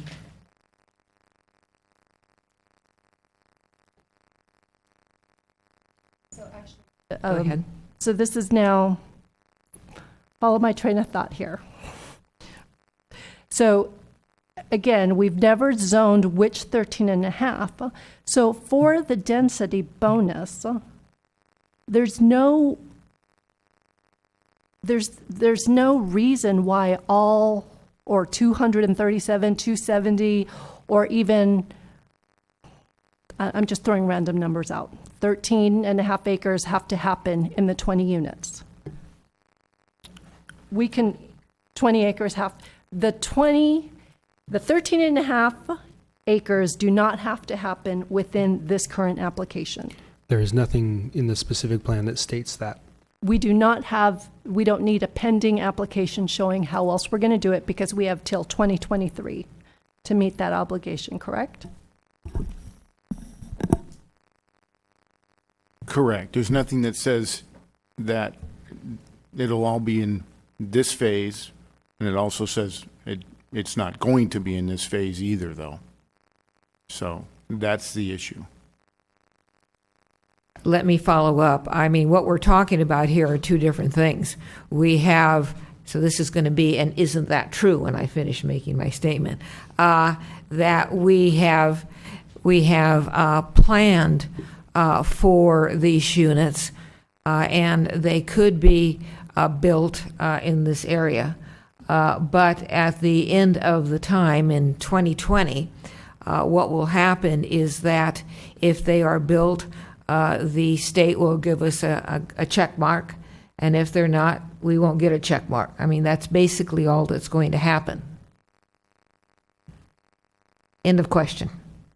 From a housing element perspective, that's true. I think the challenge before us is that you have an application with a density bonus request, and so we're a little bit more constrained than we might be in other circumstances.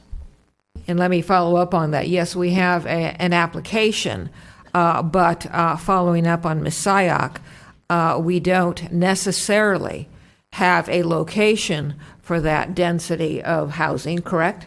That's correct. Both the housing element and the specific plan did not identify particular parcels. Nor do we have a mandate on the size of the units. Well, the specific plan does identify maximum size of units. Maximum size, So but there no are minimum size. Right. There are some parameters to guide development. Is there a minimum? I believe we've got maximums. We'll check through the guidelines. Thank you. All right. Other questions? Ms. Jensen. To follow up on the same question, and I neglected to ask staff earlier, with respect to whether or not if this particular application contains 13 and a half acres at the default density of 20 units per acre, can we split that up and move it somewhere else? And Mr. Faber's response was, you can't because you have to wait for another application. And my question was, I don't understand why, because if it's like a regular zoning, I can build my house, I don't have to wait for the other 99. So can staff comment on Mr. Faber's position that somehow we couldn't do that because we had to wait for another application? So you don't have to wait for another application, but he did say that to deny this and to remove units under that scenario, you have to base that on the objective standards found within your specific plan. You can't say, well, since we've designated that it's possible to do 28 units per acre, you can't just say, well, I don't want four, let's just take 4 acres. I don't like them on this site. I want them over there. Because what the state's going to say is what you're really trying to do is not allow density over 20 acres, because then when the next one comes in, you'll push it and say, nope, I don't like it here either. And that's where the discretion comes in, which you don't have anymore. So we have to go back to the fact that if you are going to deny certain units on this application, you have to tie it to objective standards found within your specific plan.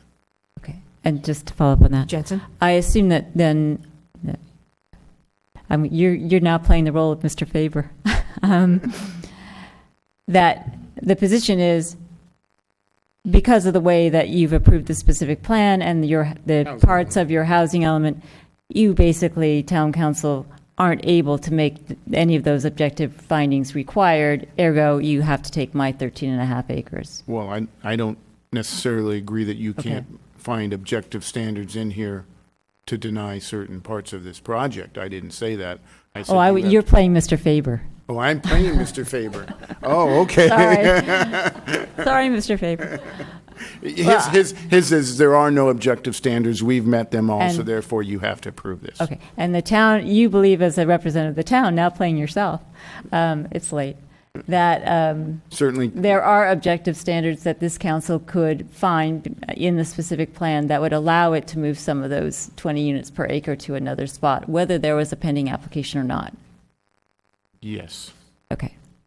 On that on the other part, pending application on the other part. Okay, thank you. Further discussion, Ms. Syak, or no, it's not discussion, questions, Ms. Syak. Okay, so this is a question, I can't remember which council member asked about just various potential lawsuit that may come our way, and one of them was devaluing of land. So couldn't one make the argument that if you've utilized all 270 or utilized all 13 and a half acres, you've taken away the opportunity for the other landowners on the other side to build residential on theirs and devalue theirs? So that's the straightforward question. So no, because they would still have some zoning left. Maybe it might be commercial, but you're not guaranteed of any type of zoning. You know, you've got the specific plan.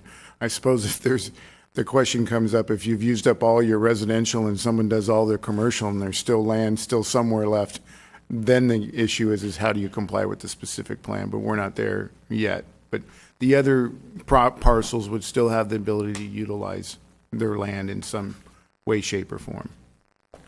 And I would just add, if I may, that it's not an issue of devaluing land. It's really, have we taken the all economic uses of the property away? And the answer is no. Yeah, they're talking about eminent domain. All right, Ms. Jensen. It's a follow-up on the taking question.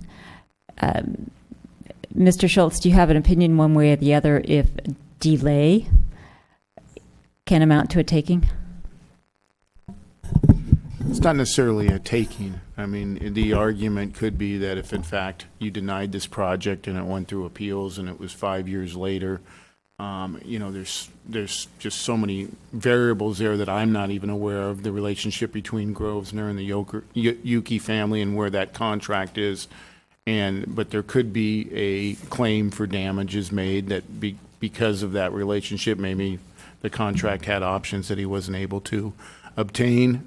So I can't speculate as to all the different ways, but there are lawsuits that have been filed over denial of a project that then is overturned by the courts, and there was a diminution of value of your property because of that time delay.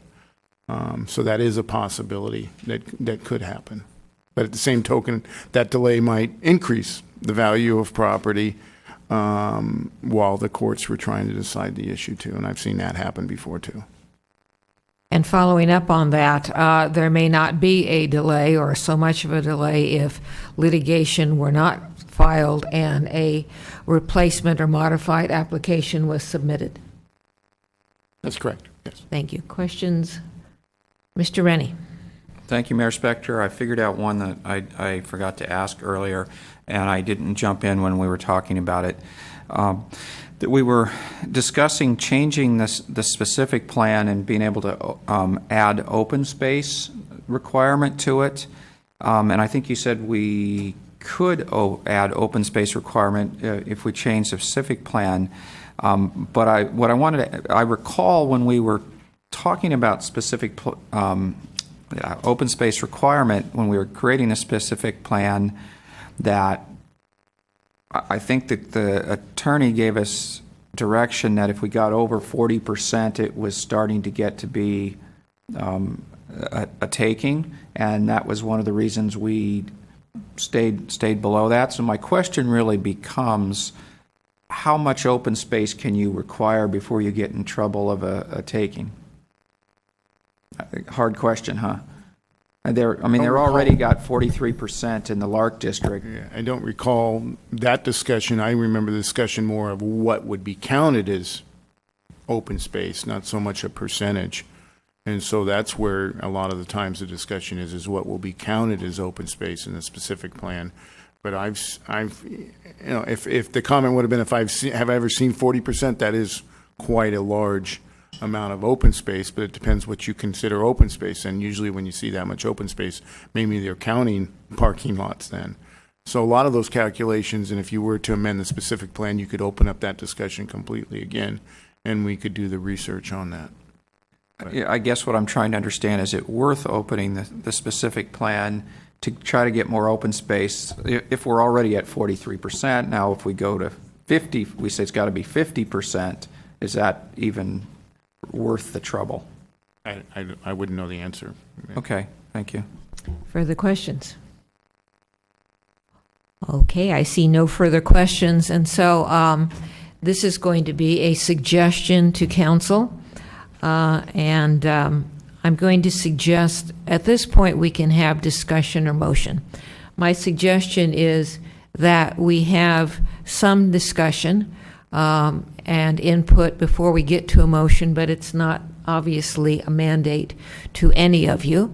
But to start the process going, I'm going to call on myself and start at a very, very high level, 30,000 foot level, and so the other four of you can decide where you're going to go with your discussion and motion.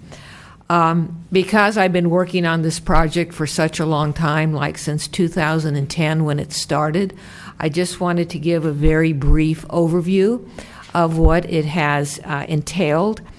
The specific plan started with the General Plan Committee, which is essentially a standing town committee.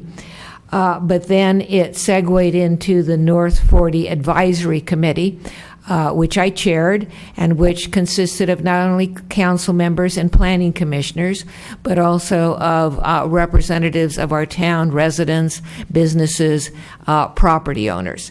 It was a very large committee, and we met very often from like 2010, probably about 2011, all the way through 2013. What we would do as part of the North 40 Advisory Committee is periodically we would check in with a joint meeting of the Planning Commission and Town Council. And what some people may not realize is we had this meeting that for a while, in our minds, like lived in infamy, and it was a meeting of January 9th, 2012, when the potential specific plan was presented to this group, and this group unanimously said, no, we don't want to go that way. And one of the individuals on the, no, actually on the council, not on the advisory committee, on the council, said that there was a disconnect, and that if we, the advisory committee, continue doing what we are doing, we're going to have a disconnect, that we have to make a decision. We either have to say that the specific plan is going to continue Los Gatos over Lark and onto to 85, or we're going to say that it's going to be a different district. So we're going to have to make that decision, because if we didn't make that decision, we were looking for discomfort and dissension. So that reason that January 9th, 2012 became a big deal, because it was that discussion that led to the formulation of the vision statement and guiding principles. It was our attempt to say, is Los Gatos going to continue over Lark to 85, or are we going to have two separate districts? And it was, it was Councilmember McNutt and I who drafted the vision statement. It came back to the council, and it was unanimously approved. At that point, through 2013, the Specific Plan Advisory Committee continued its work. It never actually voted to accept the specific plan. Instead, we passed it on to the Planning Commission, and the Planning Commission in 2014 passed the plan on to the council. They also had open issues, and then it was the council in 2015, June of 2015, that adopted the specific plan. There are a lot of, like I said, we have received hundreds, and sometimes it seems like thousands of emails and communications. And there are some things that have been said on a very regular basis that I just want to address. Again, this is a very general level. Some people have said that you didn't, we should have been involved. Why didn't you get us involved? Well, as you can hear from my summary, these were public hearings from 2010 to 2015, okay? They were very, very public. They were noticed. Maybe we didn't have hundreds of people in attendance, but they were noticed hearings, and there were a lot of them. Some people want to say, well, do something different. Well, right now, we have a specific plan. We also have, we may disagree on how to implement it, but we do have a state law that says there is a density bonus. There is a state mandate that exists. We have concessions or exemptions under the density bonus. Those do exist. We may disagree on how to implement them, but all those things exist. People have said, well, how could you possibly have this application or this specific plan with all this traffic? Well, as you've heard, we have an EIR, and I will tell you right now, this council sent that EIR and the traffic analysis back until we got to the point where we had nothing left to do under the law. So we accepted the EIR. Very interestingly, we didn't approve it. We accepted it because that's what we had to do at that point in time. People go, why are you doing this? You got schools, it's too crowded. The school law is a state law. We don't have jurisdiction over the school. And plus, this applicant has struck an agreement with at least the elementary school district. And so they are not opposing this project. And lastly, people have said, well, how could you do this? How could you have this specific plan? It's inconsistent with the general plan. Well, that's inaccurate also, because one of the findings we had to make with regard to the specific plan is we had to incorporate it and say it is consistent with the general plan. I am just bringing all these issues forward because I've heard them so much. over the past months and years. And so in my mind, what I've just shared with you with regard to the history of the specific plan and the rules and laws encompassing it, those exist. And so right now, we're going to be listening to all of us, our arguments, our motions, and so forth. But this is what I consider the threshold that we will be building from. So I will look now to the other members of this council for hopefully discussion, but if you want to go to a motion, go for it. Mr. Rennie. Thank you, Mayor Spector. I also, since we're talking about the specific plan, I thought about this also quite a bit, and I jotted down a bunch of notes, and I kept challenging the specific plan idea tonight with questions, and I don't think anything has changed my original thoughts that I jotted down. I think I'd probably try to talk more extemporaneously, but since we've been at this 5 hours already, I may read my thoughts a little more. And it sort of started there's all this discussion of let's change the specific plan, or look, the specific plan got this project, and I started thinking, well, I think part of the problem is it's too much all at once. When you have a specific plan, you're inviting big projects all to come at once, and it's difficult for people to have a big change. So I was thinking, well, sometimes I wonder if it would be better if we did not require a specific plan, and then things could be built a little bit at a time, and the impact would not be all at once. It wouldn't feel so bad. It would be more acceptable to people. So I was thinking about, well, gee, wouldn't that be a nicer world, considering all the pain we're going through?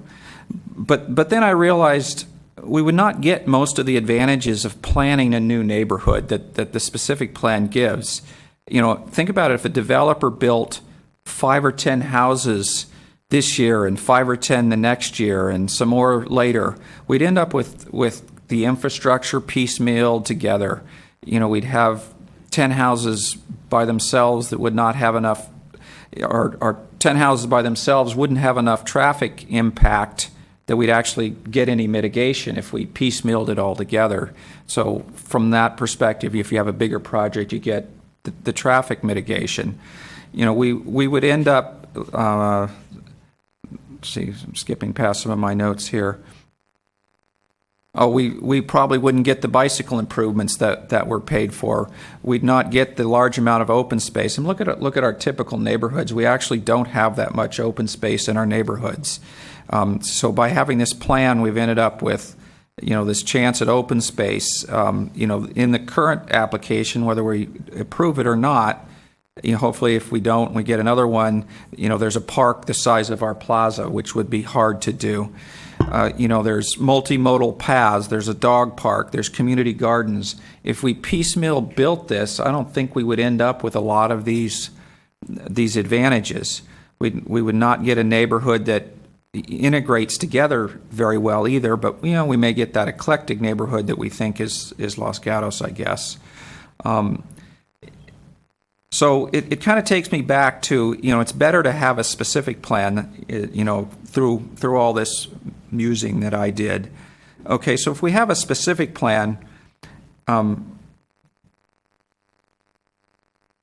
that forces us to talk about these larger plans or projects that, like I said, are sort of hard to palate. And like I said, some have said, let's throw out the specific plan and do it over because they didn't get what they want in the specific plan. Well, this is a town of 30,000 people with many different viewpoints and ideas.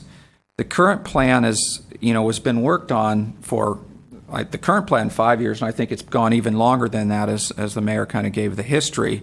There's some residents that spent 3 years listening to public inputs, getting inputs from the professionals, the consultants, the experts, the professors, and putting together, a pretty decent plan. It's gone through, as you said, planning commission and council meetings, and we've ended up combining the desires of many people, which means nobody gets everything they want.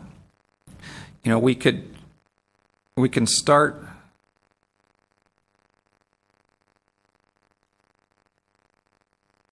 I'm not sure this makes any sense.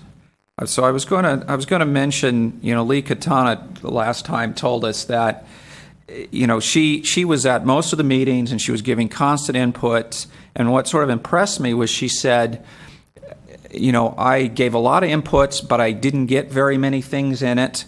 But that's, you know, the process was good. And, you know, I don't think we should go reopen the plan, is what she said. So that sort of impressed me, that she didn't feel like she got very much at what she wanted, but it, you know, it's the process is done. Let's move on. And I thought about it. You know, I didn't get everything I wanted when we talked about it either. I felt strongly that it was a mistake to cut the height we did and the incentives, you know, with that for the extra open space that came along with it. You know, if I recall what happened was, it was about this time one night where we made a motion to say, well, you know, it sounds high to have more than 35 feet, so we voted to cut it. And then the next council meeting, you know, I thought about and I realized, well, geez, we cut the height and we've lost these move down units, which I thought were very important. We lost the ability to get sort of more different height and architectural elements that would have made it look like a better one. I recall at the time saying, you know, I think we're going to end up with sort of squash spread out buildings, which is what we got, because you still got to fit 20 units per acre in there. I guess so. My point is, I think I didn't get what I want either, but I think what I'm coming to a conclusion is, you know, I didn't get what I want either, but I don't think I want to open the specific plan. I would be not in favor of that after this long.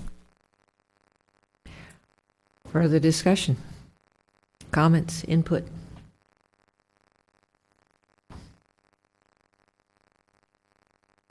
Ms. Sayak. Since we're on the subject of what we don't want and just the evolution, thank you, Mayor Spector, for just walking us through the evolution of this. It's been a long road, and I remember when this process started, as an advisory committee member, I was adamant that there was going to be no residential houses on the North 40, and I'm looking at the applicant, and I thought I had the coolest idea ever. I wanted an underground Target, and with a green roof that was going to become soccer fields for our community. And so I still think it's the coolest idea, but I was outvoted. And but I will always make a point to bring that subject up because I think it's still cool. But over the course of years, many things happened. Our traffic increased, more commercial was built, and all of a sudden in 2014, as we started preparing for our housing element, we were given this amazingly high number of 619 units. And I know everyone has heard about this ad nauseum, but I was actually chairing the Housing Element Advisory Board. And at the time, we had identified sites, Los Gatos Lodge, Higgins Park, South Bay, and potential sites on Los Gatos Boulevard. And we submitted that to the state with housing overlay zones, and we were told that wasn't enough. And all of a sudden, by right became this new word that we all had to learn. And we spent, I'd say, 4 hearings grilling our attorney to repeat over and over again, explain again how this by right works. And the concern that everyone has about this lack of discretionary approval all of a sudden hit us that was going to happen on Los Gatos Lodge. And at that time, I think the actual unit count that we were looking at was 450. And by right means we could not ask for any substantial changes above and beyond what was required by CEQA. So that meant no traffic improvements. That meant that there was we couldn't anticipate, even though we couldn't require any further discussion between our school districts and whatever developer came there. All of a sudden, my thinking started to change. And this notion of no residential units to, okay, how can we absorb it so that housing could be spaced throughout our town in an equitable manner? That was something that was heard over and over again with the housing element. No particular neighborhood in Los Gatos wanted all affordable housing. And there were justifications. We looked at where were we concentrating things, what were the traffic implications, what were the potential boundary lines to get people from A to B. All that was analyzed. And I just bring it up again because this notion that, yes, we don't have to abide by the housing element, you know, one could argue that, but then we have to go back through that exercise of where are we going to put the housing units. And the people on that board did not feel that there was any other site that could absorb it. Now, that being said, again, and I'm going to go through the years of iteration, I recall saying several times that we could absorb 270 units over 40 acres. So that was my thinking at the time. And I know it did not get specified in which acres are going to be there. But one of the key things in all my public policy classes, you look at intent of your policy. And our intent was trying to minimize and bring in this additional housing, which we acknowledge we needed our fair share of housing in the area. But going back to 1.1 of our vision statement, how do we do it so that it seamlessly fits in with Los Gatos? And you have so much opportunity and creativity to do that when you have 40 acres versus 20. And, you know, so that's the large specific plan. That's the large housing element. And so now we've created this plan for all my teacher friends. I call this the rubric that we use to grade potential projects against. And you will hear from us, from the 5 of us, the reasons why we think or do not think that it will fit. But this specific plan, I wish I took notes of how many decisions that were put into the specific plan. It wasn't just 5 yes or no votes. It was at least 20, 50 individual votes to create this document. And so, again, Public Policy 101, what was the intent of the decisions that went into it? And I can tell you now that when I voted for 35 foot, it was to preserve hillsides. It was to preserve heights. And it was not to reflect on a particular application. And I think as we begin examining this application, we need to really focus on what was the vision, what was the intent, because that was what every single decision was based on from that point on. So that's my big speech. And to follow up on that, the other thing that we need to consider and to keep in mind as we move through our thought process this evening is, and I don't think too many people, at least they don't say it, have mentioned, and that is a distinction between what the specific plan allows versus what the specific plan mandates. Now, within the specific plan, and because of the state law, yes, a certain number of homes are required. However, what is not mandated is the size of those homes. What is mandated is our examination of our architectural and site ordinance, which does allow us to look at site layout and architectural design. Mr. Rennie mentioned a new neighborhood. Well, that's not necessarily so.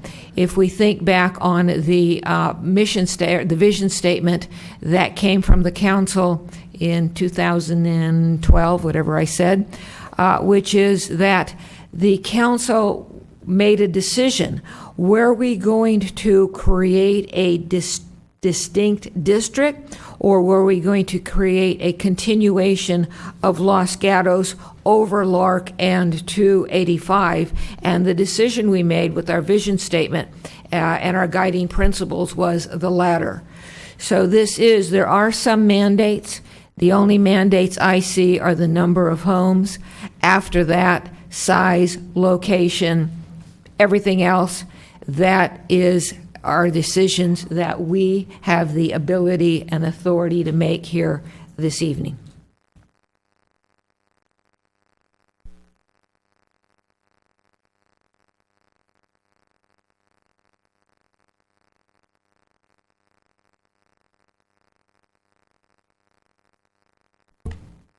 This is as quiet as we've been for days.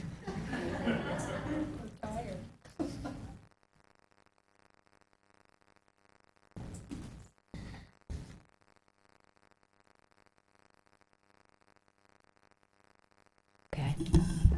No, go ahead, Rob. No, go ahead. Well, it's whoever I recognize. It's Mr. Rennie. So I was going to say, at this late hour, I'd make a motion that we continue till next Tuesday, I think is the next scheduled one. I need some time to absorb all the information that we've collected today, and figure out, what a motion should look like.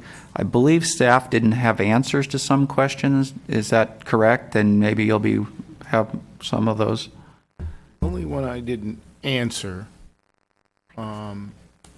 Yeah, the only one I didn't answer, and then I did answer it. Now I'm and conferred with Ms. Peretti, was the question of if you denied the waiver, and what would happen in that scenario.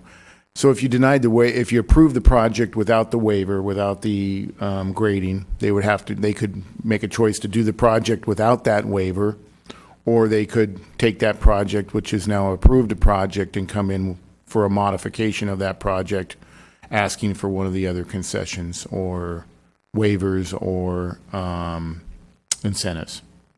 That's how I think that would play out. Okay. I'm not sure if I answered that earlier tonight. So it sounds like there's no staff questions, so my motion still would be to continue to next Tuesday in order to give us some time to digest. I would second that. Well, we have a motion and a second to continue to next Tuesday. I'm going to be opposing the motion. I'm opposing it because we still have time this evening, and because the only information in my mind that we received this evening was information from the applicant, and there's nothing that the applicant said that wasn't already before us or actually part of the original presentation. Further discussion on the motion? Mr. Leonardis. Thank you, Mayor Spector. Don't we have 2 dates already picked out for future deliberation on this? And isn't next Tuesday's meeting supposed to be about regular council business? The answer is asleep? yes. The answer is yes and yes. Next Tuesday's meeting has the North 40 as an agenda item, and there are other items as potential, just in case we finish with the North 40 today. So it is agendized for Tuesday, absent something extraordinary. Thank you. Further discussion? Okay, hearing none, we have a motion to continue this until next Tuesday. All in favor? Aye. Opposed? No. Motion passes 4-1. Mayor voting no. So we're adjourned.